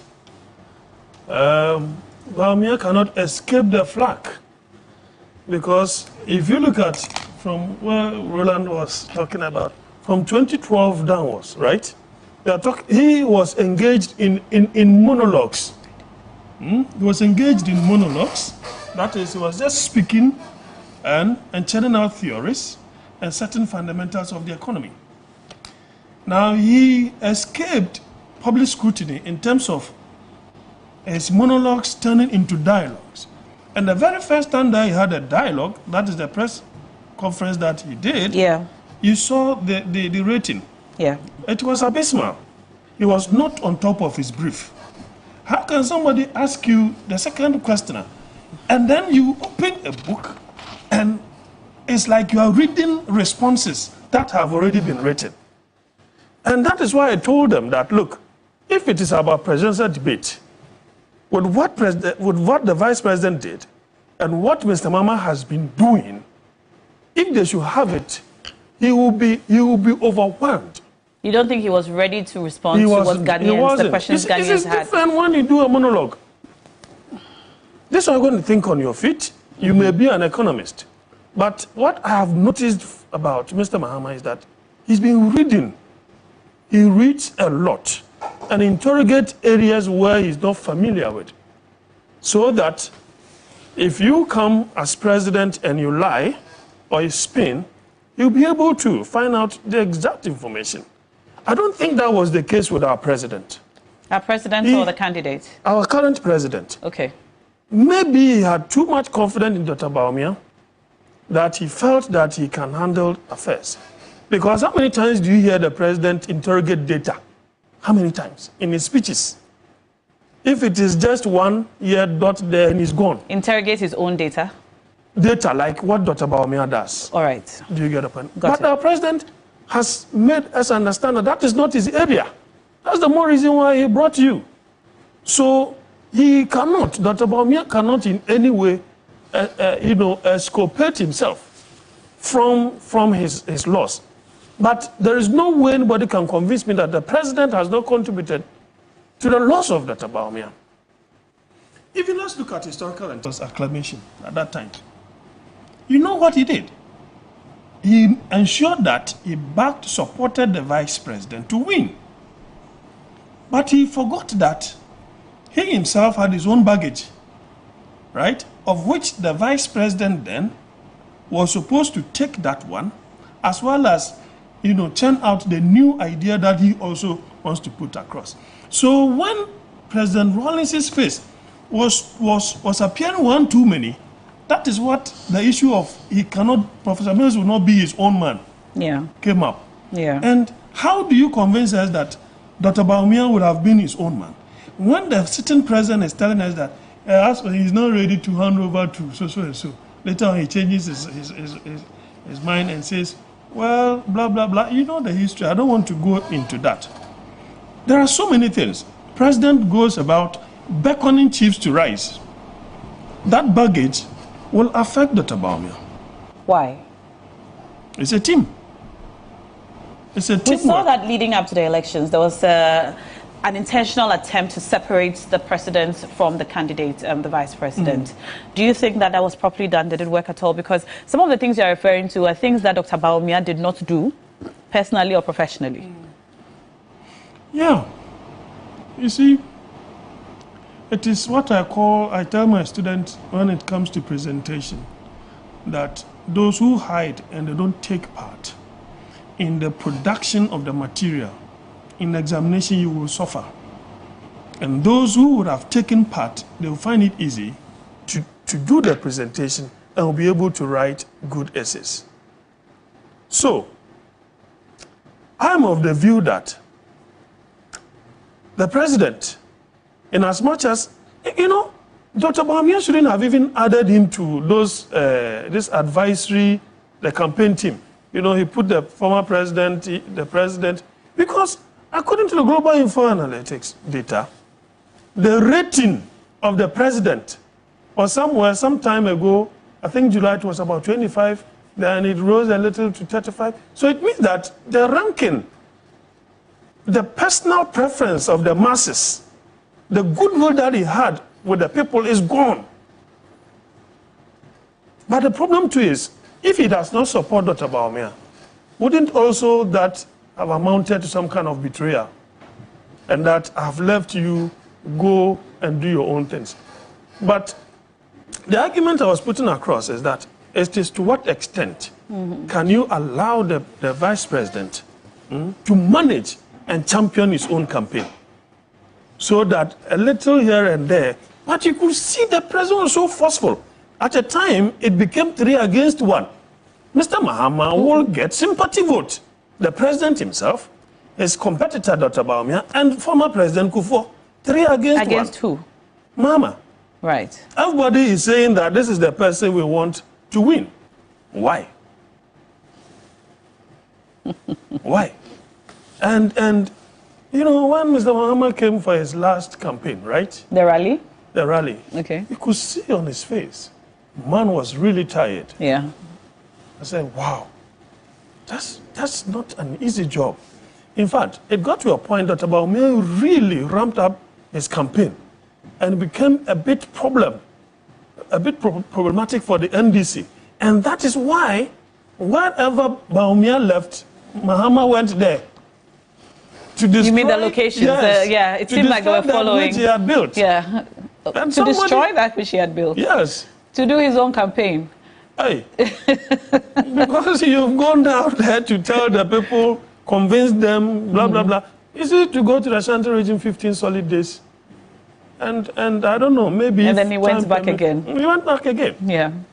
He couldn't get it. Then the other thing too is that the MPP grassroots itself are not comfortable. I think that's what Prof said. They were not comfortable with the current leadership. They were not. It appears that the party has been hijacked by a minority group. In leadership? In leadership. Though together they produced the government, right? But as of now, they have lost their way. And that the grassroots were very much uncomfortable. They also said that if Oforiatta had been yanked off early enough, probably, I beg to differ. Okay. I beg to differ. It was a triangle. Oforiatta deputized by Amin and then the lady. So if you really wanted a change and you had nothing you should have removed all of them. You should bring new team altogether. Or bring somebody else who will head the ministry. And not keep the those deputies. who have contributed to the mess. Okay. Okay. The female factor now. The female factor. Maybe we're overlooking that. Yeah. The good old Professor Nana Jane Opoku-Agyeman, fantastic woman. It's a win for affirmative action. Affirmative I see a lot of women actually talking about it online. Great. I said that, look. You know, when Ursula Owusu lost her seat, one of the conversations online for people who support affirmative action was that, well, we're asking for, you know, a better representation for women in the House. And now some of the strongest women in the House has lost her seat. So soon after Dr. Bawumia delivered that speech, we saw comments about a win for the affirmative action. Yeah, online. Yeah, because there couldn't have been a better case made for affirmative action, not those theoretical stuff. Some of the things may be in the statute books, right? May be in the statute, but they will never get implemented because you don't have power and you are not close to power. Professor Nana Jane Opoku-Agyeman is someone that not a single untoward thing has been said about her record. From financial, right, from administrative, nothing. So I was tempted to think that she might have contributed more in the 2020 elections. But the argument that I made, which got a bit crumbled, was the fact that they could not win the Central Regional Presidential. So then it means that. But I said, what about the hung parliament? Because this is a person, 2016, that nearly lost by 1 million votes. Suddenly, the same person, right, but a different running mate, and they produced this. And Mr. Mahama and that team, almost, they halved the vote that the president had in the previous elections. And they were on a rising trajectory. So the argument came that she didn't contribute that much, and so they should change her. Yes, they said that she wasn't even as visible as visible. And the argument of influence. Mr. Martin Anidu was that, well, why is the NDC not thinking of secession? If you are thinking of secession, looking at the age, and it is boastful arrogance when you don't have power and you are thinking of secession. This is what the Greeks say, pride comes before the fall. Get the power, because as far as NDC or MPP are concerned, they have the capacity to market any candidate of their choosing. But should you not plan for the future? You're trying to get power, but yes. So I said that changing the woman will create more questions for you to answer. I think Musa Danko said that as well. It will create more questions for you to answer. The woman folk that were getting attracted to your party will have a rethink. So you would have ruffled a lot of feathers that you would not have been in a position to solve, to put together again. So bring the pair together. Maybe all what they need to do is to win the elections for you. And you can plan your succession. Let the candidates who are strong enough within the party grow out of the shadows of whoever and take over. They will definitely display that. Those characteristics will begin to come up, and you'll be seeing that this woman is presidential. Well, this woman is going to be the first vice president, female vice president of the country. For people who are strongly in favor of the Affirmative Action Bill Act, well, now it's been passed. I'm very happy to see this happen, and we hope that as the results continue to trickle in, contesting this time. The number was lower. I think it's a bit on the lower side. It's a bit on. Well, we had only 29 women in the last parliament, in the present parliament. Proportional this thing. So if the number of women contesting or who contested is on the lower side, it means that we will have a lower number of women. Well, there were people who said that if there's a woman contesting in your constituency, just vote for her, regardless of her party. I'm not sure how strong that argument was for people who would not vote merely because of the affirmative action, but will vote on policy direction and the message of the candidates. That did not work. But we're hoping to see even in the more MPP, women. they tried something like that before the 2020 elections. When they went for the Congress, they just threw it away. It is competitive. Go and compete and win. Not affirmative in that sense. Yes, but it's the fact still stands that the barriers that women have to surmount in the game are much more than their male counterparts. But I guess that's a conversation that we can have in more detail now that we have a first female vice president.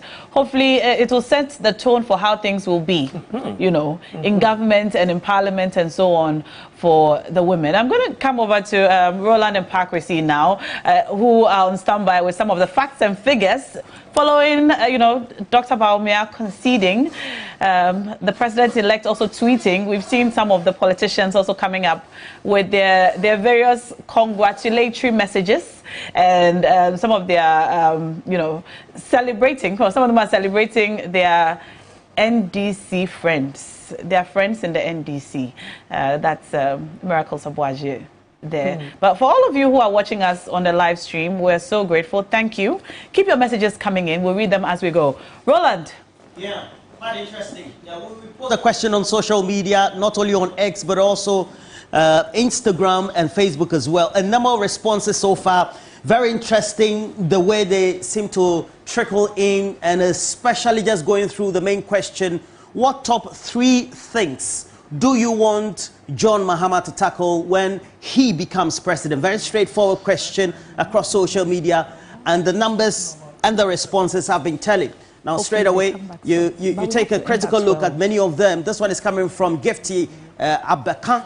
He says the Tema ports, free SHS, e-levy and Momo. I'll not be surprised if Abakan is working in freight forwarding or any of the subsectors within the freight forwarding industry, so to speak. Now, Isahaku Abdul Mumin says agriculture. Second, abolish e-levy, and it looks like e-levy seems to be running through judiciary, the system, the famous unanimous SC, so to speak. And then you have Eva Akpabla, who says the first is to abolish e-levy again. This is the 3rd or 4th time that e-levy is coming up, and the double track system, the free senior high school, that needs to be again reworked in terms of its implementation, and then to stabilize the city and to reduce. And Mauli Viber says 1, the education, 2, the economy. Hussein Shahadu says his only word Ghanaians gave him is oral: operation recover or loot. Now, if we just look at it as we translate it, you'll find that he continues. Any other thing is addition. So I think Hussein Shahadu is more concerned about tackling corruption, and it will mean that this is a promise that John Dramani Mahama and the campaign team have made over the period. After 4 years, oral is the main tax we will judge him against. I'm not too sure looking at the response, the e-levy and the removal of the taxes. Kwabla Ray says corruption, number 1, economy, cost of living, jobs, etc. And 3, education. Moving on, Agokoli Jr. says employment. So far, abolition of e-levy, the taxes as well. We're having employment, that's job creation. Education following as well. Jail the political thieves, that will be aura, and unjail the innocent ones. Take away most of the unnecessary taxes, so that again falls into the e-levy and the COVID tax conversation. Basic football says to fight the dollar rate, so the forex differentials, the fall of the city, fight against Galamsey, protect the free SHS. So it means that, and he has already indicated he is not certainly going to abolish the free SHS, and then to demolish e-levy and the rest. That has come up again. Amos Lieku says 1, operation recover all the loots, the depreciation of the city, review the constitution, and then the last one before I come back to you now will be Simbobo Azaya, who says corruption 1, economy and strengthening institutions. Well, just in case you want to add up to it, the question certainly is there, so you just have to try as many times as possible. The question is very simple. What top 3 things do you want John Mahama to tackle when he becomes president? And this question replicated across social media, so it can be Facebook, we also have Instagram, also Twitter as well, or X. And certainly when you get there, please, let's see what the responses will be from you. But now, Shakop, quite interesting responses from our varied audiences. I'm not surprised to see the free SHS repeated a few times. But more information coming to us from the various constituencies, more sights and sounds, showing you the reactions of folks from across the country on that speech by the Vice President conceding and the many tweets that have followed. But you're watching TV3. We are your Election Command Center. We're also live on 3FM 92.7. Your Election Command Center is proudly brought to you by Yaz Sanitary Pads, Franco Trading Enterprise, Piva Drinks and Water, My Life Insurance, Bell Beverages, and Bell Aqua Mineral Water.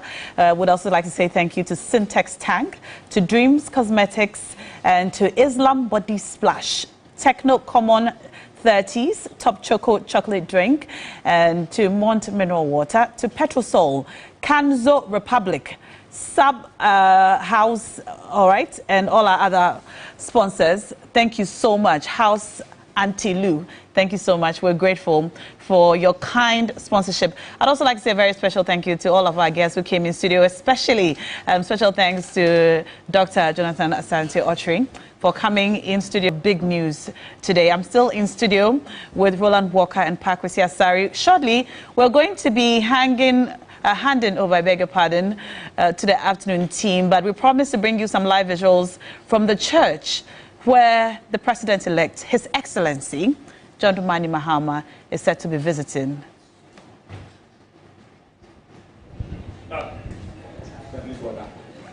This victory is not just for us, it is for the whole. I'm an executive member in Okankwe South, and for the past 28 years, the seat has been for NPP. By yesterday, by the grace of God, the polling stations that we've never, ever won, we won all of them. And for the past 28 years, for the first time, Okankwe South is going to Parliament. And then Sadumanku, he is a bulldozer. This guy has done so much. I know a lot of people have heard about him. And then Sadumanku, he's done so much for the people. He said he's from the community, so he's never been to Parliament, he's never had a government appointment, but because he is in the community, he's done so much. This is a victory of the Lord Jesus Christ. And so, as a church, and being a member in the church and being his pastor, we decided to use this morning service as a praise to thank the Lord for what he has done, for bringing his son back again to the throne of Ghana. So it's joy and joy and joy. And this is not John Mahama, but it is Christ who has won. And Ghana has won once again. The enemy has been put to shame. We are together and the country is united, and that's all we want.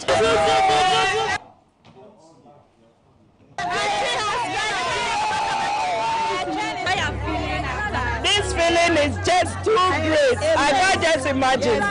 We are very, very happy, and Ghana deserves it because we are really going through a lot.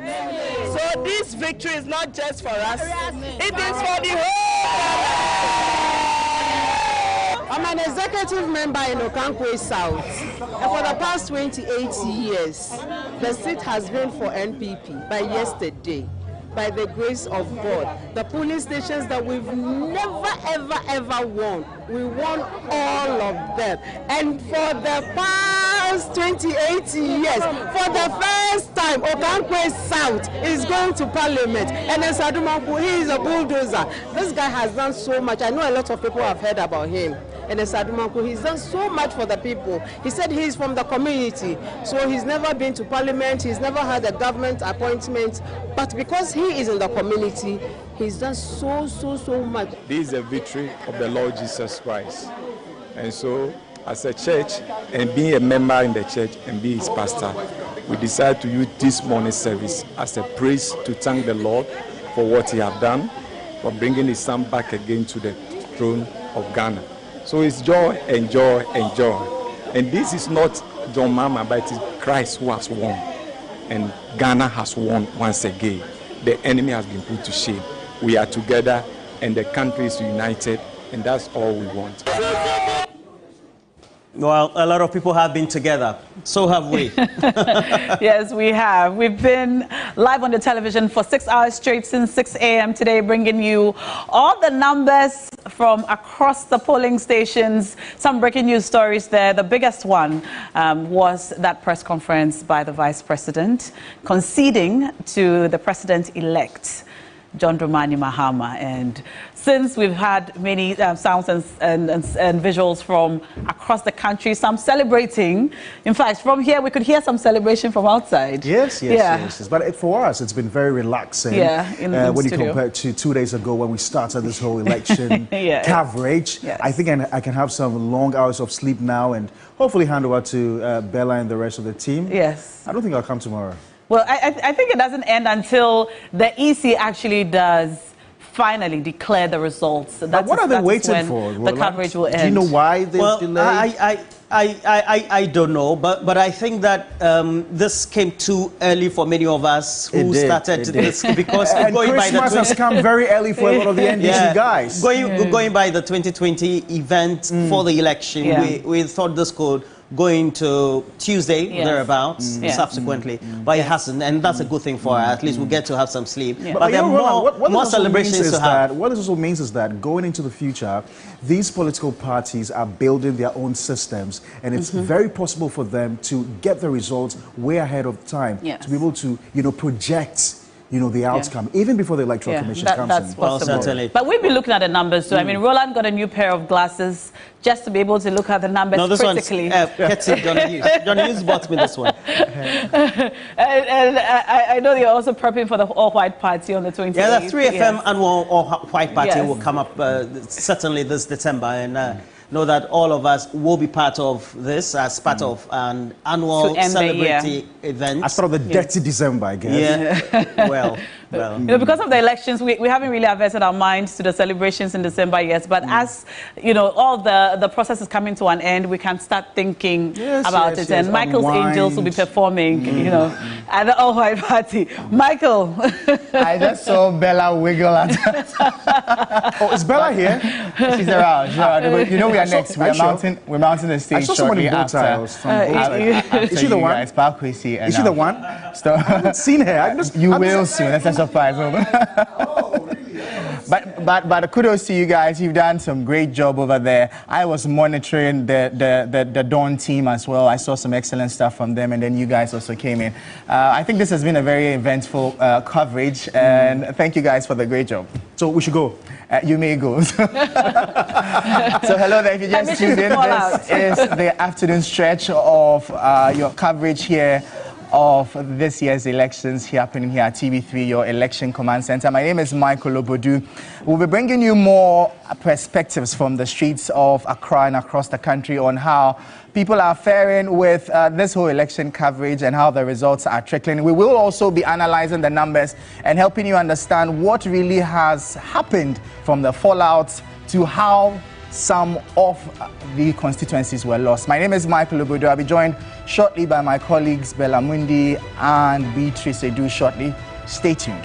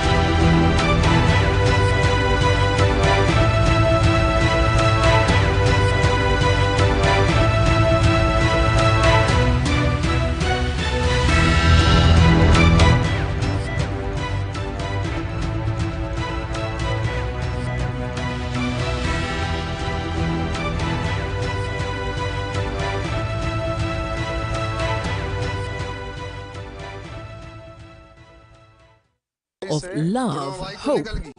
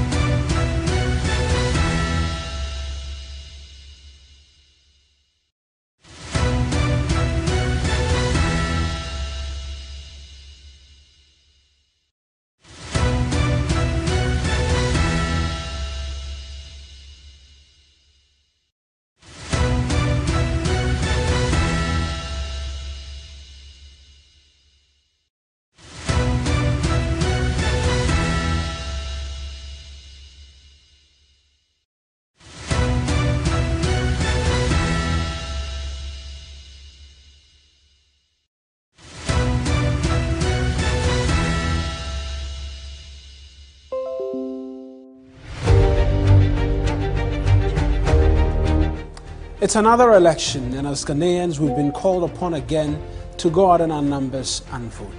But there's one thing that stands out: peace being the only option. I am Mawena Igbeta. Let's choose peace.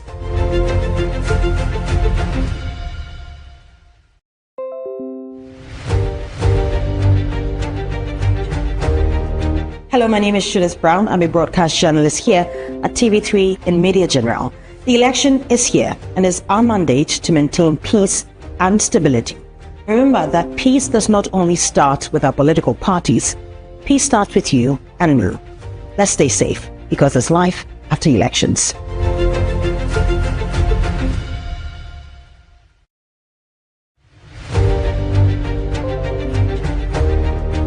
The core of the democracy we are practicing as a nation is peace.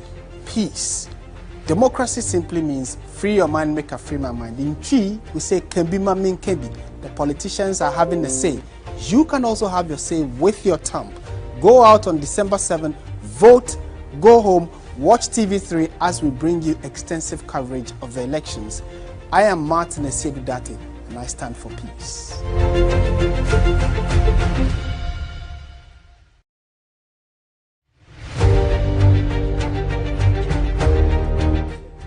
It's important to note that the power of the thumb is mightier than any weapon you can find. And that's why I want to tell you, encourage you to maintain and sustain the peace as we enter into the December elections. Remember, when you vote, go home, stick with your election command center and await the results. If you win, jubilate judiciously and responsibly. And if you lose, don't be a sore loser. There'll be another 4 years, another chance for your candidate of choice. Let's not throw away the peace of this republic. I'm Kemeni Amano, and I encourage you to maintain the peace this election.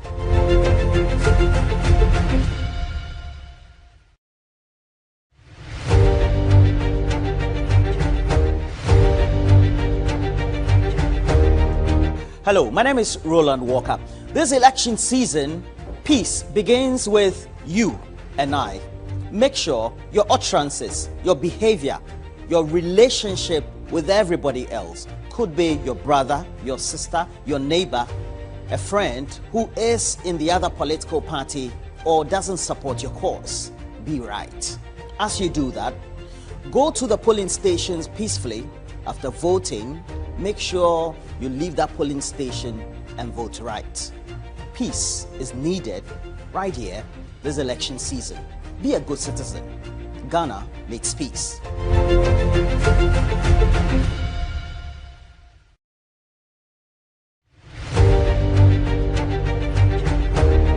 Hi, I am Cookie, co-host of TV3 New Day. In just a few days, Ghana approaches this critical decision moment. It is imperative to remember that peace is the bedrock of our democracy and national progress. It's not supposed to be a battleground or a battlefield, but a reflection of our collective voice. Now, to our leaders, to our candidates, and to the entire citizenry, I pray and hope that we all choose words that inspire and not incite. Let's deal with each other in a very civil manner. Let's also choose words that build and do not break. There's only one Ghana, and our Ghana is bigger than the 2024 elections.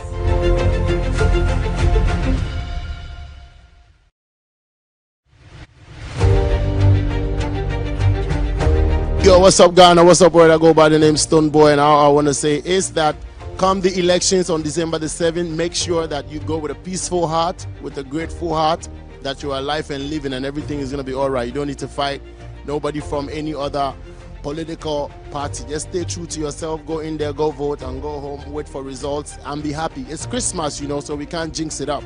God bless you, stay safe, one love, Stone Boy. Beep.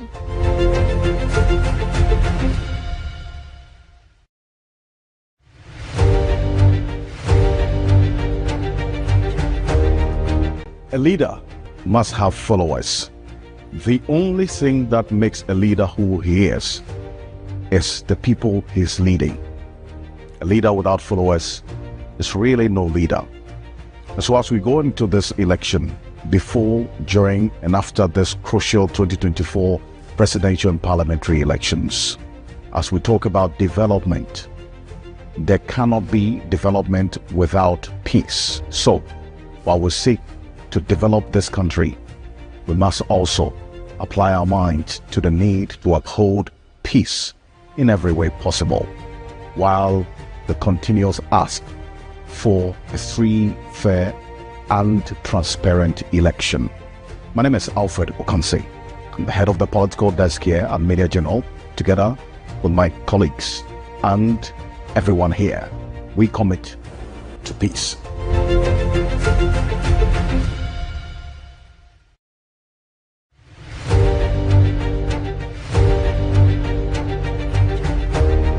Hi, I am Cookie, co-host of TV3 New Day. In just a few days, Ghana approaches this critical decision moment. It is imperative to remember that peace is the bedrock of our democracy and national progress. It's not supposed to be a battleground or a battlefield, but a reflection of our collective voice. Now, to our leaders, to our candidates, and to the entire citizenry, I pray and hope that we all choose words that inspire and not incite. Let's deal with each other in a very civil manner. Let's also choose words that build and do not break. There's only one Ghana, and our Ghana is bigger than the 2024 elections.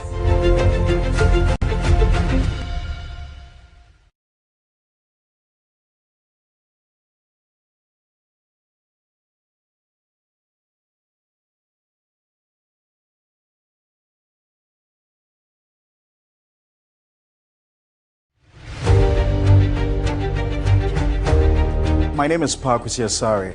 I'm a broadcast journalist with Media General TV3.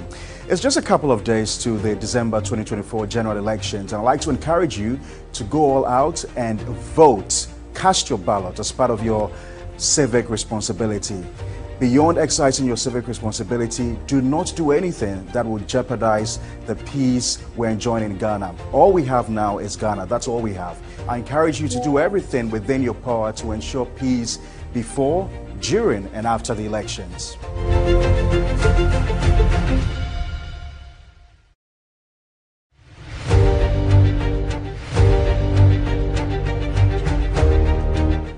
It's another election, and as Ghanaians, we've been called upon again to go out in our numbers and vote. But there's one thing that stands out: peace being the only option. I am Mawena Igbeta. Let's choose peace.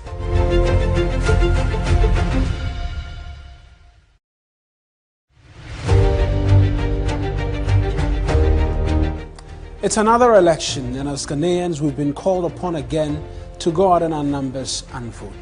But there's one thing that stands out: peace being the only option. I am Mawena Igbeta. Let's choose peace.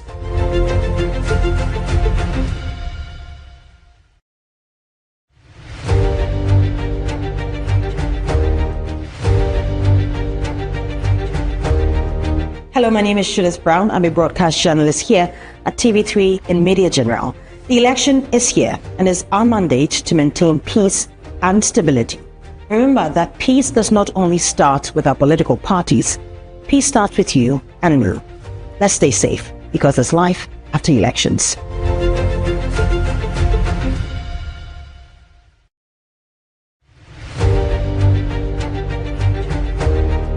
Hello, my name is Judith Brown. I'm a broadcast journalist here at TV3 in Media General.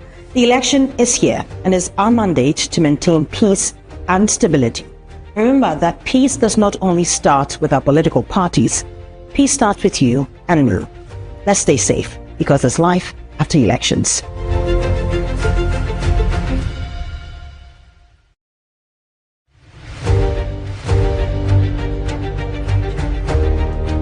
The core of the democracy we are practicing as a nation is peace. Peace. Democracy simply means free your mind, make a free my mind. In Twi, we say Kembi Mamin Kembi. The politicians are having a say. You can also have your say with your thumb. Go out on December 7th, vote, go home, watch TV3 as we bring you extensive coverage of the elections. I am Martin Esiedudate, and I stand for peace.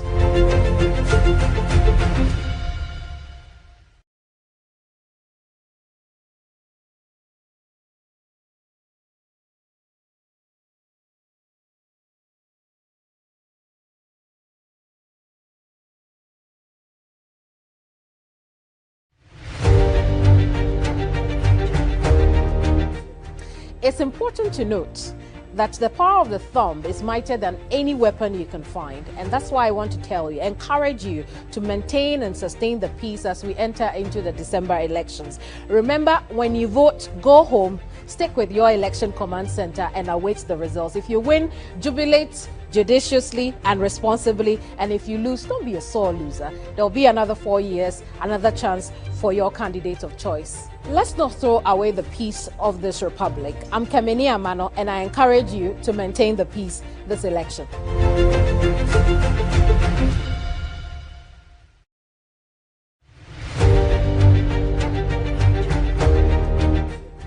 It's important to note that the power of the thumb is mightier than any weapon you can find. And that's why I want to tell you, encourage you to maintain and sustain the peace as we enter into the December elections. Remember, when you vote, go home, stick with your election command center and await the results. If you win, jubilate judiciously and responsibly, and if you lose, don't be a sore loser. There'll be another 4 years, another chance for your candidate of choice. Let's not throw away the peace of this republic. I'm Kameni Amano, and I encourage you to maintain the peace this election.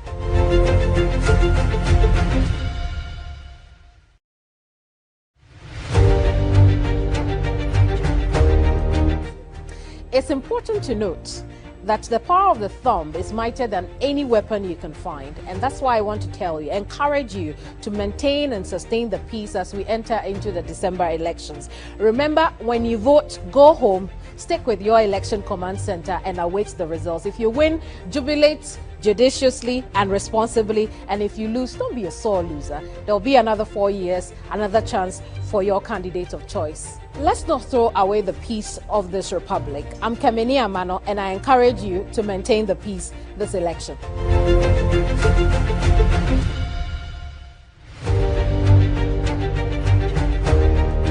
Hello, my name is Roland Walker. This election season, peace begins with you and I. Make sure your utterances, your behavior, your relationship with everybody else, could be your brother, your sister, your neighbor, a friend who is in the other political party or doesn't support your cause, be right. As you do that, go to the polling stations peacefully. After voting, make sure you leave that polling station and vote right. Peace is needed right here this election season. Be a good citizen. Ghana needs peace.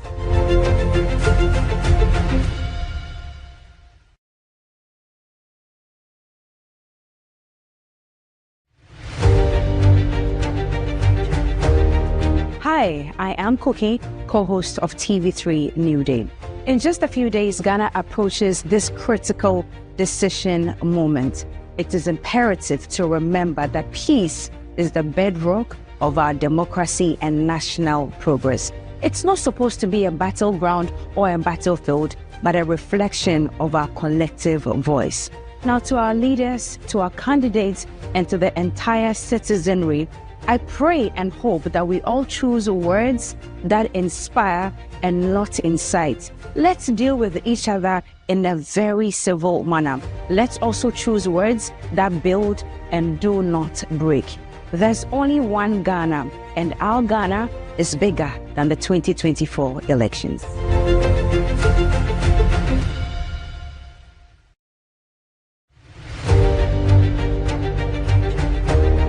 Hi, I am Cookie, co-host of TV3 New Day. In just a few days, Ghana approaches this critical decision moment. It is imperative to remember that peace is the bedrock of our democracy and national progress. It's not supposed to be a battleground or a battlefield, but a reflection of our collective voice. Now, to our leaders, to our candidates, and to the entire citizenry, I pray and hope that we all choose words that inspire and not incite. Let's deal with each other in a very civil manner. Let's also choose words that build and do not break. There's only one Ghana, and our Ghana is bigger than the 2024 elections.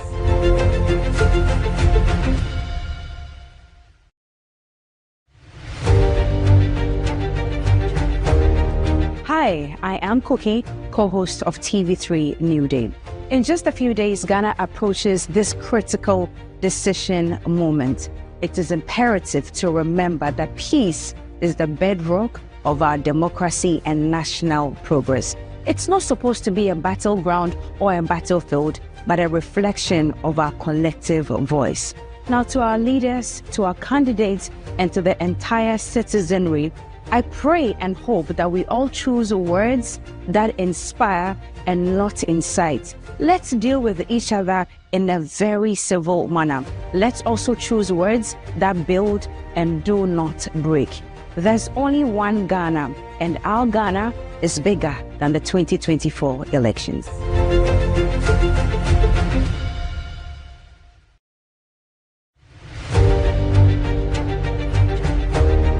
Hi, I am Cookie, co-host of TV3 New Day. In just a few days, Ghana approaches this critical decision moment. It is imperative to remember that peace is the bedrock of our democracy and national progress. It's not supposed to be a battleground or a battlefield, but a reflection of our collective voice. Now, to our leaders, to our candidates, and to the entire citizenry, I pray and hope that we all choose words that inspire and not incite. Let's deal with each other in a very civil manner. Let's also choose words that build and do not break. There's only one Ghana, and our Ghana is bigger than the 2024 elections.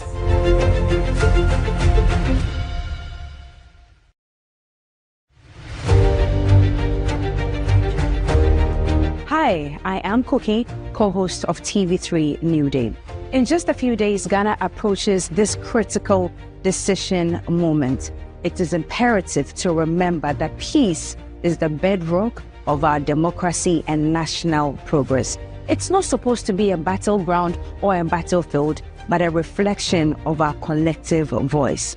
Now, to our leaders, to our candidates, and to the entire citizenry, I pray and hope that we all choose words that inspire and not incite. Let's deal with each other in a very civil manner. Let's also choose words that build and do not break. There's only one Ghana, and our Ghana is bigger than the 2024 elections.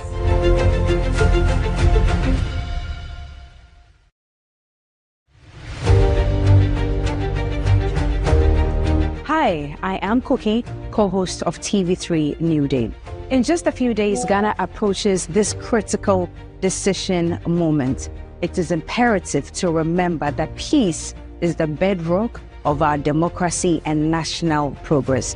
It's not supposed to be a battleground or a battlefield, but a reflection of our collective voice. Now, to our leaders, to our candidates, and to the entire citizenry, I pray and hope that we all choose words that inspire and not incite. Let's deal with each other in a very civil manner. Let's also choose words that build and do not break. There's only one Ghana, and our Ghana is bigger than the 2024 elections.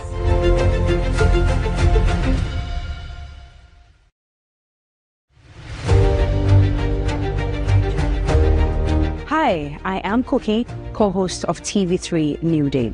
In just a few days, Ghana approaches this critical decision moment. It is imperative to remember that peace is the bedrock of our democracy and national progress. It's not supposed to be a battleground or a battlefield, but a reflection of our collective voice.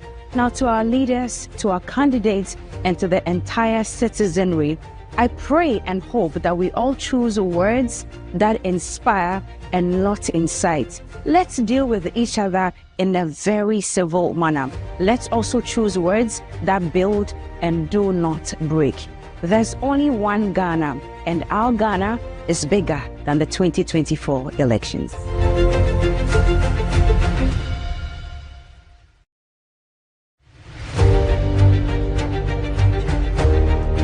Hi, I am Cookie, co-host of TV3 New Day. In just a few days, Ghana approaches this critical decision. It's a victory by the flag bearer and also Dr. Mahmoud Bawumia conceding defeat.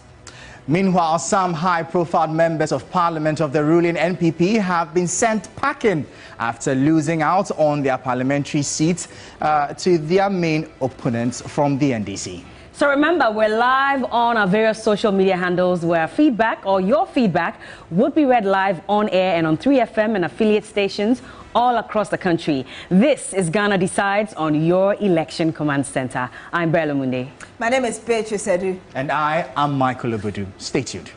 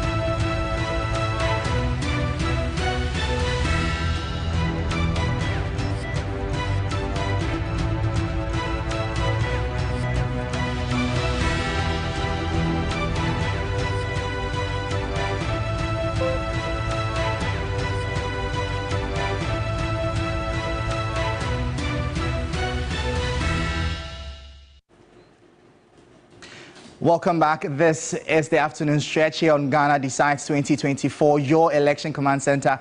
My name is Michael Obodu. Now, in the next couple of minutes, the New Patriotic Party's presidential candidate, Dr. Mahamudu Bawumia, has conceded defeat, acknowledging John Dramani Mahama's lead in the early results. Official results will follow shortly. Dr. Mahamudu Bawumia, addressing the media a few hours ago, lauded Ghanaians, urging the public to accept the outcome of the polls. Ladies and gentlemen of the media, following yesterday's presidential and parliamentary elections, Ghanaians at home and abroad have been sitting on tenterhooks awaiting the outcome of the election. Let me say that the data from our own internal collation of the election results indicate that former President, His Excellency John Dramani Mahama, has won the presidential election decisively. The NDC has also won the parliamentary election, even though we await final collation for a number of seats. However, I believe ultimately that these will not change the overall outcome.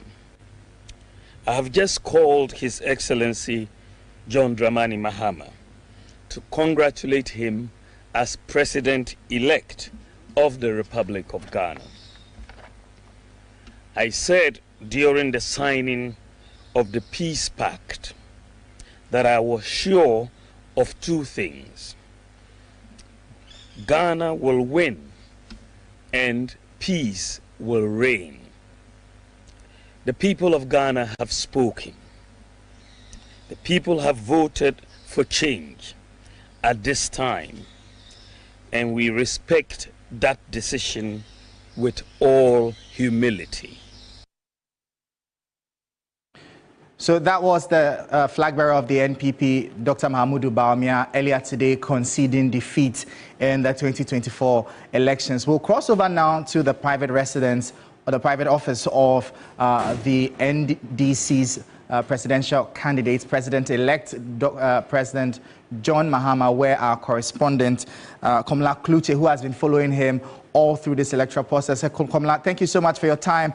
We gather that there's heavy security where you are. What is the situation? The flag bearer and the president-elect of the NDC, John Dramani Mahama. But what it is to the effect that there's been heavy police deployment at the office of John Mahama. From your shot, you can see, I mean, they were actually inside of the office, but they've been moved now outside of the office, and it appears things are happening thick and fast. These things are standard procedures, we must say, when a president is elected. State security now takes over much of whatever that they do, and I'm quite sure that even in the private home, even though he's a former head of state, there would be security beefed up in his home though. But you can see that these riot control police people are here, presumably from the FP of the sort, are here. The visibility unit of the Ghana Police Service are here in their numbers. But like I did say, you know, because things are happening thick and fast, you can equally understand that the security of the president or the president-elect remains paramount to the state. John Mahama has gone through a phase of this before. It will not be a new one for him. Speaking with you, there is no sense of him around his office area, but there's a lot of activity in the office. Just around, scores of people are still gathering around. A while ago, jubilant mood, jubilant celebrations all around. But what it is also is to the effect that there is likely to be an event of which communication is not been had yet. He possibly may be making an address maybe around his office, because I get the indication that some stage has been mounted within the private office of him, because scores of party supporters continue to troop in. He possibly might be addressing them, but the official one we do know is to the effect that he would be giving a national address or an address with respect to the response to the concession speech and the conceding phone call that Dr. Baumia had given him. But a lot of interest groups are also here. Some persons who have been affected by the financial cleanup are also here. These are people who campaigned for John Mahama, and it appears that their campaign has gone in favor of them. Let me just get what this one has to say. Sir, what's your name? And exactly for you, what is your conviction that the concerns that you put before John Mahama would be met? Okay, my name is Noble, and I used to work with one of the financial institutions that were affected with the banking cleanup. John Mahama promised us that in his first year in office, he's going to revive most of the financial institutions, and we trust him for that because we know his capabilities. We know what he can do. The first day? He said no, not the first day. The first years in office. Okay. That's the first year in office is going to revive most of the financial institutions. And like I always say, the banking cleanup was done as a result of mismanagement. So if mismanagement, why is it that the Bank of Ghana will not put in measures to revive these banks rather than letting all the staff go home? Mind you, we are Ghanaians, and most of us are suffering. For example, like me, the little money that I was giving as dividends or payoff, I invested it into importation of frozen goods. And due to the inflation rate and the bad economy and the foreign currency always going up and down, I lost my money. Today this, tomorrow that. Last two years, 2 of my containers were seized at the port due to demurrage, and it has really affected me. So are you here to serve a reminder to John Mahama on the promise he made to you? I'm here not to serve, not at all, not to serve a reminder to John Mahama, but I'm here as a sympathizer, and at the right time I know where to channel my grievance. And okay, I know many thanks. You've also been affected by the cleanup. Were you affected? No. You were not affected. What is actually your concern and why are you here? I'm here to come to support John Mahama, the promise that is made, especially the taxes They should remove the taxes, bed taxes, e-levy taxes, and those kind of taxes that let the economic is weak. You should remove those taxes. Okay, many thanks. So, I mean, scores of security vehicles continue to arrive at the private office. You can see there is a police vehicle that is also arriving, and like I did say earlier on, these are standard procedures when a person is elevated to the office, how the state security apparatus will take over the security of the president-elect, because he remains the most important human being, in the country going forward in terms of the security for the state, and so he would be given all the necessary or needed security of the sort. But at least these individuals from the Ghana Police Service are equally here to control crowd of the sort. Yes, these are some arrangements around John Mahama's office. He is yet to come around here.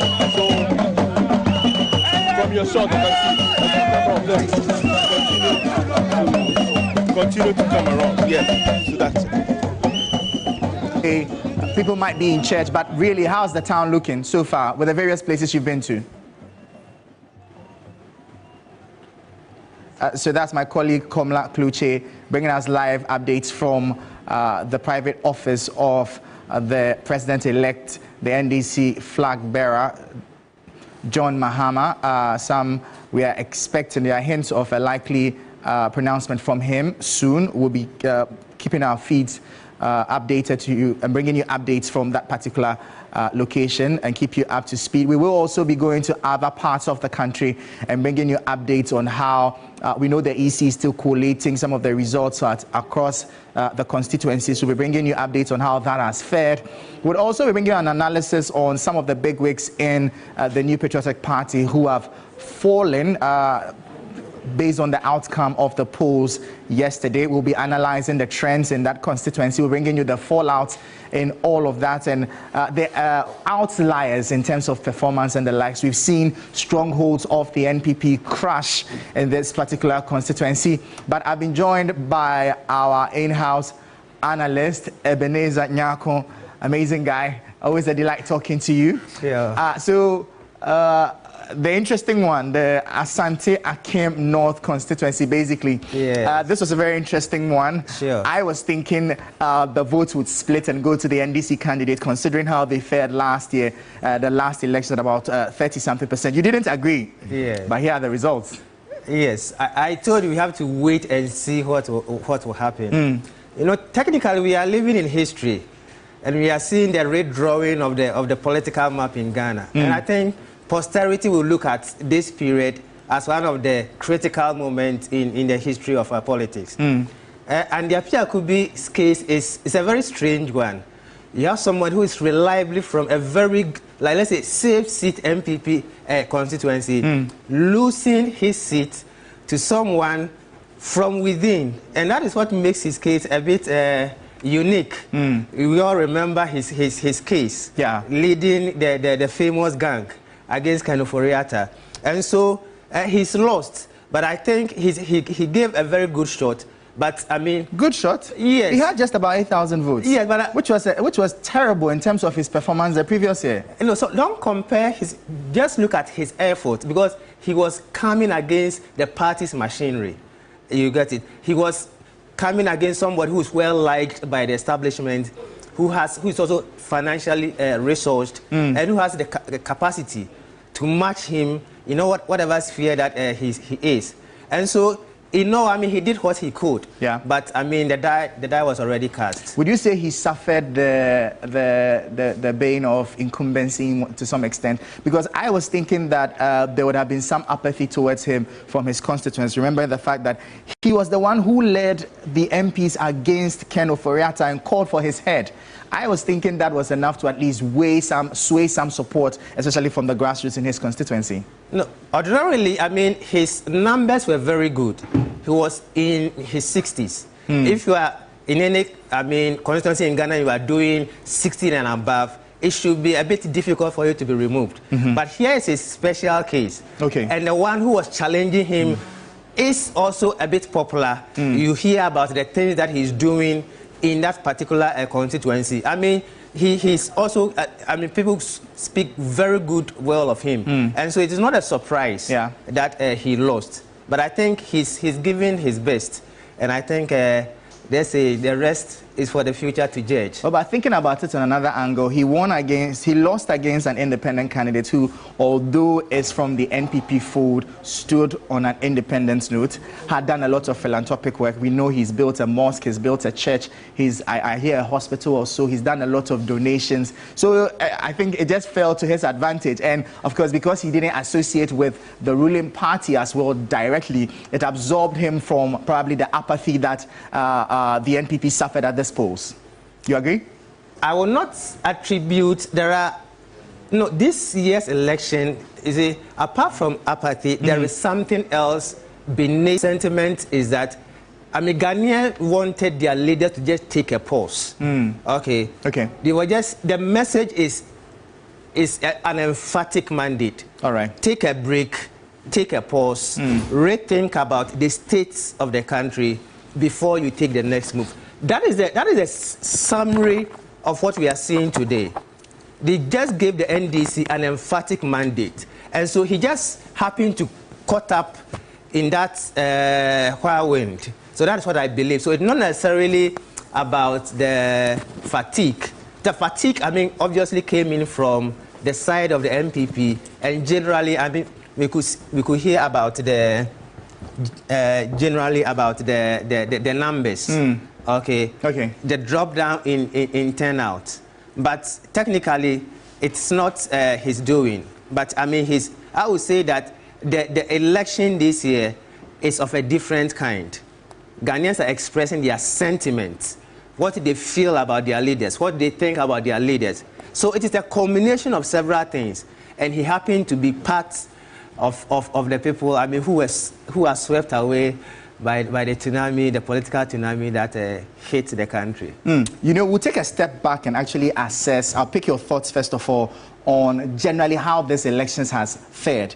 And then maybe you can clarify if it's the issue of the 8 years fatigue or just really a reset from how you've explained. And also, we've seen a lot of outliers, very unusual losses in strongholds of especially the outgoing NPP. So I'll come back to you, but we've been joined in studio also by Sami Obeng. He is the Executive Director of the Parliamentary Network Africa. I hope I got the name right.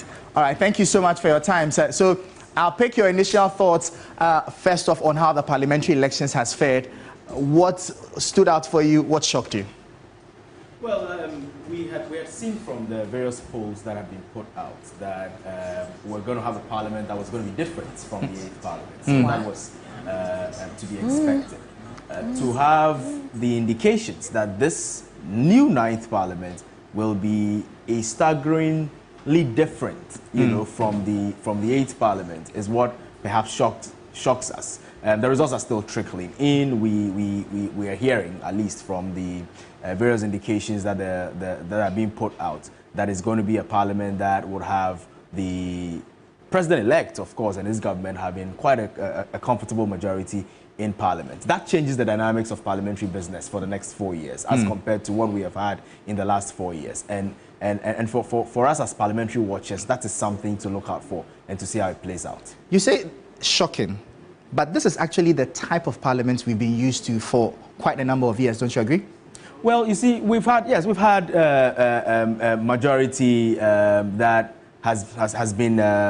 has had a difference between the majority in parliament and the minority in parliament. We've had those instances. Sometimes it's been close, sometimes it's been a bit wide. But this, at least from the indications we're getting, is looking like one that is going to be very wide. You know, people are predicting that it's looking like a supermajority kind of parliament. And if that becomes the case, then that is unprecedented, really. I mean, if you take out the 1992 elections, which certainly had the NPP not going to parliament, and you look at things from, you know, when we've had these two parties in parliament, then this is going to be a very unique kind of parliament, which would require some extra effort in ensuring that the majority...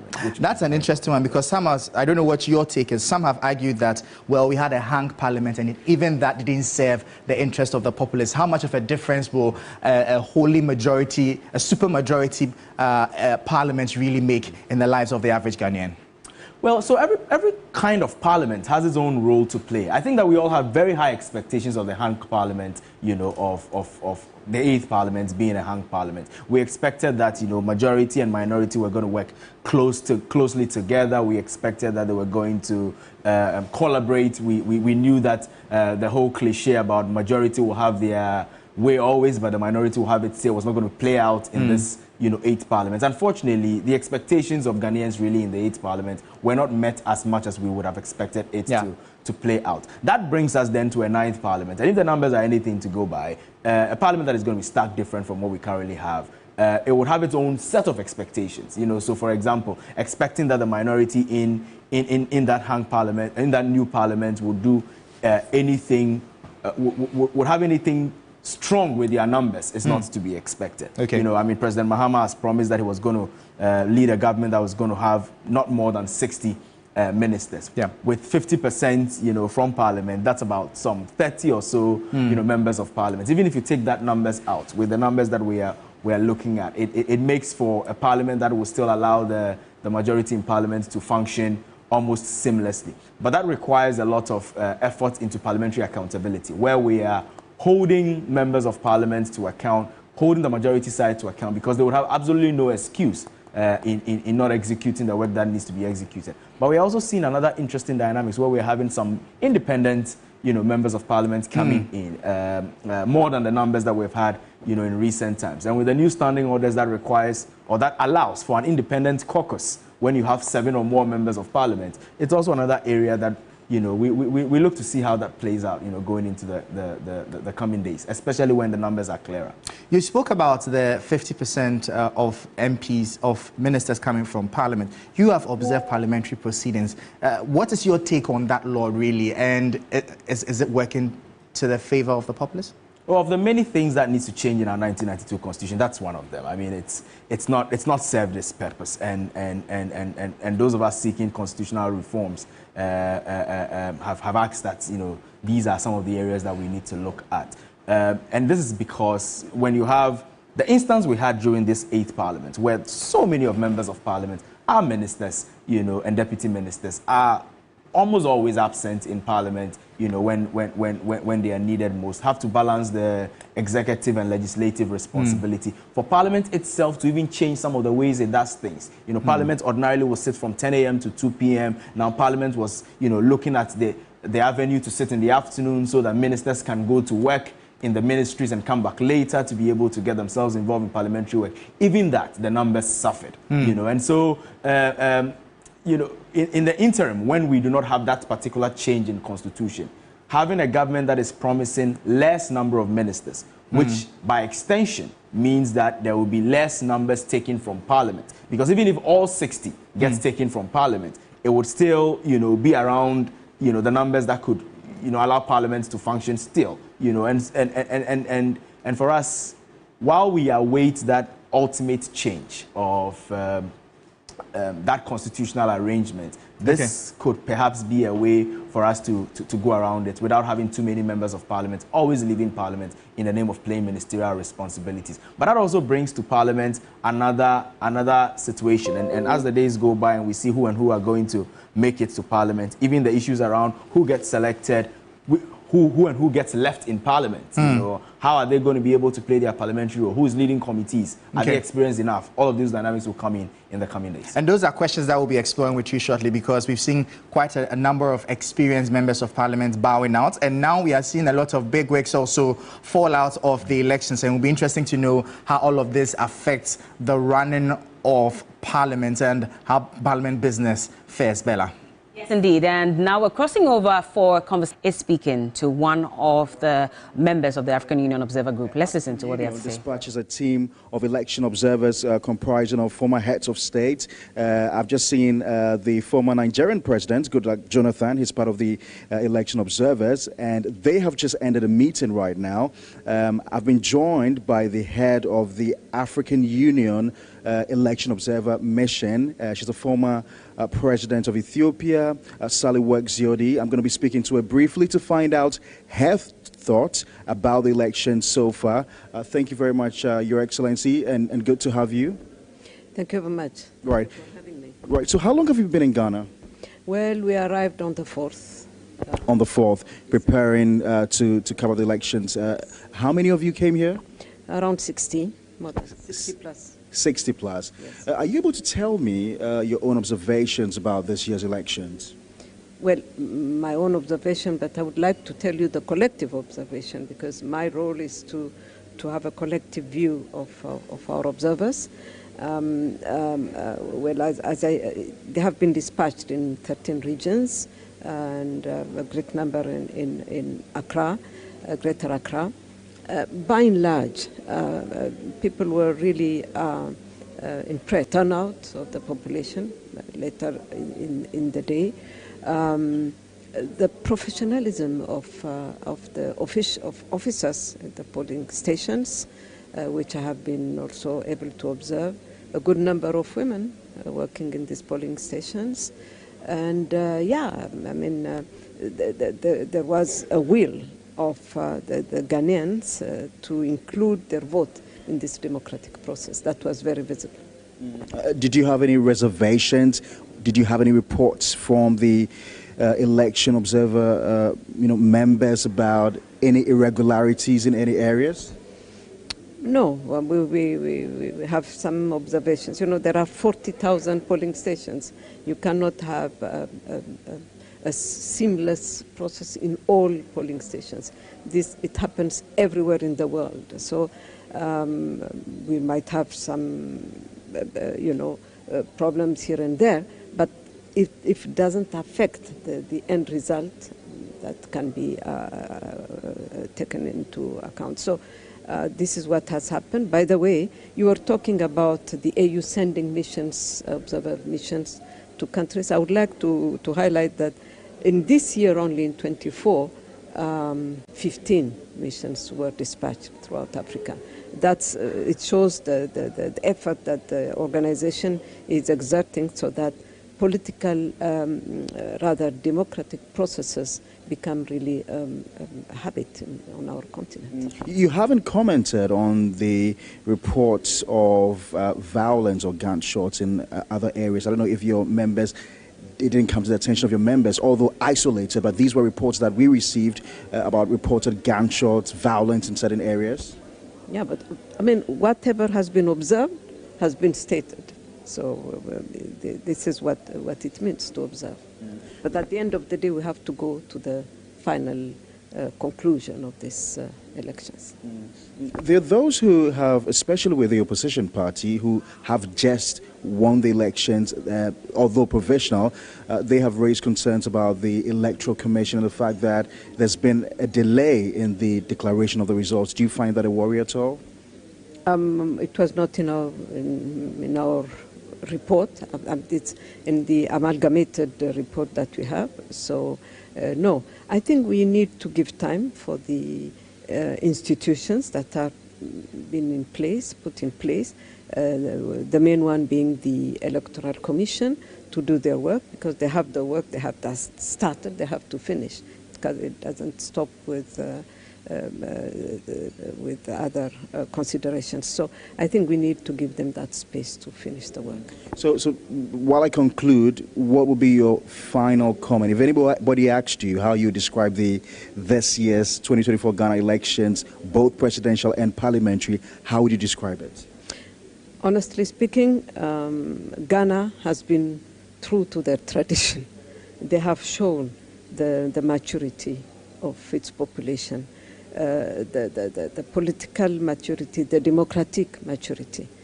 You know, we have to scale it up and see at what it means for the region, what it means for the continent, and what it means Africa in the global arena. So instead of being very myopic on few issues, we have to elevate at the larger picture. And at the end of the day, I think Ghanaians in the totality want Ghana to win at the end of the day. And this is what we want.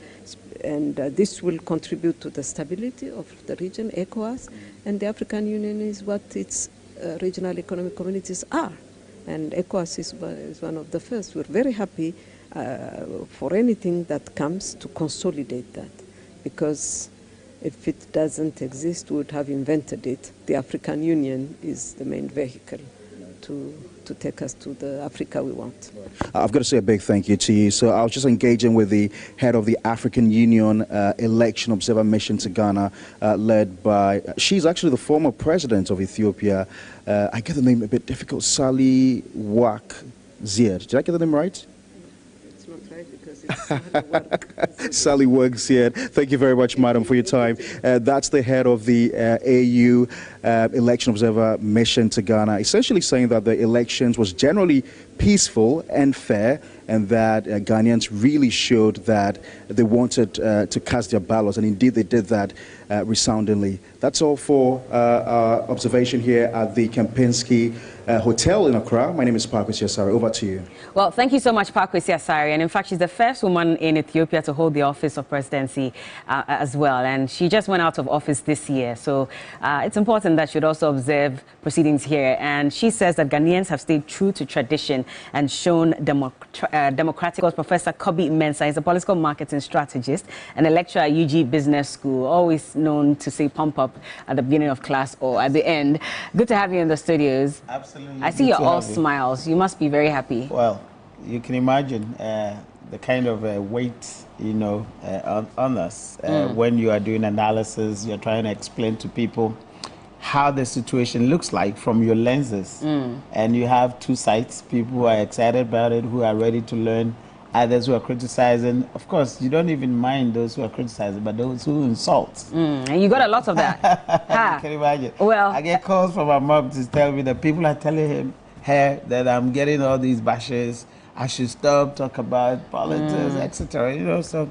But of course, you want to do what is right. What is right, indeed. And also, another man who has faced a lot of criticism, especially from the MPP, as well as maybe some Ghanaians as well, for putting out his polls where he predicted, based on his base case, the final prediction from Global Info Analytics that former President John Dramani Mahama, who is now president-elect, was going to win with about 52.2%. Well, he's in the studios with us. He's Executive Director of Global Info Analytics, Musa Danko. Good to have you here as well.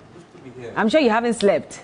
No, I haven't slept. You haven't? For the past, I think 40-something hours now. Yeah? But for God and country, I mean, you also have to monitor the numbers and see how it tallies with your numbers as well. I mean, how are you feeling at this point, looking at the results and how they are trickling in? I'm feeling quite okay. I'm feeling vindicated. And also, I want to say kudos to the guys in the field. I mean, the volunteers who really spend their time in the trenches. There are times people use Pantu to cross rivers to go and interview people. They really sacrifice. And I think for me, the kind of attack doesn't mean anything. I know there are people behind these numbers, people who have put their lives on the line. There are people who had got themselves involved in accidents in the villages, snake bites. So when you see that you've gone through all this to gather facts and data, and people rubbish it, you know, I just say, just wait. You see the results, and I think we've been vindicated. In one of my recent posts, I made mention of how the numbers are looking in Greater Accra and Takoradi, and I said, if they pan out the way we are seeing it, we're going to have landslide. And people laughed at me. And here we are today. Yes. Yeah. with about 30 seats. Well, per what Sami JV is indicating as well that they've won about 30 seats in Greater Accra region already. We're still waiting for the EC to collate all the results so that we can also give you those details as well. Our team here is also very active, doing what it has to do to ensure that we give you all those details. But Prof, what about you? I mean, looking at the results, and of course, I don't know if you describe them as shocks when it comes to some of the parliamentary seats and how some major bigwigs in the MPP have lost those seats. Absolutely. I mean, you're going to talk about shock because I tell you what, if you look at Western region, and I can tell you my own backyards, Sekendi, Esikado, I mean, these places, Kwesimintim. You're shocked about that? Oh, absolutely shocked. Why? No, these are predominantly MPP. Growing up, we know that that's how they vote, you know. And you have, you know, the MPP guys who have actually stalwarts who have actually taken those places, you know. And then all of a sudden you hear they lose. And you see, Prince is my very good friend. In fact, I actually strategized for Prince to win that seat. You did? Yeah. I mean, did that also include asking him to join the church and be a mate? No, not in this the time. Not this time. Okay, the beginning. Okay. I sat with him at what do you call just about this place, this restaurant, just right. Okay, yeah. What's the name? Afikiko, just right here. Yeah, okay, that's where we sat. We plotted everything else. Oh, I see. He went in, we won. 2020, he won. But this time, he didn't come to you. Oh no. I mean, you know, they don't like the MPP narrative that I put because I you know, what you know is what you know, and what. If you want to be honest with yourself, you want to explain it from the terms that you know. But people might not like it, you know, or they like it, depending, you know. So for me, it is a shock in terms of the margins, you know. Obviously, I knew the NDC will win, you know, no doubt about it.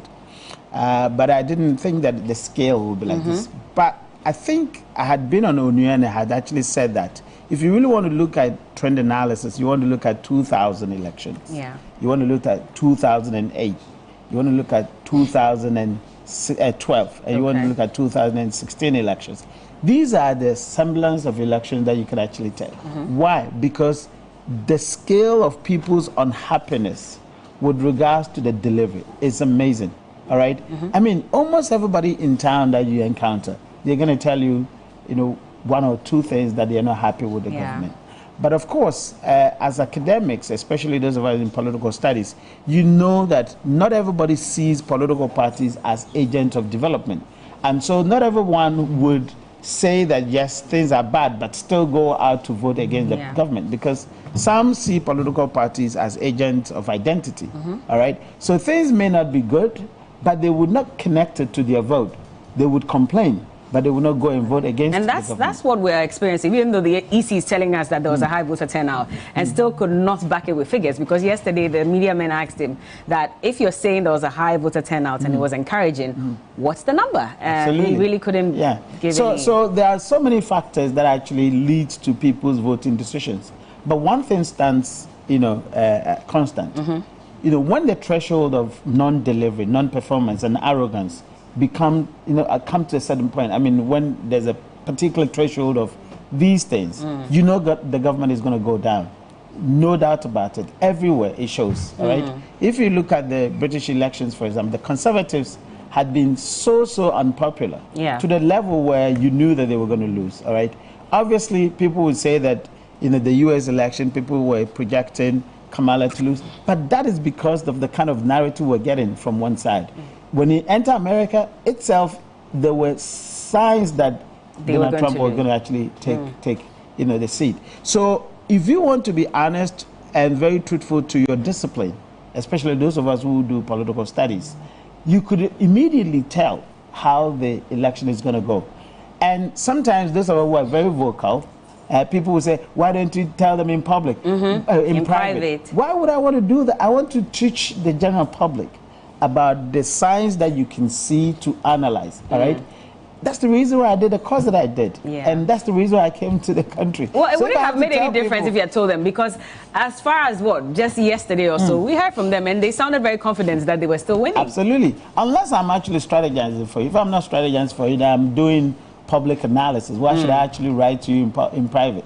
to tell you that this. I'm supposed to, because I'm supposed to deconstruct the behavior of the political parties, right? I'm supposed to deconstruct the behavior of the media.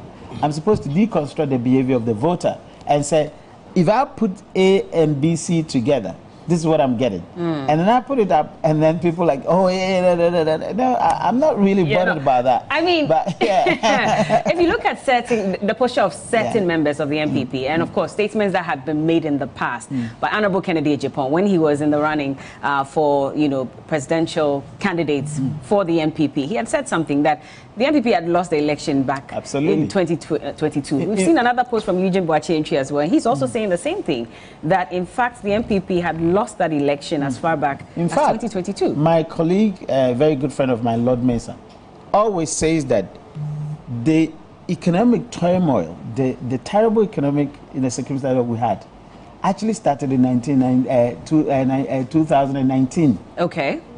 It never started because of COVID and Ukraine. It started in 2019, and he'd been very emphatic about that, all right? But of course, government would always find a narrative, all right? They would want to say things that perhaps, they think they can get away with it. Exactly. But you can't get away with it because there are quite a lot of people who are also observing and telling the system or telling the voters the true picture of what is happening. Yeah. But for me, what we should do, the political parties and the politicians should do, is to learn from this, all right? Because this is a huge mandate, which means that people would, definitely speak their minds, what they feel about you. They would not really kowtow to your antics, all right? The kind of narrative that we had. Yes, you can talk about your excuses, you can talk about your COVID, you can talk about your Ukraine, but are they really buying it? Yeah. And for Ghanaians, as they're nodding, it doesn't mean that they're buying it. Yeah. When the decision comes, they may make a complete. Were they even nodding in the first place? Well, but let me just also mention that we've been joined by Mr. Senyor Husi. He's a political analyst.